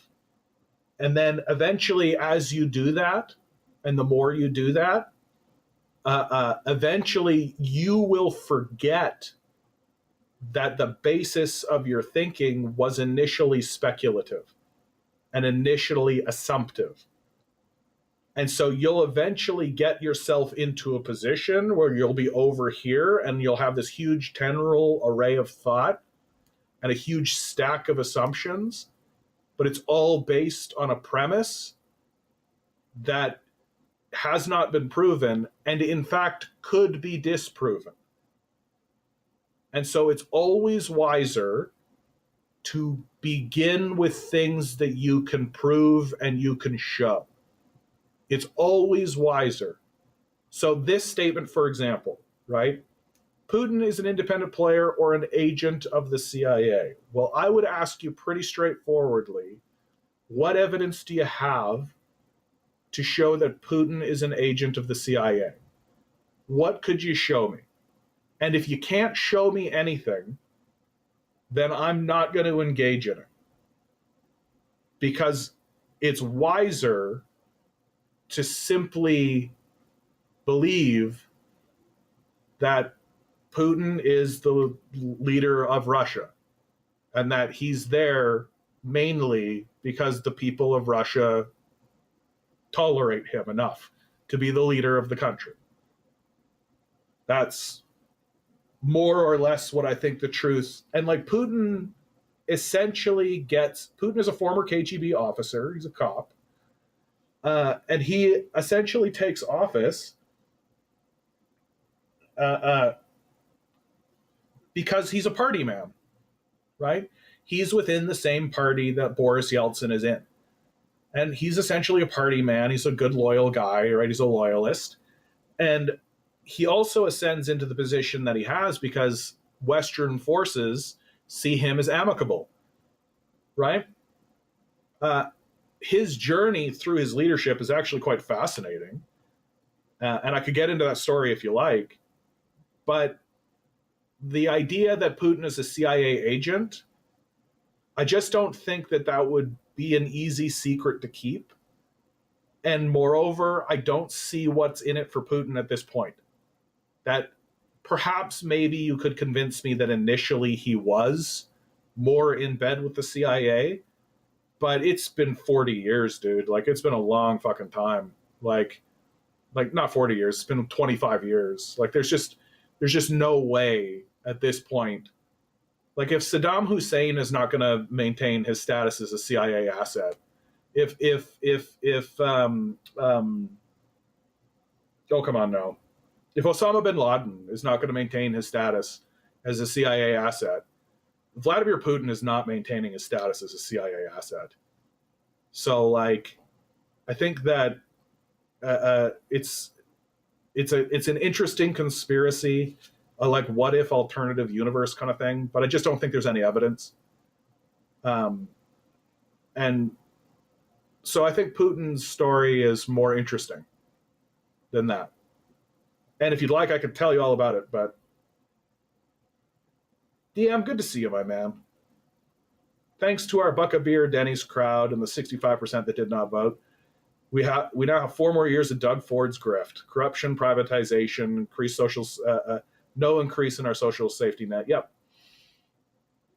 I think that Doug Ford won the election when he stood up and said, Canada is not for sale.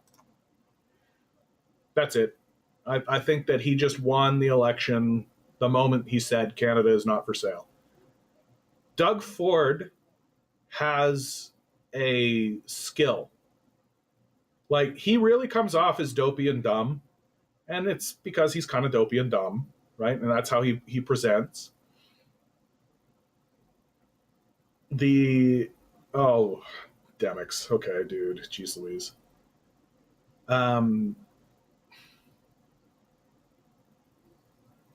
Doug Ford's skill is sloganeering. He really understands how to take really big, emotionally complex ideas and boil them into a singular phrase and then fire that right at people's faces, and they're just like, boom, right? He's very good at it. His dad owned a sticker making factory. They've been in slogans the whole time. Every election, he's got a winner. He's really good at it, and he knows how to do it. And he understands the basic principle of sloganeering, which is that 5 words or less. And it's something that, like, liberals and NDP suck at. You compare this one, like, Canada is not as 1 word. Canada is not for sale. For sale is also 1 word. So this is 3 words, right? Canada is not for sale. And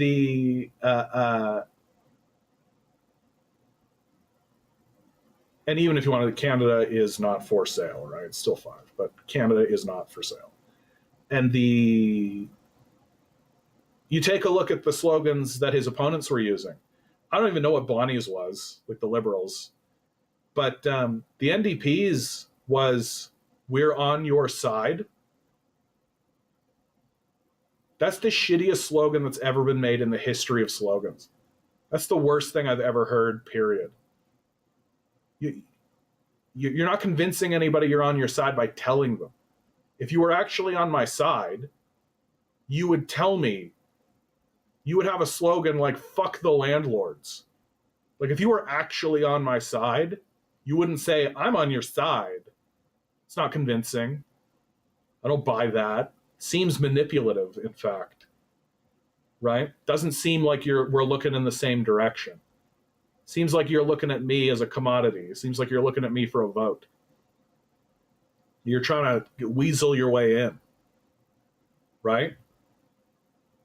Canada is not for sale, because that's what we all want to say.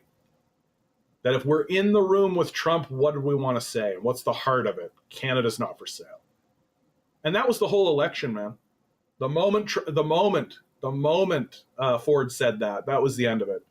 That's the reason why nobody came out and voted, because everybody looked at the opposition and was just like, fucking losers. That's the truth. They're losers. Like, literally and figuratively. They just cannot get their shit together. They don't know how to talk to people. They don't have anything interesting to say, even. Whereas Dougie is at least standing up and being like, "Hey, Canada's not for sale." That's just the hard truth of it. Like, we are primarily emotional creatures. Primarily. And Doug Ford knows that. And he's very good at it. He is very good at it. And I think because he comes across as so dopey and dumb, and because his policies are so bad, like, universally, there's kind of this, like people are kind of in disbelief. They don't really understand, like, why, and it's because he knows how to hit you in the heart, right? Everybody else is like, I can reason them into it. No, you can't. No, you can't. You're not smart enough to. Like, the NDP and the Liberals keep thinking they're smart, and they're not. They're a bunch of fucking dumbasses. Like, if they were smart, they'd be the leader. Like, Doug's the leader because he knows how to hit people in the heart. And I don't agree with him, obviously.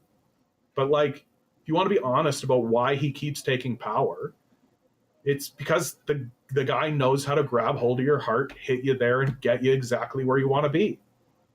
That's why. And then on top of that, he's like, yeah, and I won't raise your taxes. So there you go. There's a good amount of support right there. Anyway. But I tend to agree with you. Like, I do wish that we had a viable opposition, but we don't. We've got these substitute high school teachers saying these vague platitudes that mean nothing to anybody. The real problem with the left is that if if they actually wanted to galvanize the populace, their slogans would have to have teeth, and they would have to make enemies. And the people who are running for the Liberals and the NDP, like, they don't want to have teeth. They want to work with landlords, right? They want to work with these people. They don't want to point at them and be like, you're the enemy. And they are the enemy. But that's so they're weak. They're just not opposition parties.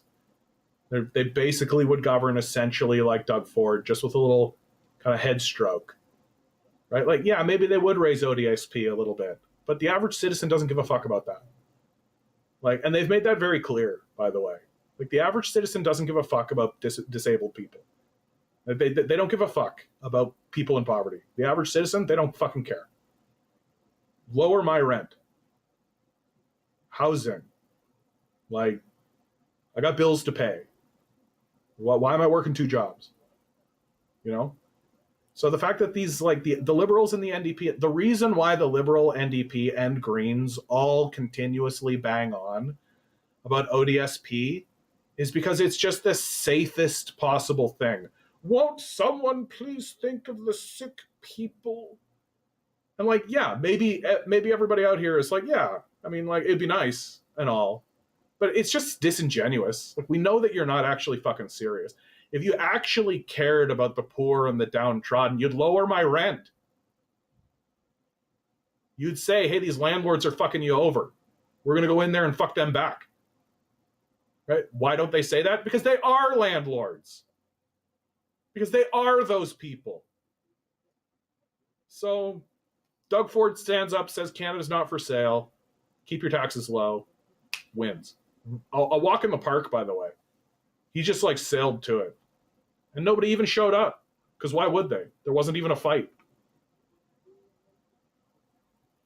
So, Demics. I think I got to talk you down from this, eh? I worry about you, Demics. Everybody in my chat, keep your cool, okay? Why do you think Jews so often occupy high positions in governments of various countries, if not for the use of conspiracy? So I think I need a little bit more clarity from you here, Demics. Who are you talking about? Like, what Jews? Because, like, Jews represent a percentage of the populace, and it makes sense that by a percentage of the populace, you would see a Jew represented within the body politic, right? Now, if you are talking about Zionists, now we're having a different conversation. Yeah, Good Riddance USA points out the vast majority of positions in power are held by WASPs in the Anglosphere, which makes sense because the majority of most populations within the West are white Anglo-Saxon Protestants, right? It just makes sense from a simple geographics aspect, right? But I'd really like Demics to clarify his position a little bit, because, like, for clarity here, my man, like, the Jewish conspiracy is the territory of Nazis, right? I'm not saying that you are a Nazi. I am just saying that historically speaking, the people who want to speak about Jews in position of power or authority, traditionally speaking, have been Nazis. So, but at the same time, I do want to acknowledge that there is an awful lot of Zionism within our conversation. And so I am wondering if you are amicable to making a distinction between Zionists. The majority of Zionists, of course, are Christian Zionists. Or are you actually trying to pitch at me the idea that the problem is the Jews? So I'll put that ball back into your court.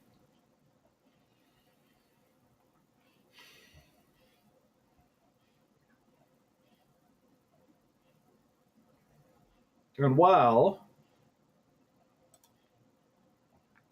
another big China win, This one is literally like, it feels like God himself is like, have a win, China. Yeah, Isaac's got it right. The majority of Zionists are not Jews. That's right. The majority of Zionists are, in fact, Christian Zionists. And yeah, Kelwell's got it. You can have good Jews and bad Jews. Zionists are all bad. Yeah. There's no such thing as a good Nazi. So, endless thorium supply in China can help make unlimited nuclear power. Holy cow. Thorium generates 200 times more energy than uranium and could power ships and entire nations without the need for refueling. A recently declassified report has revealed that China may have far more thorium than previously estimated. The radioactive metal, already known to exist in vast quantities within China's borders, could be the key to a nearly unlimited energy supply. The findings suggest that thorium reserves in the country exceed previous estimates by orders of magnitude. The study, which concluded in 2020, highlights how thorium could revolutionize global energy production and reduce reliance on fossil fuels. A Beijing-based geologist, who wished to remain anonymous, explained the significance of the discovery, as reported by South China Morning Post. When was this? Yeah. For over a century, nations have been engaging in wars over fossil fuels. It turns out the endless energy source lies right under our feet, the geologist said. Every nation has thorium. Imagine cargo ships powered by container-sized reactors, crossing oceans for years without refueling.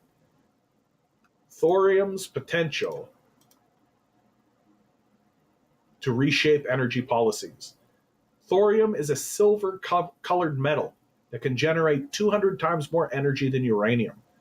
Unlike uranium-based reactors, thorium molten salt reactors are compact, do not require water cooling, cannot experience a meltdown, and produce very little long-lived radioactive waste. Last year, China approved the construction of the world's first TMSR power plant in the Gobi Desert. What's going on? This is freezing. Sorry, guys. There we go. The report points to the enormous potential of thorium and China's mining waste. Just 5 years' worth of mining waste from an iron ore site in Inner Mongolia contains enough thorium to supply U.S. household energy demands for over 1,000 years. The Bayan Obo mining complex alone could yield around 1 million tons of thorium, potentially enough to power China for 60,000 years. These thorium resources and tailings remain totally untouched, wrote the study's lead researcher, senior engineer Fan Honghai from the National Key Laboratory of Uranium Resource Exploration Mining and Nuclear Remote Sensing in Beijing, reported SCMP.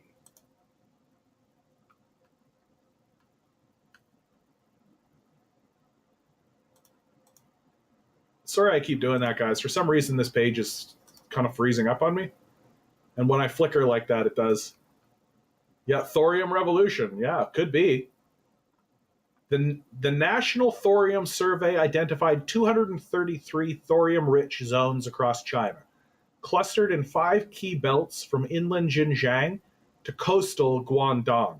I think we found out, XD, I think we found out why the Uyghur genocide propaganda was so prominent, right? It's not just the corridor. It's not just the Belt and Road corridor. It's the thorium. Like, if we are just getting reports on this after the report was finished in 2020, right? So this report was finished in 2020, and now 2025, 5 years later, now we're getting reports on it through the media, right? What did Central Intelligence in America have to? When did it find out? Right? Like the Uyghur genocide narrative really kicked up about 5 years ago, right? That's about the timeline, right? Dude, they for sure were trying to whip up the public. They for sure were trying to get us all like, oh, we're genocide, we gotta get in there. We gotta get in there. We gotta get to Xinjiang. Too late now, motherfuckers. Ship has sailed. In regions such as Fujian and Hainan, monazite-rich coastal sands contain easily extractable thorium. China's thorium research coincides with advancements in nuclear propulsion technology. The country recently unveiled the KUN-24AP, the world's first thorium-powered nuclear container ship design.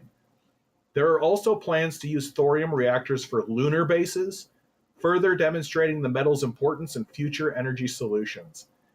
The demand for thorium in nuclear power and nuclear propulsion sectors has brought significant opportunities and challenges to the exploration and exploitation of thorium resources in China, Fan and his team wrote in their report. The exact estimate of China's total thorium reserves remain classified due to national security regulations, but the latest findings suggest the country could be sitting on a virtually limitless source of clean energy. Holy fuck. Holy fuck. Holy fuck nuts. Dude, China's gonna have lunar bases and like be legitimately shooting tons of shit at Mars while we're still like debating whether or not putting an array between San Francisco and San Diego makes sense. We're still going to be doing like environmental impact reports on a rail between Toronto and Montreal while the Chinese are literally like finishing a moon base.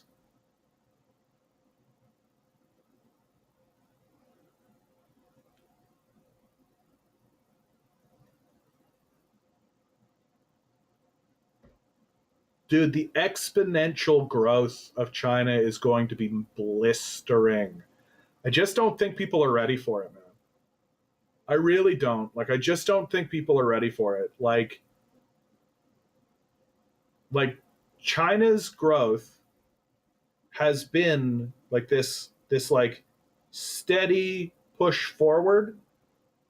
Like from 1960 till now. Right? Like they've essentially used that period of time, so 60 years, and they basically have caught up with us.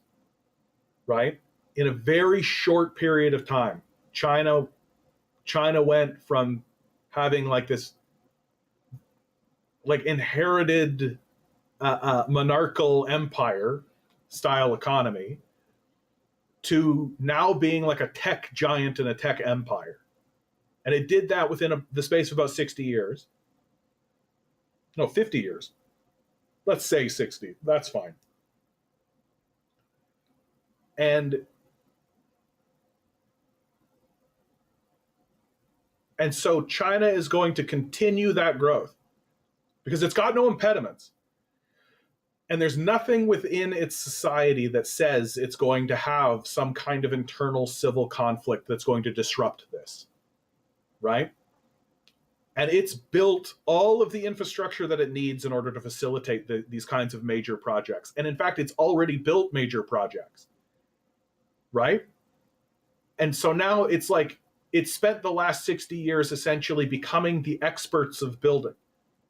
It used to be the Americans that were the experts, but we stopped building shit decades ago. Now it's the Chinese that are the experts. And instead of falling for this, let's offshore and make wealth from somebody else's labor kind of garbage that the Americans fell for, they're basically saying, let's build. Let's keep building. What should we do? What's next? What's next? What's next? And they sit down and they chart a path for China. And these guys that are talking about charting a path are literally saying, hey, let's build a moon base with all of this fucking thorium that we have. Dude, it's incredible. Meanwhile, this is what we're up to. Right? Meanwhile, this is the shit we're dealing with.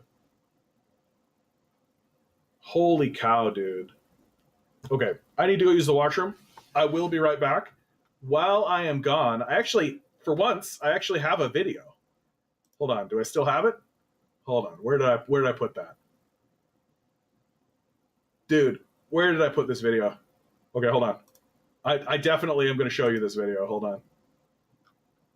This video is crazy. Yeah, there it is. Here it is. No, they took it down. Oh, it was so good. Okay, I got to find that video again. All right, it doesn't matter. I got to go use the bathroom. I will be right back. Don't go anywhere. Stay.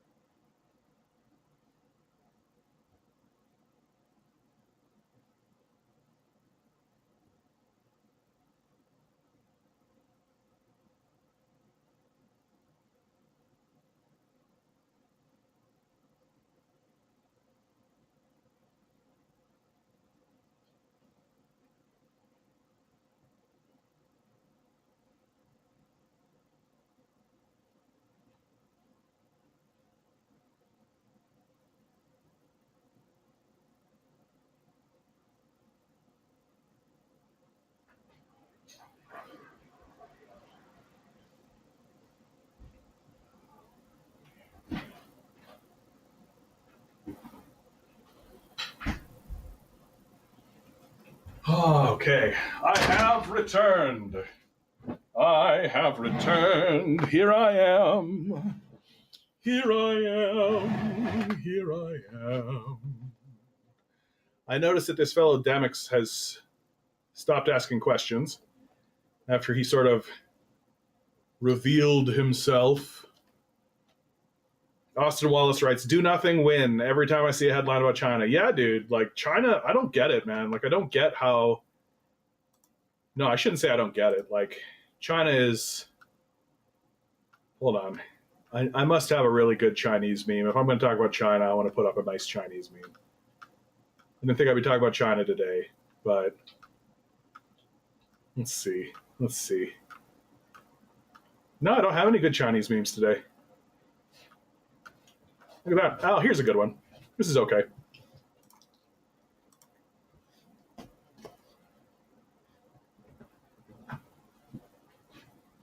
So rare. Usually I do have a nice Chinese meme. Like, Isaac writes, China's growth potential has not even begun. When it does, it'll transform the world in ways we've never seen before. Like, the thing about China's system and the way that it thinks about the world is that it builds upon itself, right? That its leadership and the structure of its system is about passing the baton down the line. It's not about growing profit, right? Like that's not the point. The point is about building a strong, stable China. Now, could this system be corrupted? Sure. Right? Sure. It absolutely can. And it absolutely can go down that path. And in fact, the most likely thing to see happen is that the system becomes corrupted and that it begins to eat itself from the inside out. That's the most likely thing in human history. But as it stands right now, because of the way the National People's Congress is structured, unless the people of China themselves become deeply corrupted and begin putting people in positions of power from this position of corruption. Like, it could take a long time. It could be a long journey for China. And because it's about, like, XD writes, my dad literally had no electricity and was using kerosene lamps as light when he was growing up. See, this is what's interesting, XD. Like, my dad has a similar story, right? My dad is from rural Manitoba. Like, he remembers a time without electricity. He remembers them putting the electricity in. And so there is a similar growth that happens for a period of time. But in the 70s and certainly through the 80s, there's a breaking that happens where, as production continues growing in America, in the West, as production continues growing, wages stagnate. And then this creates the capitalist conditions where people can no longer afford to buy the things that are produced. And now we've hit a point where capitalists no longer feel like they need to innovate or create or make anything new outside of catering to sort of our base vices. Right? There's plenty of innovation in the distraction space, what you might call the entertainment industry. Right? There's plenty of innovation happening in video games. Plenty of new things happening in movies. Right? There's plenty of new stuff happening on your phone. Right? In the distraction space, things to hold your attention or evoke emotions. Right? Like, we've got a little box that evokes emotions, and we like it because it evokes our emotions, and we like having our emotions evoked. But there's no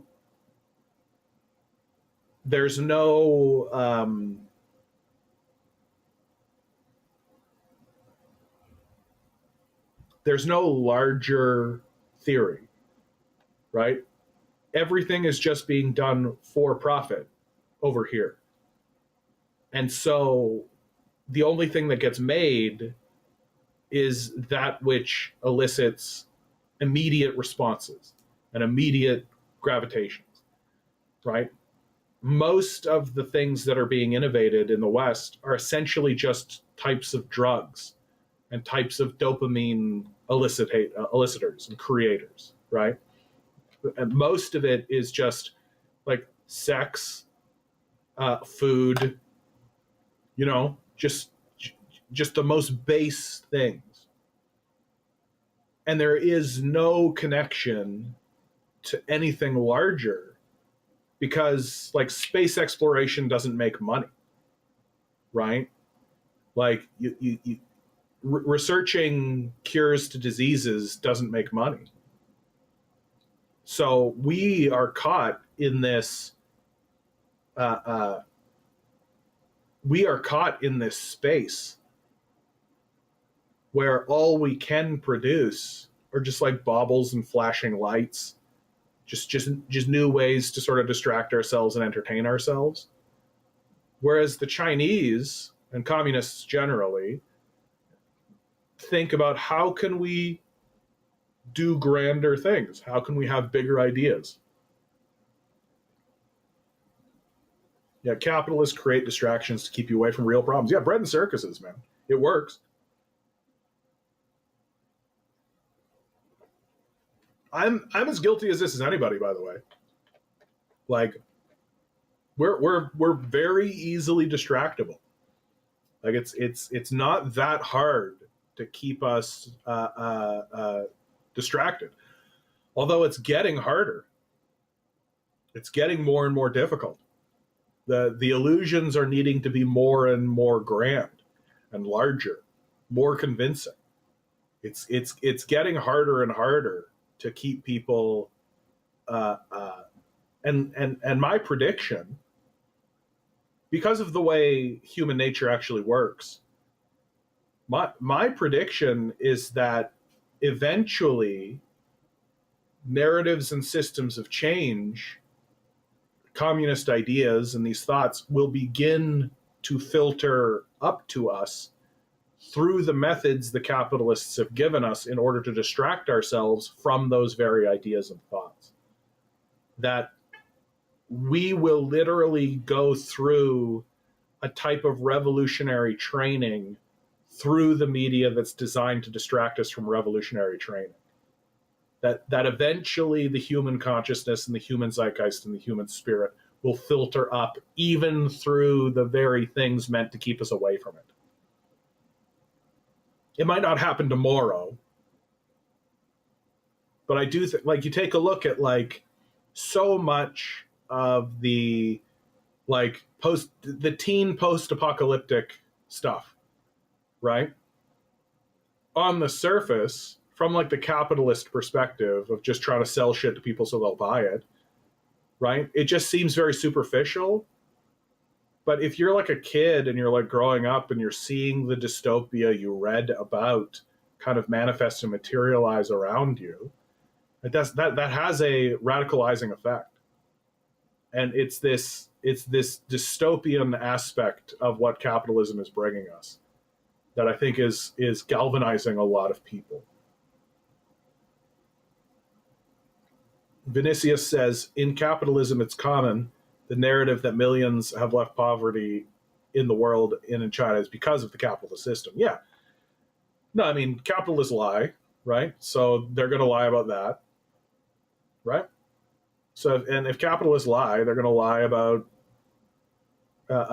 they're certainly going to lie. Like, if they could convince you that slavery never existed, they would, right? If they could convince you that the for-private healthcare system is a public healthcare system, they would do that, right? Like they're flagrant liars who lie about literally everything. And so of course they're going to lie about what happened in China and the history of China. And of course they're going to try to say that, oh, it was capitalism that did that, right? Of course they're going to say that. They're like grotesque gaslighters and liars. It's all they know how to do. So it's a big reason why the world is isolating them, because we can't trust them. Like, we can't trust a word they have to say. So the best thing to do is just to stay away from them. And like the interaction between the international bourgeois, the international capitalists, and China is not a willing relationship. That China has had to interact with the system of international bourgeois and the international capitalists at the end of a barrel of a gun. Like the Nixon administration and the capitalists did not come into China peacefully. The Vietnam War happened. The Korean War happened. Dwight D. Eisenhower threatened to drop nuclear bombs on China. Like, all that happened. And China essentially bends the knee.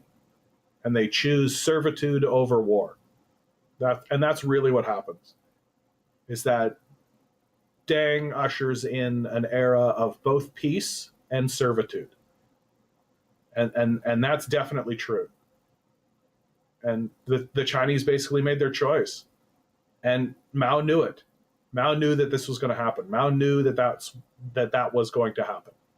That's why the Cultural Revolution happened. Because he sees the writing on the wall. He sees that the capitalists are going to win. The Chinese society is going to bend the knee. And so he launches in the end of his life, and he knows it's the end of his life, he launches this big cultural revolution to purge as much of this capitalist culture from the society as he can, and to do as much damage to the bourgeois within his own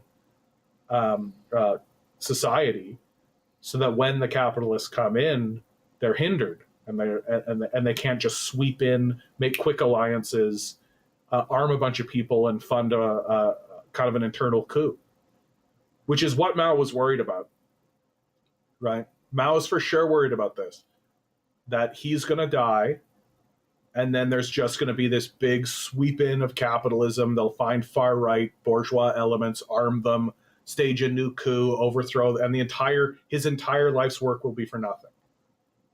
Right? And so when Deng comes to power, he basically sets about to make sure that's not going to happen. Right? They deal with the Gang of Four. They end the Cultural Revolution, sure. But the management of the capitalist class as it comes into China is not done by the bourgeois of China, which is weakened thanks to the Cultural Revolution.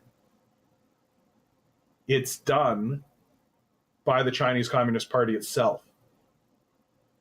That the idea is that if we have to drink the poison anyway, like if China has to deal with the parasite, and it has to deal with the parasite, then it might as well be us that administers it, and us that actually manages it. And it did. And it did. And Hillary Clinton actually has a leaked Zoom conversation that I should seek out and find it in its entirety, where she says that the Nixon administration and the Americans thought that we could turn the Chinese capitalist. We thought that we could make the Chinese capitalist. We thought that we could integrate them into our international systems and that they would become capitalist. And we assumed that's what would happen, and it didn't. That the Chinese Communist Party stayed as a communist party, maintained its focus on the means of production, never adopted the profit motive, and is utilizing its resources, its knowledge, and its know-how for the benefit of its own citizens. And moreover, has, since Mao's death, and even before Mao's death really, been building a military specifically to defend itself from America. The very people it had to capitulate to. And now it's doing that. Now it's successful. Like, we're at a point now where America cannot defeat China in a conventional war. It's just not real. It has no ins into the political apparatus. It certainly doesn't know what's going on in Xi Jinping's inner circle. Xi Jinping launched an anti-corruption campaign and purged the party of corrupt elements. And you can make the critique, if you like, that he's just getting rid of political adversaries. People within China tend to believe that Xi Jinping got rid of people who were in bed with capitalists too much, right? Getting rid of corruption.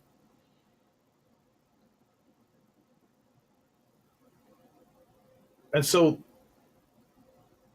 this next era is going to be extremely telling, right? We are actually entering an era now where China is going to be able to defend itself militarily. It's not that it doesn't have to worry about America, because obviously America is psychopathic, but it can defend itself militarily. It has infinite energy with thorium reactors, for God's sakes. It's mastered the art of building. They are the master builders now. And I don't think there's a question on that. Like, look at what they have achieved. Look at what they've built. It's incredible what they've built. And it's only going to keep doing that. It's got no sign of slowing. That the only sectors that you can look at and say, oh, this is slowing, is because your stupid finance line went down. Well, guess what? They don't give a fuck about your stupid finance line. They care about buildings being erected. They care about citizens being fed. They care about electricity running. They care about gaining power. Like, they don't give a fuck about your dumbass finance line. Like, you mean these paper dollars we make? Who cares? So it's unbelievable to me that we're just entranced by these paper dollars that we print. Oh, I've got so many papers. Good for you, champ. Well done. And everybody in our society is like, look how much money he has. Look at how big the line is. Okay, what's he done? What's he achieved? Oh, he did the same thing that we did in the 1950s and 60s? Oh, okay, cool. Oh, he's doing what the Chinese are doing, but worse. Got it. Kelwell writes, what's weird is that China's achieved an astounding economic miracle, and incompetent economists like Argentina jokers face don't acknowledge that, still think their stupid ideology is better. Yeah, monopoly money, right? Yeah. Yeah, because Kelwell, I think the thing for people to really remember and focus on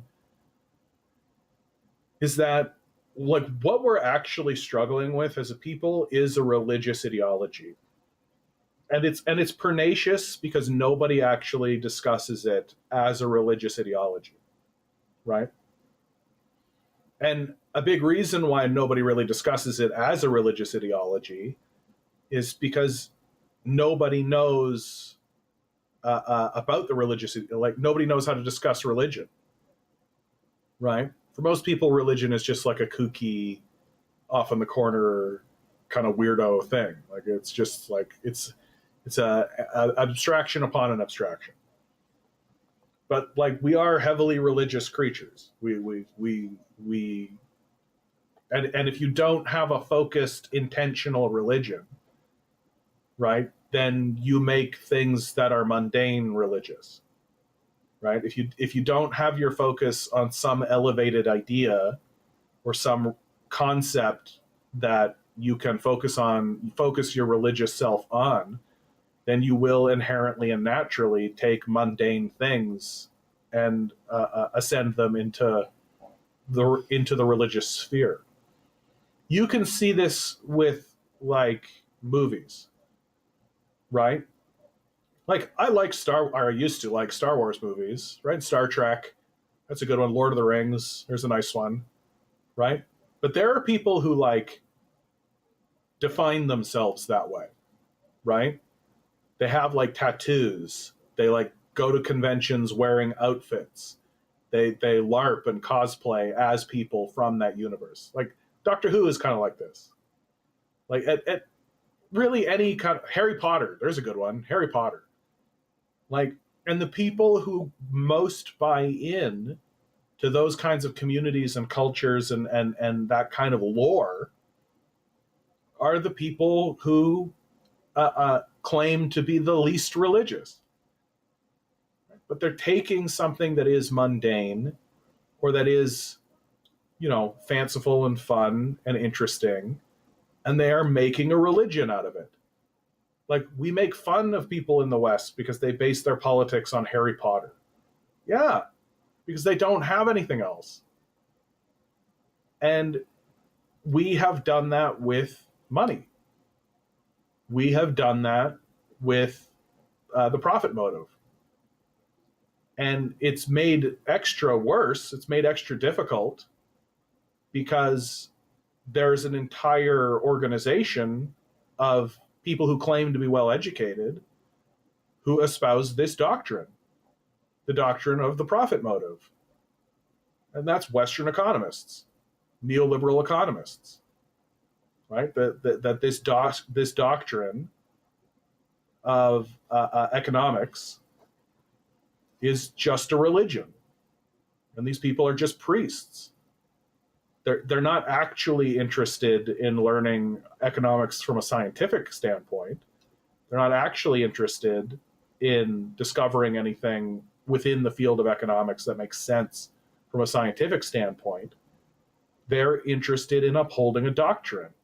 And they're interested in upholding that doctrine because it has this self-reinforcing mechanism, which is to say that the people who are the richest are correct and are the best. And so the people who have the wealth fund the people who are willing to say that the richest person is the best. And that manifests itself most obviously in the figure of Elon Musk, this just vapid, dim-witted drug addict with brain damage who is an extremely stupid person and a Nazi. And yet there are still people who are like, he's so smart, what a genius. He's achieved nothing. He's accomplished nothing. Ranger Doomer over on Twitch says, you want an economy as a religion fanatic? I give you Javier Milei. Yeah, that's what Kewell was saying too. Joker's face is Millie. Yeah. Millie brought Zelensky to his inauguration, and now his distancing from him. Yeah, I mean, these people have no principles, right? Like, if your only principle is money and get money, then you're just going to do whatever you want. Like, you take a look at somebody like Mark Zuckerberg. Like, for fuck's sake, it's in his movie. He just straight up betrays everybody for money, and we're all supposed to be like, "Wow, Zuck, you're the best." Like, these people are unprincipled psychopaths with brain damage to an individual. Not a single one of them is free from this. You literally have Warren Buffett being like, oh yeah, we're launching there's a class war, all right. It's a war on the rich against the poor. And he just says it. Right? These guys are psychos.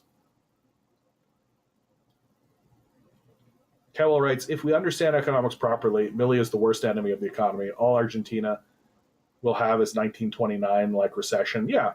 Well, to me, this is the big thing that China has done, is that it has, if I wanted to be polite, if I wanted to be nice, right, I would say that America has been moving forward on an economic theory that is wrong, right? So let's pretend as though it's not a religion and that it is a genuine scientific approach that these people are taking.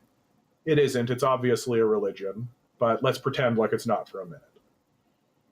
Well, they had a theory, just like there used to be a theory like phrenology, just like there used to be a theory like alchemy, right? They had a theory of how the world worked and how things operated. And that theory was essentially, if we focus on profit as our primary motivator, then the economy will align itself towards the good for everyone. And if everyone just focuses on maximizing profits, that will lead to positive outcomes for everyone in society, the most positive outcomes for everyone in society. That's the theory. Just like phrenology, that theory has been disproven. Who disproved it? The Chinese communists. The Chinese communists have disproved this theory of economics, because the Chinese theory of economics is the Marxist theory of economics, which is that you focus who controls the means of production. The people who control the means of production are the ones who have power in the society. Full stop.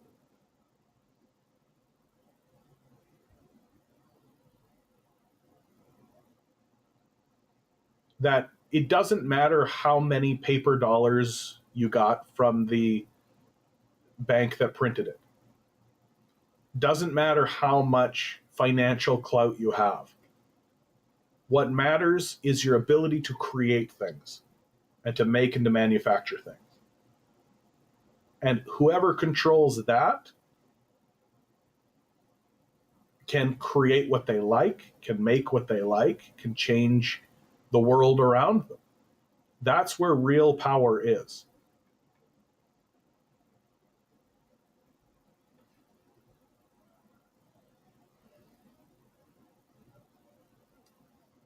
And that's the reason why the West, like, I used to believe that Westerners understood this. They understood that owning the means of production, that's the power. And that clearly an owner wants to own a factory, right? But over time, I've really come to see that, like, no. The Americans genuinely believed that power exists in the dollar. That's genuinely where they thought power resided. And how do I know that that's true? Because they were willing to give the means of production to a foreign nation in exchange for access to dollars that they themselves printed.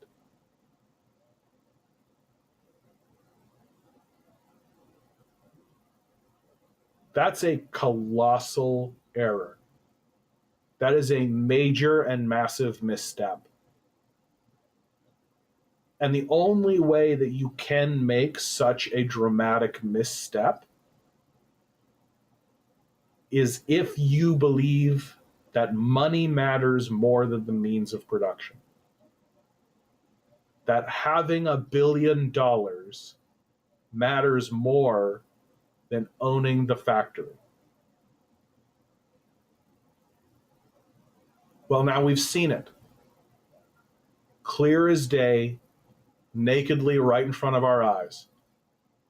The Chinese communists showed it as clean as you can. Owning the means of production, that's how you move forward. Keeping the means of production within the hands of the people, or at the very least, ensuring that key components of the means of production are held within the hands of the people. So in China, one of China's great brilliant strokes was that it didn't keep control of factories. It didn't keep control.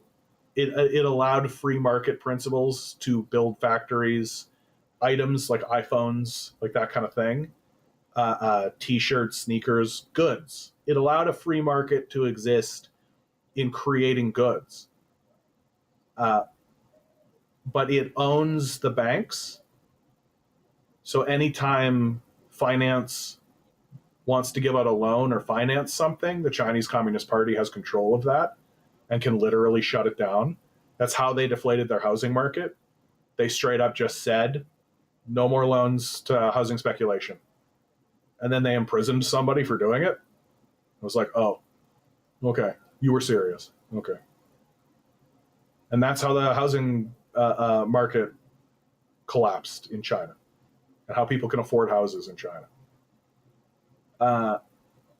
So they own the banks, and they also own the resources. So you can make anything you like, so long as the Chinese communists say you can get the financing and you can buy the resources. But if the Chinese communists don't want you to make the thing that you plan on making, they can cut your financing and they can not sell you the resources. And to me, that's where the stroke of brilliance has come from the Chinese Communist Party. That they allowed this veneer, they created a box. They created a box for capitalists to play in. But they said, you can't step outside of the box. And every so often, the capitalists make something that the Chinese communists want to keep. And so they just wait until the enterprise no longer becomes profitable or collapses under its own weight, as is the capitalist way. And then they just take it and they run it themselves. That's exactly what's happening in the solar market. Like the solar market, it got to the point where capitalists couldn't make a profit creating solar panels because they created so many solar panels that it made the electricity not you can't make any money with it. It just produces infinite energy forever, and you can't make any money from that. And so once it got to the point where they couldn't make any more money from the solar panels, capitalists stopped investing in it and they stopped getting involved in it. So the Chinese communists just picked it up and kept doing it. Because they're like, yeah, free infinite energy forever. That sounds great. We don't need profit to know that that's a good thing. We don't need to be convinced of the finances of this. We don't need to see the line go up. Infinite energy forever. Yeah, sounds good. We'll definitely invest in that as the Chinese Communist Party, for sure. Whereas capitalists would have stopped. They would have stopped doing that because the only thing that matters is money go up, line go up, good, and that's it. Ranger Doomer says, lucky for us, modern capitalists are dumb. I think it's just way worse than dumb, right? Like, dumb implies, like, if they were dumb, they wouldn't be able to do the things that they do. They're very smart. They've just bought into a religious ideology. And that religious ideology is money good. I actually think it's got three prongs. I've talked about this a lot in the past. I don't really talk about it that much recently, but I think that as a religion, it essentially has, it's a trifecta. It's a self-reinforcing trifecta. And so it's very difficult for people who are bought into the religious ideology to get out of it. Which is, it's the worship of money. Whoever has the most money is the king. That's why we're supposed to care about Elon Musk, even though he's a dimwit. It's the worship of the self, right? So my goal is to get more money, right? People are profit driven. That's the only reason anybody does anything is for profit and for no reason, no other reason. You just don't know human nature. Even though you are human. I guess I don't count, but that's fine. And then the third pillar took me a long time. For a long time, I was calling it the worship of stupidity. But it was just like, it's not accurate. It's not accurate. It's just a placeholder. And then I realized it's the worship of chaos. What's their big thing that they always care about? A free market. Just chaos. Right? So you end up with this self-reinforcing ideology, the unholy trinity of the capitalist death cult, that says, I'm the most important thing in all creation. I stand above everyone. I am the hero of my own story. And I am meant to interact in a chaotic system, the jungle, from which a hierarchy is erected based on who has the most amount of money. And that is the only measurement of anyone's worth. So it's way worse than dumb. It's way worse than dumb. It is a religious ideology. And it's a religious ideology that's leading us to Trump. And that we're just going to keep getting Trump. Because we absolutely refuse to acknowledge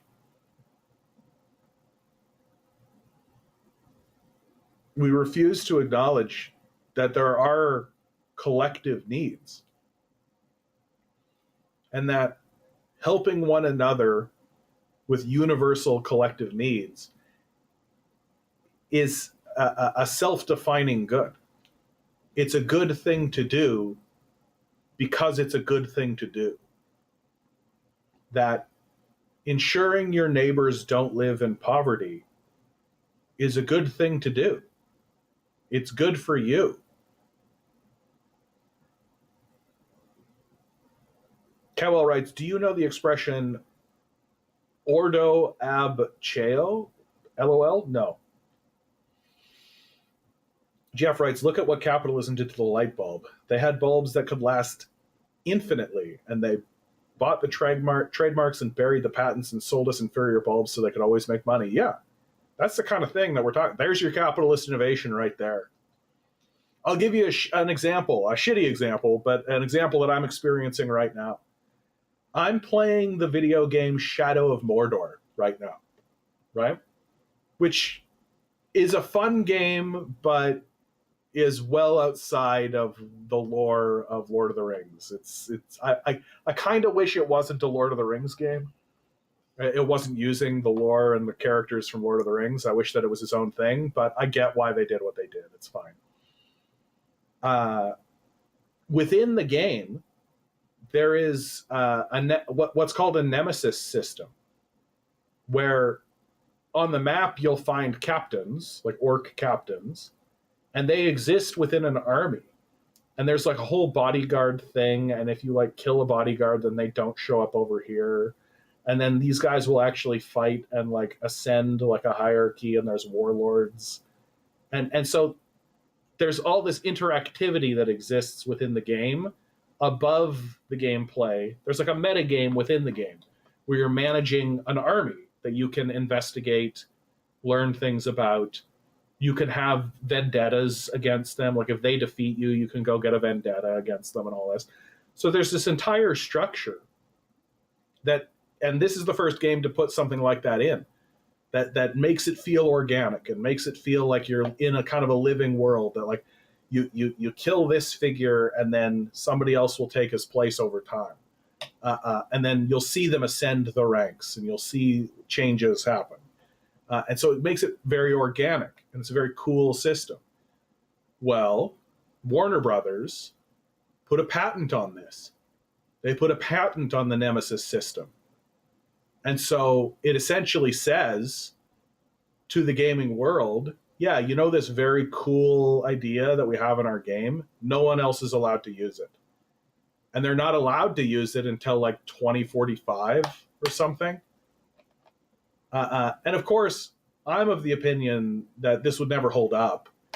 Like you can't patent the jump button, right? But Warner Brothers is a massive studio, right? You'd never have the legal power to be able to actually stand up against these guys. So nobody does. So here's an example of a company that actually innovated something, right? Created a new idea. And why isn't it ubiquitous? Why isn't it being spread into the system? Because a bunch of fucking capitalists are like, yeah, give me money. I don't want you to have it. Give me money. It's just shitty. XD writes, except Warframe actually copied this system in their Lich system. Good. No, good. It's a great system. It's a fucking great system. I think that the Nemesis system should exist in every single game. It's a great idea, and it works really well. Like it is innovative. Like it is. Like if somebody was in here and was a defender of capitalism, yeah, look at that. There's your capitalist innovation right there. Except who's holding it back? Fucking capitalists. Scrail, good to see you. Maybe the show Firefly guessed right with the future China dominating the world with their sheer numbers of populace and volume of products. Yeah, I think that that's accurate.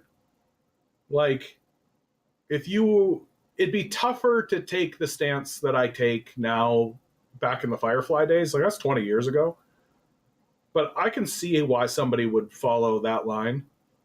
Like, there's just like 1.5 billion of them. Like, there's just way more of them. And we've seen that every single time the Chinese open themselves up to more communication with the outside world, the Chinese just overwhelm and dominate. I had a Chinese guy say to me one time, yeah, the Great Firewall of China doesn't exist for our benefit. It exists for your benefit. That if we were to get into Reddit, we would overwhelm you. Just by our sheer numbers. And it's like, oh yeah, okay. Yeah, fair enough. And that seems to be more or less what's going to happen. That like China's just going to overwhelm. Although one of the things that seems really interesting about China is that China says like to its citizens, yeah, go travel, get out of here, go see the world, right? And everybody just goes back to China. Not hard to see why. Isaac writes, Cuba has developed medicines to cure diseases, but Cuba. Cuba has developed medicines to cure diseases, but they refuse to grant them patents. Here are some of them: herbiprot P, herbifron, herbipenta, simivax, interferon, alpha 2b. Well, I mean, Cuba has has more doctors than Canada. I like to be clear about this and say, not per capita. Cuba has more doctors than Canada, period. And I have always suspected of Cuba that the thing that holds Cuba back is that it just doesn't have access to the world market. Like, look at what it's achieving already. Look at what it's achieving. Look at what it's able to do just by policy, just by looking at itself and saying, we demand a certain level of dignity. We demand a certain lifestyle. We demand it. And I remember when I was in Cuba, I was just like, man, if these guys had access to the world market, Cuba would be the bomb, man. It would be the bomb.com. Like, everybody there was living a fairly decent life. It was pretty obvious that they were making do, right? There was a lot of making do happening. But the quality of their life was good. And I always believed, like, if there was 100 guys on that island with power tools, Cuba would be completely changed. It would be, man. Like, just like get a crew on that island, just fixing up the place, just showing up at people's houses, being like, "Hey, we got power tools. What do you need?" Like, boy, howdy, man, that would be so fast. I saw people doing pretty complex work with hand tools, and doing jobs that, like, would take them a week to do, but with a power tool would take them 5 minutes. They wouldn't even need to think about it. Just, and they'd do it. So there's a reason why America has kept these sanctions and kept these embargoes, because if Cuba was allowed to trade its tobacco and its rum on the market, its sugar on the market, Cuba would be a very wealthy country, and its citizens would be very well off. I think it would be very, very difficult for America. Like, and America doesn't want to have, like, a successful communist nation right off the coast of Florida, like a place where people could literally point to and be like, the Cubans are doing great. They don't have any poverty. They don't have any homelessness. Everybody in their society is well educated. Everybody's pursuing something incredible and dynamic. There's not this grinding poverty that exists in capitalist nations. How did they do that? Oh, they just agreed to it. They just looked at one another and said, we should all just be well off, right? Like, everybody should do well. And there was literally nobody in the society that was like, you should all work for me while I do nothing. Look at my face on TV and worship me because I'm so rich and you're poor. I'm better than you because I have money and you don't. It just doesn't exist. Please, yes. God, please, yes. I think to me, that's like, outside of the obvious, like, war and death and genocide and all that, I think the most annoying part about this is that they keep shoving Elon Musk in my face. Like, I have to know who this guy is.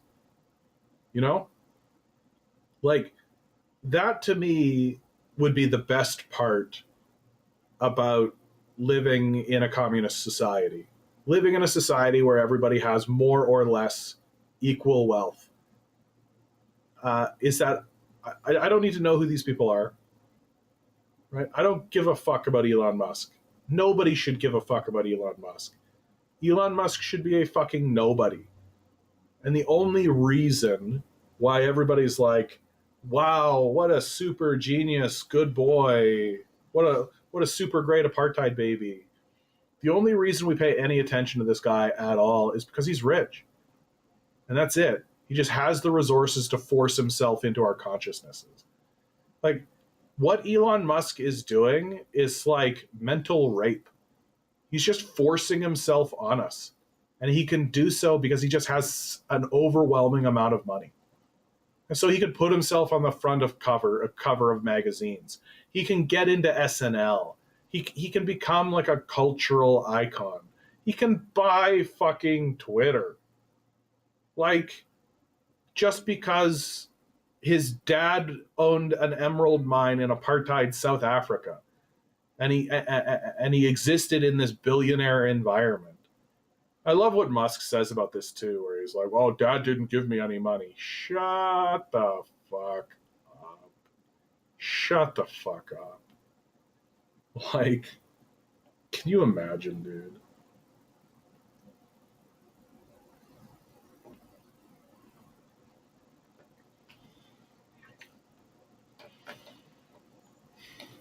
Peanut Butter Beatrice says that's a great that's a great analogy. I forget the analogy that I said, so but thank you. Like these guys colonize our minds, right? Like, that's the big affront. That's the thing that I hate the most.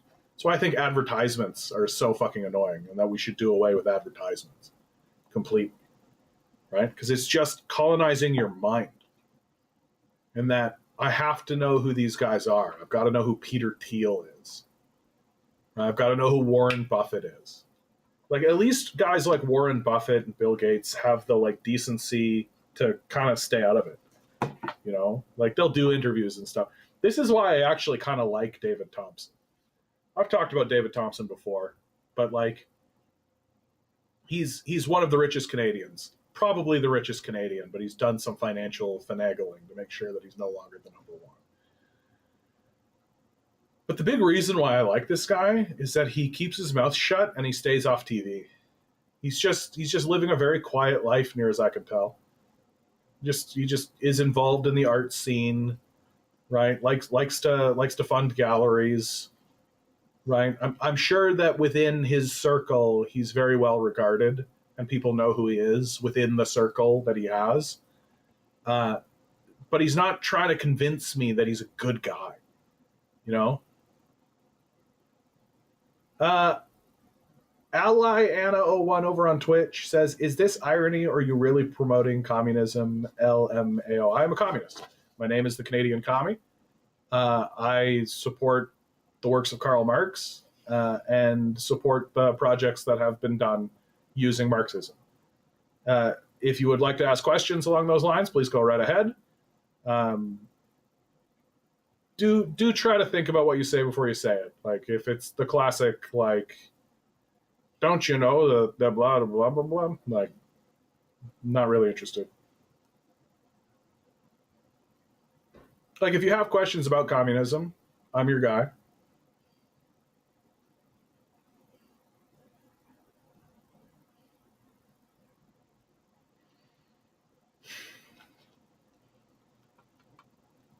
I do have a really good article here.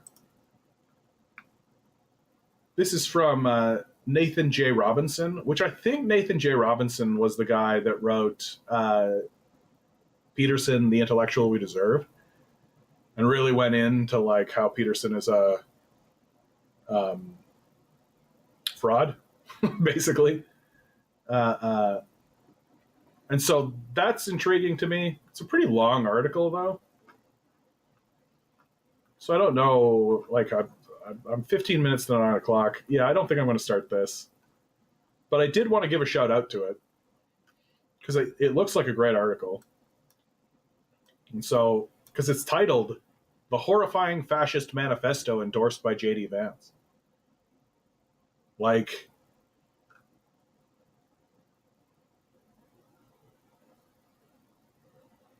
Cowell writes, "In communism, you'd be less anxious about the future and inflation and AI and robots." Well, like, robots and AI could only be seen as a major positive, right? Like, oh, it's saving us all this labor. Cool. Right? Oh, we don't need to do that work anymore. Cool. And we all benefit. Cool. Right? And, like, I don't think anybody would give a shit about inflation. Like, what are the things one of the big features, one of the things that I'd be really excited about, like if I was somehow in the apparatus to helm this ship at all, one of the things that I would always be pushing for is how do we get the money into the background? That money is useful from a measurement standpoint, right? Like, my perception of how money is useful is the same way as I consider inches to be useful, right? It's useful to be able to measure distance. Well, it's useful to measure value through money, right? But what we've done is we've individualized money and created a whole, like Americans will bang on about like the Chinese social credit system. Well, money is a social credit system. That's what it is. You want food, you want shelter, you want to be measured in your society. You want women to like you, right? You want to be respected by your peers. Money. That's the way that we measure people. That's the social credit score. Forget about the fact that we have a credit score on top of that. But money is the social credit score. And here in Canada, we actually have systems that we use that have been implemented and push the money into the background. We don't interact with the system monetarily, right? And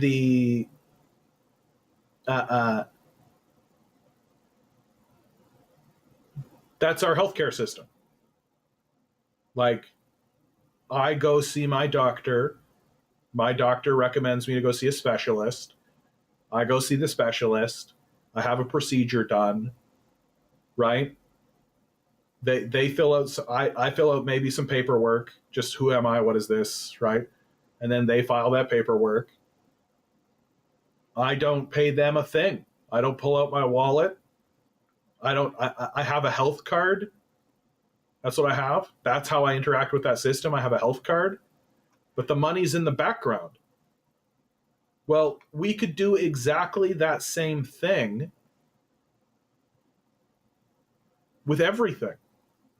We could do exactly that same thing with groceries. We could do exactly that same thing with clothing. We could do exactly that same thing with shelter. We could just have a system that we all interact with, where we go in, we get what we need, or we live where we need. We interact with the system.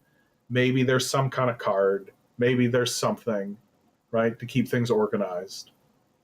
But then we don't give any money. There's no payment. You just leave. Like, every single time I leave a doctor's office, I say exactly the same thing. Is there anything else you need from me? And they always go, nope, thanks. Because it feels weird walking out of the place without paying anybody anything.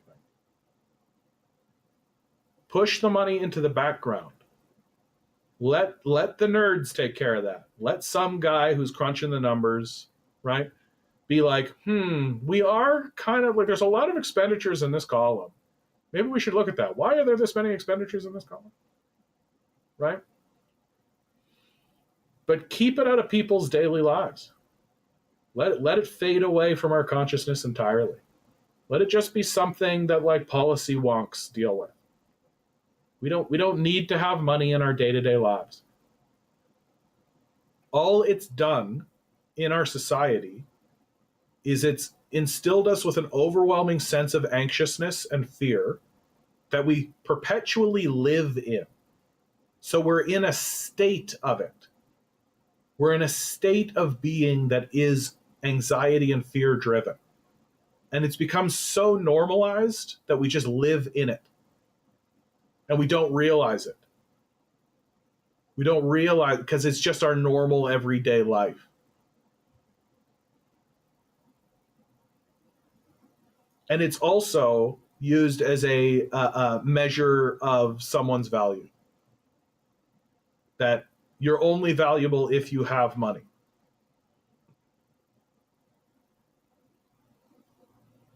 It's just insane.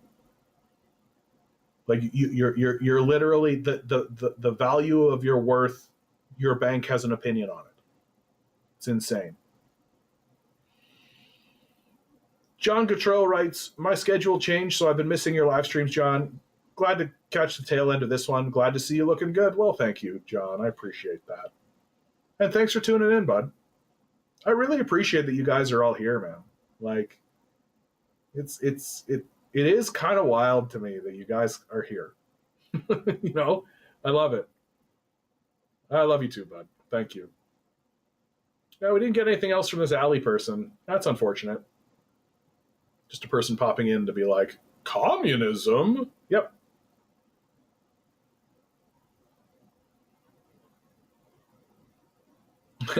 Inverted Mystic says, when I'm a psychopath, I don't want to be taxed and regulated. Yeah. Like, serial killers wouldn't want to be regulated. I understand. Like, people who support and endorse genocide don't want to be regulated. I get it. Like if I'm a serial rapist, I don't want to be regulated. I understand. You know? Like, there's no good reason to have $1 billion. You know? There's literally no good reason. That the only reason you want more wealth than you need is to do something fucked up. And that's it. You have no intention of doing anything good. You're definitely not helping anybody. And if your intention is to do good, then you can probably convince the people around you to support it and go along with it, right? You could probably stand to like walk into like a town hall meeting, be like, hey guys, I have a good idea, right? But that's not what these guys want to do. These guys want to dominate and control. They want to exert themselves on you without your consent. That's the point. Inverted writes, the only reason people defend billionaires is they operate on this illusion that one day they will be a billionaire too. Or they'll be able to interact with a billionaire or something. Yeah. Like, it is pretty perverse, isn't it? Like, there's a real, like, perversion to the whole thing.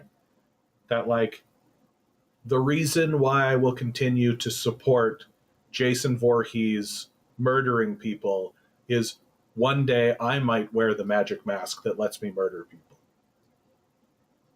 Like, that's literally what that is. That's how people think. that like, I can't wait until I get to do evil things. I can't wait until my darkest ambitions are fulfilled. I can't wait until nobody can tell me not to do that really, really fucked up thing I want to do. Right? Because that's basically what it is. Like, nobody is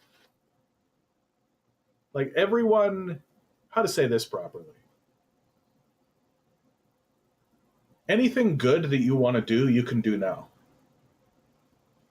Right? Anything good you want to do. You're limited, obviously, because you only have a certain amount of time and you're in this kind of grind space. Right? But anything that's worthwhile for your society, anything that's good to do, you can just do right now. Right?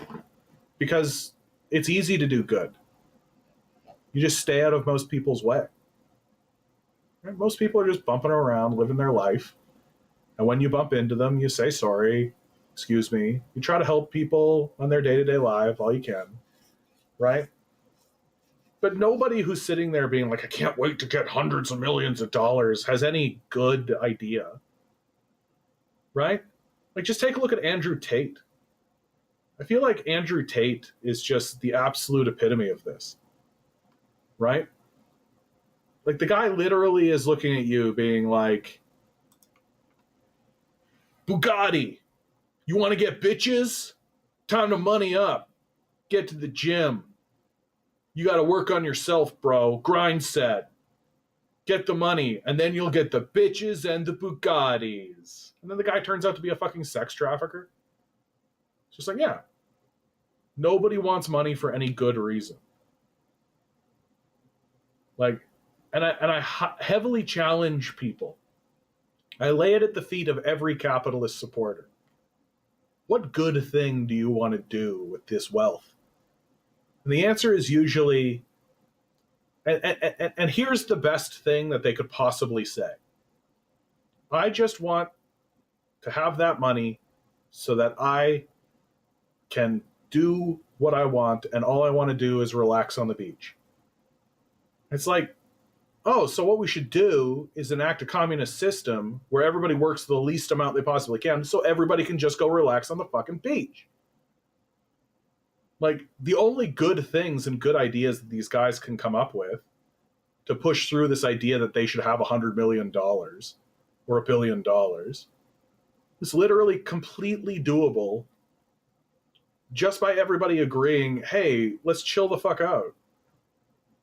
But we're so caught up in this religious ideology where people need to prove their value or prove their worth. And of course, who are they proving their value to? Capitalists, right? If you can't prove your value, or you won't prove your value to capitalists, well, then you're worthless, right? Right? Scrail writes, they only want to do that if there's no one else can, so they can flaunt it. Yeah. So it's just like the worst aspects of human nature, right? Like, as much as these guys bang on about how their shittiness is human nature, it's like, yeah, it's not all of human nature, right? Like, there's a human nature is a wide spectrum, and we should be building a system to encourage good aspects and good attributes and discourage bad ones. You know? Like, people, even like the most dark far right person understands that very concept. It's like why we have a prison system. These guys are sitting here being like, there are bad people and we should punish them. Oh, so that means you think you're good. So human nature is good then. Right? No, that never plays. Human nature is always just the most base, selfish, childish thing you can imagine, because these people are base and selfish and childish. Like, they don't have, they don't actually believe in things like love, right? They don't have compassion or empathy. They have brain damage that has prevented that from happening. Like, it's, we're in this like incredible society. Like, we have access to all this technology. We have access to all of this knowledge. We have so much information. We have so much resources, and we're just squandering it. We're just squandering it. And the reason why we're squandering it, this is my absolute favorite. I love this. We're squandering it so that a small, tiny group of brain damaged children can get access to paper that they themselves are responsible for printing.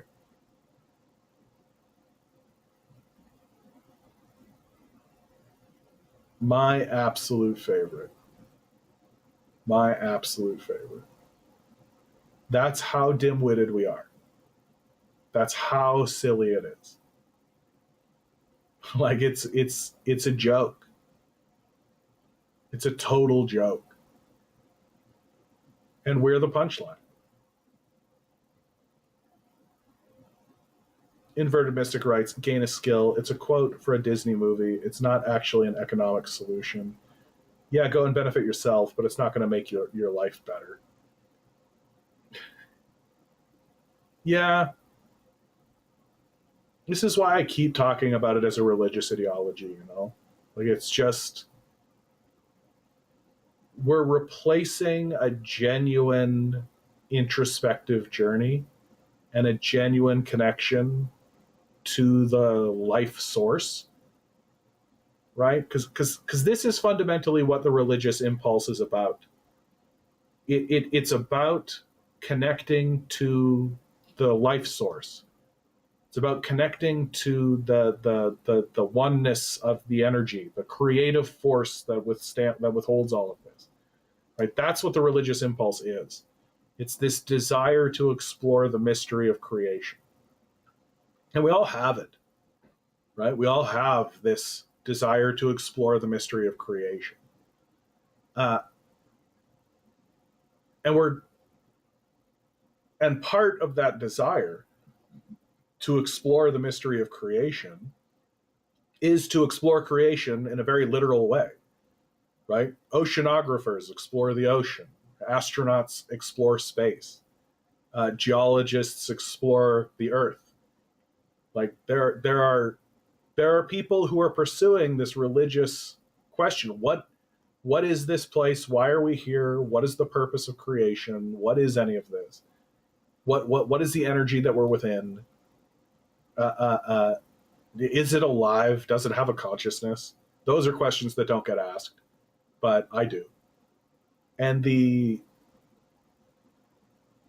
but this exploration, this and the introspection that it can bring, and the growth that it can bring internally, is so key and so crucial and so important to what it is to be a human being. But we're also extremely distractible because we like witnessing the things that other people create. We like creating things for other people to witness because we are creation and we like creation. And what capitalists do is that they insert in the middle of all of this some imaginary made up bullshit that simply doesn't need to be there, that when we buy into it like it's a religion. Inverted writes, it really is a death cult, like you said. The money is connected to things you need to survive. But like, it wouldn't matter if the money was only used for luxury items like sports cars, then no one would care. But when it's connected to the roof over your head, the food you eat, how can it be anything else than a death cult? Yeah. Like, yeah. Like, what kind of ridiculous society withholds shelter when we have more shelter than people because you don't have access to little scraps of paper? And the scraps of paper that you have to get them by proving to the very people who are withholding the food and shelter in the first place that you're worth keeping alive. Like, these people are placing themselves above God. That you were created into a world without the permission of the capitalists at all. But if you want to stay here and survive, then you need their permission. And of course, some dimwit will be like, well, then you go in the wilderness. They own all that. You can't just walk out into the wilderness.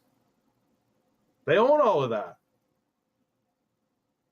What am I gonna pitch a tent on somebody's land? Get the fuck out of here. Cowell writes, it's a disgrace to see in the wealthiest country a 75-year-old mommy still needs to work to survive and being homeless. Yeah. No, it is a disgrace. To me, the most disgraceful thing is like single moms that need to go to work. Like, it's no small wonder at all that we're in this major population decline. Like, this is a system that's going to kill itself, and it's going to kill itself. It's going to kill itself because it can't self-replicate. That really is the bottom line when it comes to capitalism. Like, for all the tales of climate change and for all the duress that we're under and all the anxiety and all of that kind of stuff, like, the system of capital dies out, and dies out for one specific reason: because it cannot self-replicate. That the population growth that we have experienced has happened in spite of capitalism, and oftentimes because capitalism has been pushed to the side. The baby boom happened because of the New Deal. Like, you want big population growth? Yeah, let people fuck. Take the pressure off. Drop the anxiety a little bit. Let people have a good life. Right? You're worried about your population growth? Maybe having everybody work 2 full-time jobs to not pay rent has something to do with it. Real head scratcher there, Elon. Really tough to figure out. No, it's just woke, I guess. It's just the woke mind virus.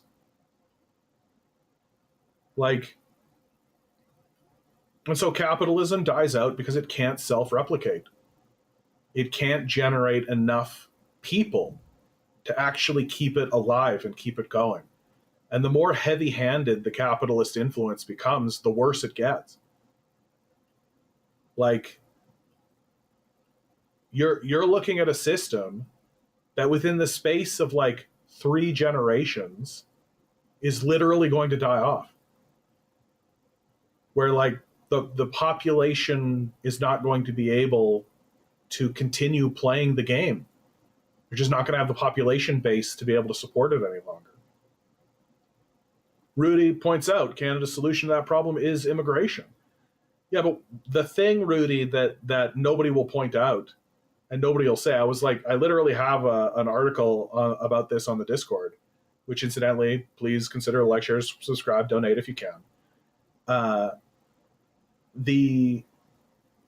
Is that emigration numbers, that's people leaving Canada, have spiked and skyrocketed as well. Because what's happening is that you're getting all of this immigration, you're getting all these people to come into Canada, and they're looking around Canada, and they're staying for a couple of years, but then they see that the price of housing has skyrocketed. They see that, like, they see the sights, and they take a look at what Canada has to offer. They experience a winter, right? And very quickly, they're just like, I don't think so, man. Like, the cost of living here is outrageous. It's outrageous. That what happens every single time is that they look at the wage and they go, oh, that's more than I'm making here. Oh, I'll make more money and therefore I will be better off. And then they come here and the cost of living is so fucking ridiculous, right? That they get the fuck out of here. That's a great question, Rudy, actually. Where are they going? Do you know? I don't actually know where they're going. My assumption, but it is an assumption, is that they're just going home, right? Like, it seems like a fairly common story.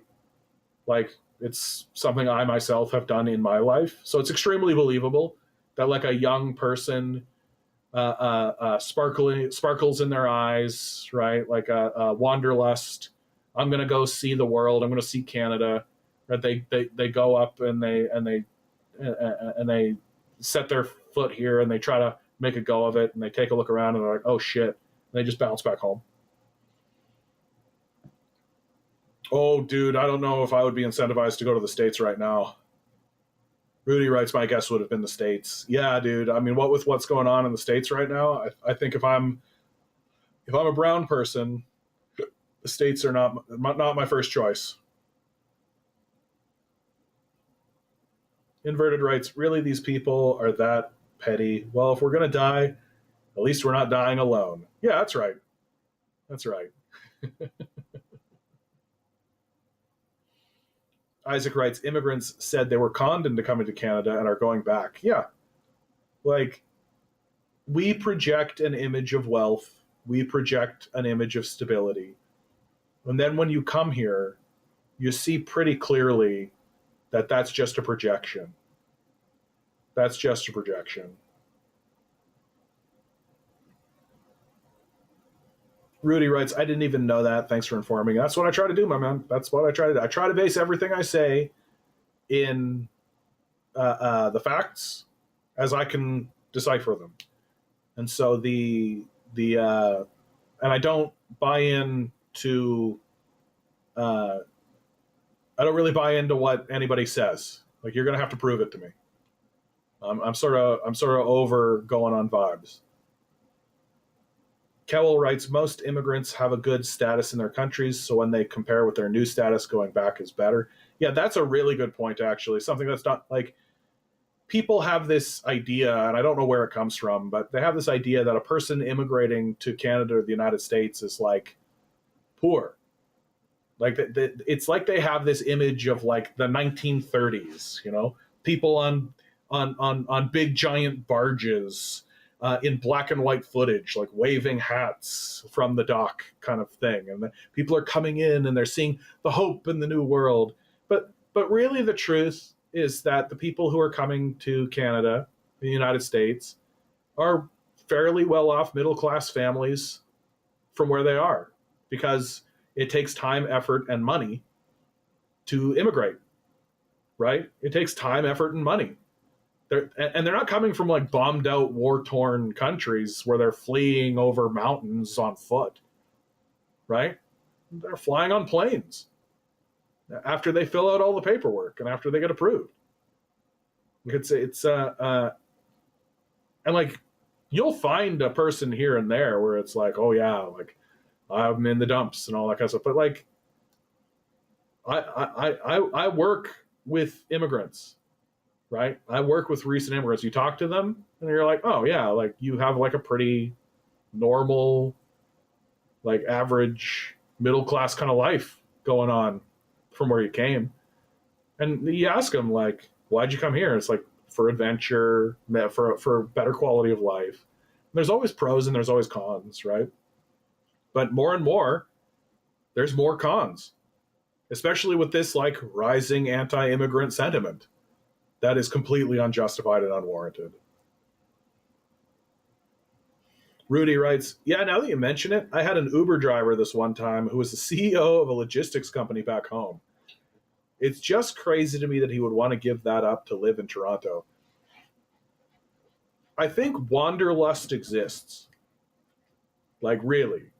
I think that people have within them just this inherent desire to get out there and see the world, right?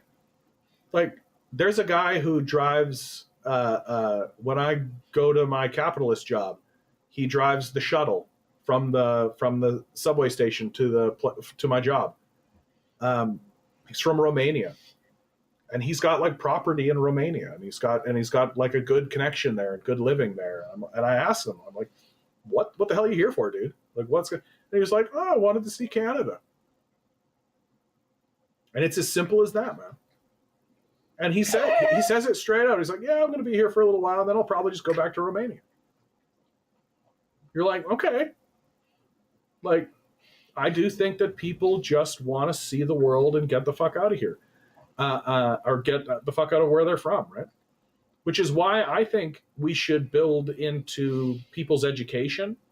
Like, when kids graduate from high school, we should give them another year, and we should fund them, and we should send them overseas. Like, we should send them into the world and let them travel and get them out, because they've spent so much time kind of rooted into this one location, and their perception of what the world is like is really small, no matter where they're from. And we should say to them, get the fuck out of here for a year, go see the world, go exploring, right? Get that wanderlust, right? Don't stick around home. Get that wanderlust out of your system, right? Because that wanderlust exists, right? People need variety. Variety is the spice of life. People need change. They can't just keep doing the same thing over and over and over and over and over again. They go crazy. Right? People need to experience different things and break out of the confines of their nationalistic worldview. They need that. They need to realize, like, the number one thing that would break anybody of the negative worldview that they have of a place like North Korea or China would be to put them in North Korea or put them in China. very quickly they would just be like, oh, these people are people. That's all. They're just a bunch of people. Look at this. They're just a bunch of people. They're bothering around being a bunch of people. This place is nice. How'd this place get so nice? Right? And the moment you start talking to people, you're just like, oh, yeah, you're just a person. Like, I'm originally from Manitoba, not just Manitoba, but like a small town, and not just a small town in Manitoba, but 10-minute drive outside that small town. So I'm not rural Manitoba, I'm rural Manitoba. I'm literally connected to farmers. Like I'm straight up just on the land. And when I moved to Toronto, everybody from my community was like, oh, the big city, you better go. Oh, and everybody had like fear. There's like a fear of the big city and all. So I came to Toronto and there was like this anxiety of sort of like, oh, God, maybe something bad is going to happen. And I was here for maybe a day. And I was just like walking around and I was just like, these are just people. This is just people. Yeah, I'm sure something will happen, but you know what? Something happened in Manitoba too. So these are just normal people. And like breaking kids of this, like, they're the big battle. But it's why Westerners will never do it. So much of capitalism relies on fear of the unknown, fear of the foreigner. Right, so much of the capitalist system really fosters nationalism, maintains the childish positions we begin in, right? Maintains the sort of selfish desire for ambition, maintains the maintains like the sociopathic, cloying need for validation through stuff and objects, and maintains this nationalism that we're born with, right? Like, you can be broken of that, and it's not hard to do. Like, the easiest way to break somebody of their nationalism is to get them out of their nation and to get them to live with the foreigners they so despise. And it's not going to take long, you know? You're just going to, like, live in the area and just be like, oh, yeah, it's fine. Like, maybe you'll hold on to some prejudices and maybe you'll hold on to some racist views, but the edges are going to be softened. It's so tough to hang on to that shit. Like, it's just so tough. It takes energy to do. Like, that's the thing that I learned. It takes energy to hold on to that stuff. It's easier to let it go and to just be like, they're just people. That's all. Isaac writes, I do taxes at work for a lot of these new immigrants, and I see tuitions. Yeah, tuition fees, 60,000 to 100,000. Yeah. Well, and the debt peonage, right? Like, the debt peonage is such a, it's a way to keep workers disciplined. Like, that's what it's for. Like, oh, you want to come here and study? Okay, well, we're going to saddle you with all this debt that you have to pay back to us. So make sure you spend the next 10 years of your life doing this job that we say you have to do. And if you don't, then you're just going to be living with debt peonage your whole life. Like, that's what that is. Like, if we were wise, like, we're not, obviously, but if we were, there'd be no such thing as student debt. Like, what are you talking about? Student debt? That's such a stupid idea. I can't even begin to tell you how stupid an idea that is. Like, you are fundamentally saying we're going to be a worse society. We're going to have less growth. We're going to have less success. We're going to have less educated people. We're gonna make sure that people only study vocations. We're going to ensure that nobody can actually pursue anything that they think is valuable, right? We're going to make sure that it's only stuff that we think is valuable, and what we think is valuable is exclusively what makes us money. So it's just this dumb system that keeps perpetuating its stupidity. And at the end of the day, it refuses to self-replicate. Like, The Chinese are literally over there being like, stop having children, we're self-replicating too effectively. We're worried about our resources. We're worried this is going to cause problems if we self-replicate so effectively. Right? And they're like keeping an eye on it and keeping a clamp on it and being like, okay, cool. Okay, our resources are going up. We can ease off, right? They're like measuring it because the system wants to self-replicate so much. The humans are like, I can't wait to self-replicate. Right? Over here, we're just like, fuck, god damn, I can't self-replicate. No, I need to go to sleep. I can't self-replicate. Not tonight, I have a headache. I can't self-replicate. Right? So the system, like, it's amazing seeing how the system is failing on such a colossal scale. Like, when I was growing up, there was this, the myth was still intact. There was still this myth that, oh, this is the great economy and everything's going well and all this. And it's like, I really wish, if I could go back in time and say one thing to my younger self, it literally would be, hey, bud, everything you suspect about this place is correct. This place is in a major decline. Stop listening to these people. Start talking about it now. I wish I had started sooner. Like, I wish I had gotten on YouTube and I wish I had started doing this stuff sooner. Because, like, I saw these Nazis coming. I saw this shit going down.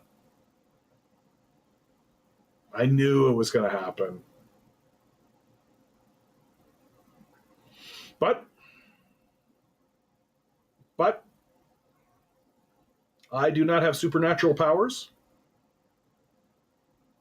And I have to believe that every step was meant to be in the place that it was, to make me the person that I am.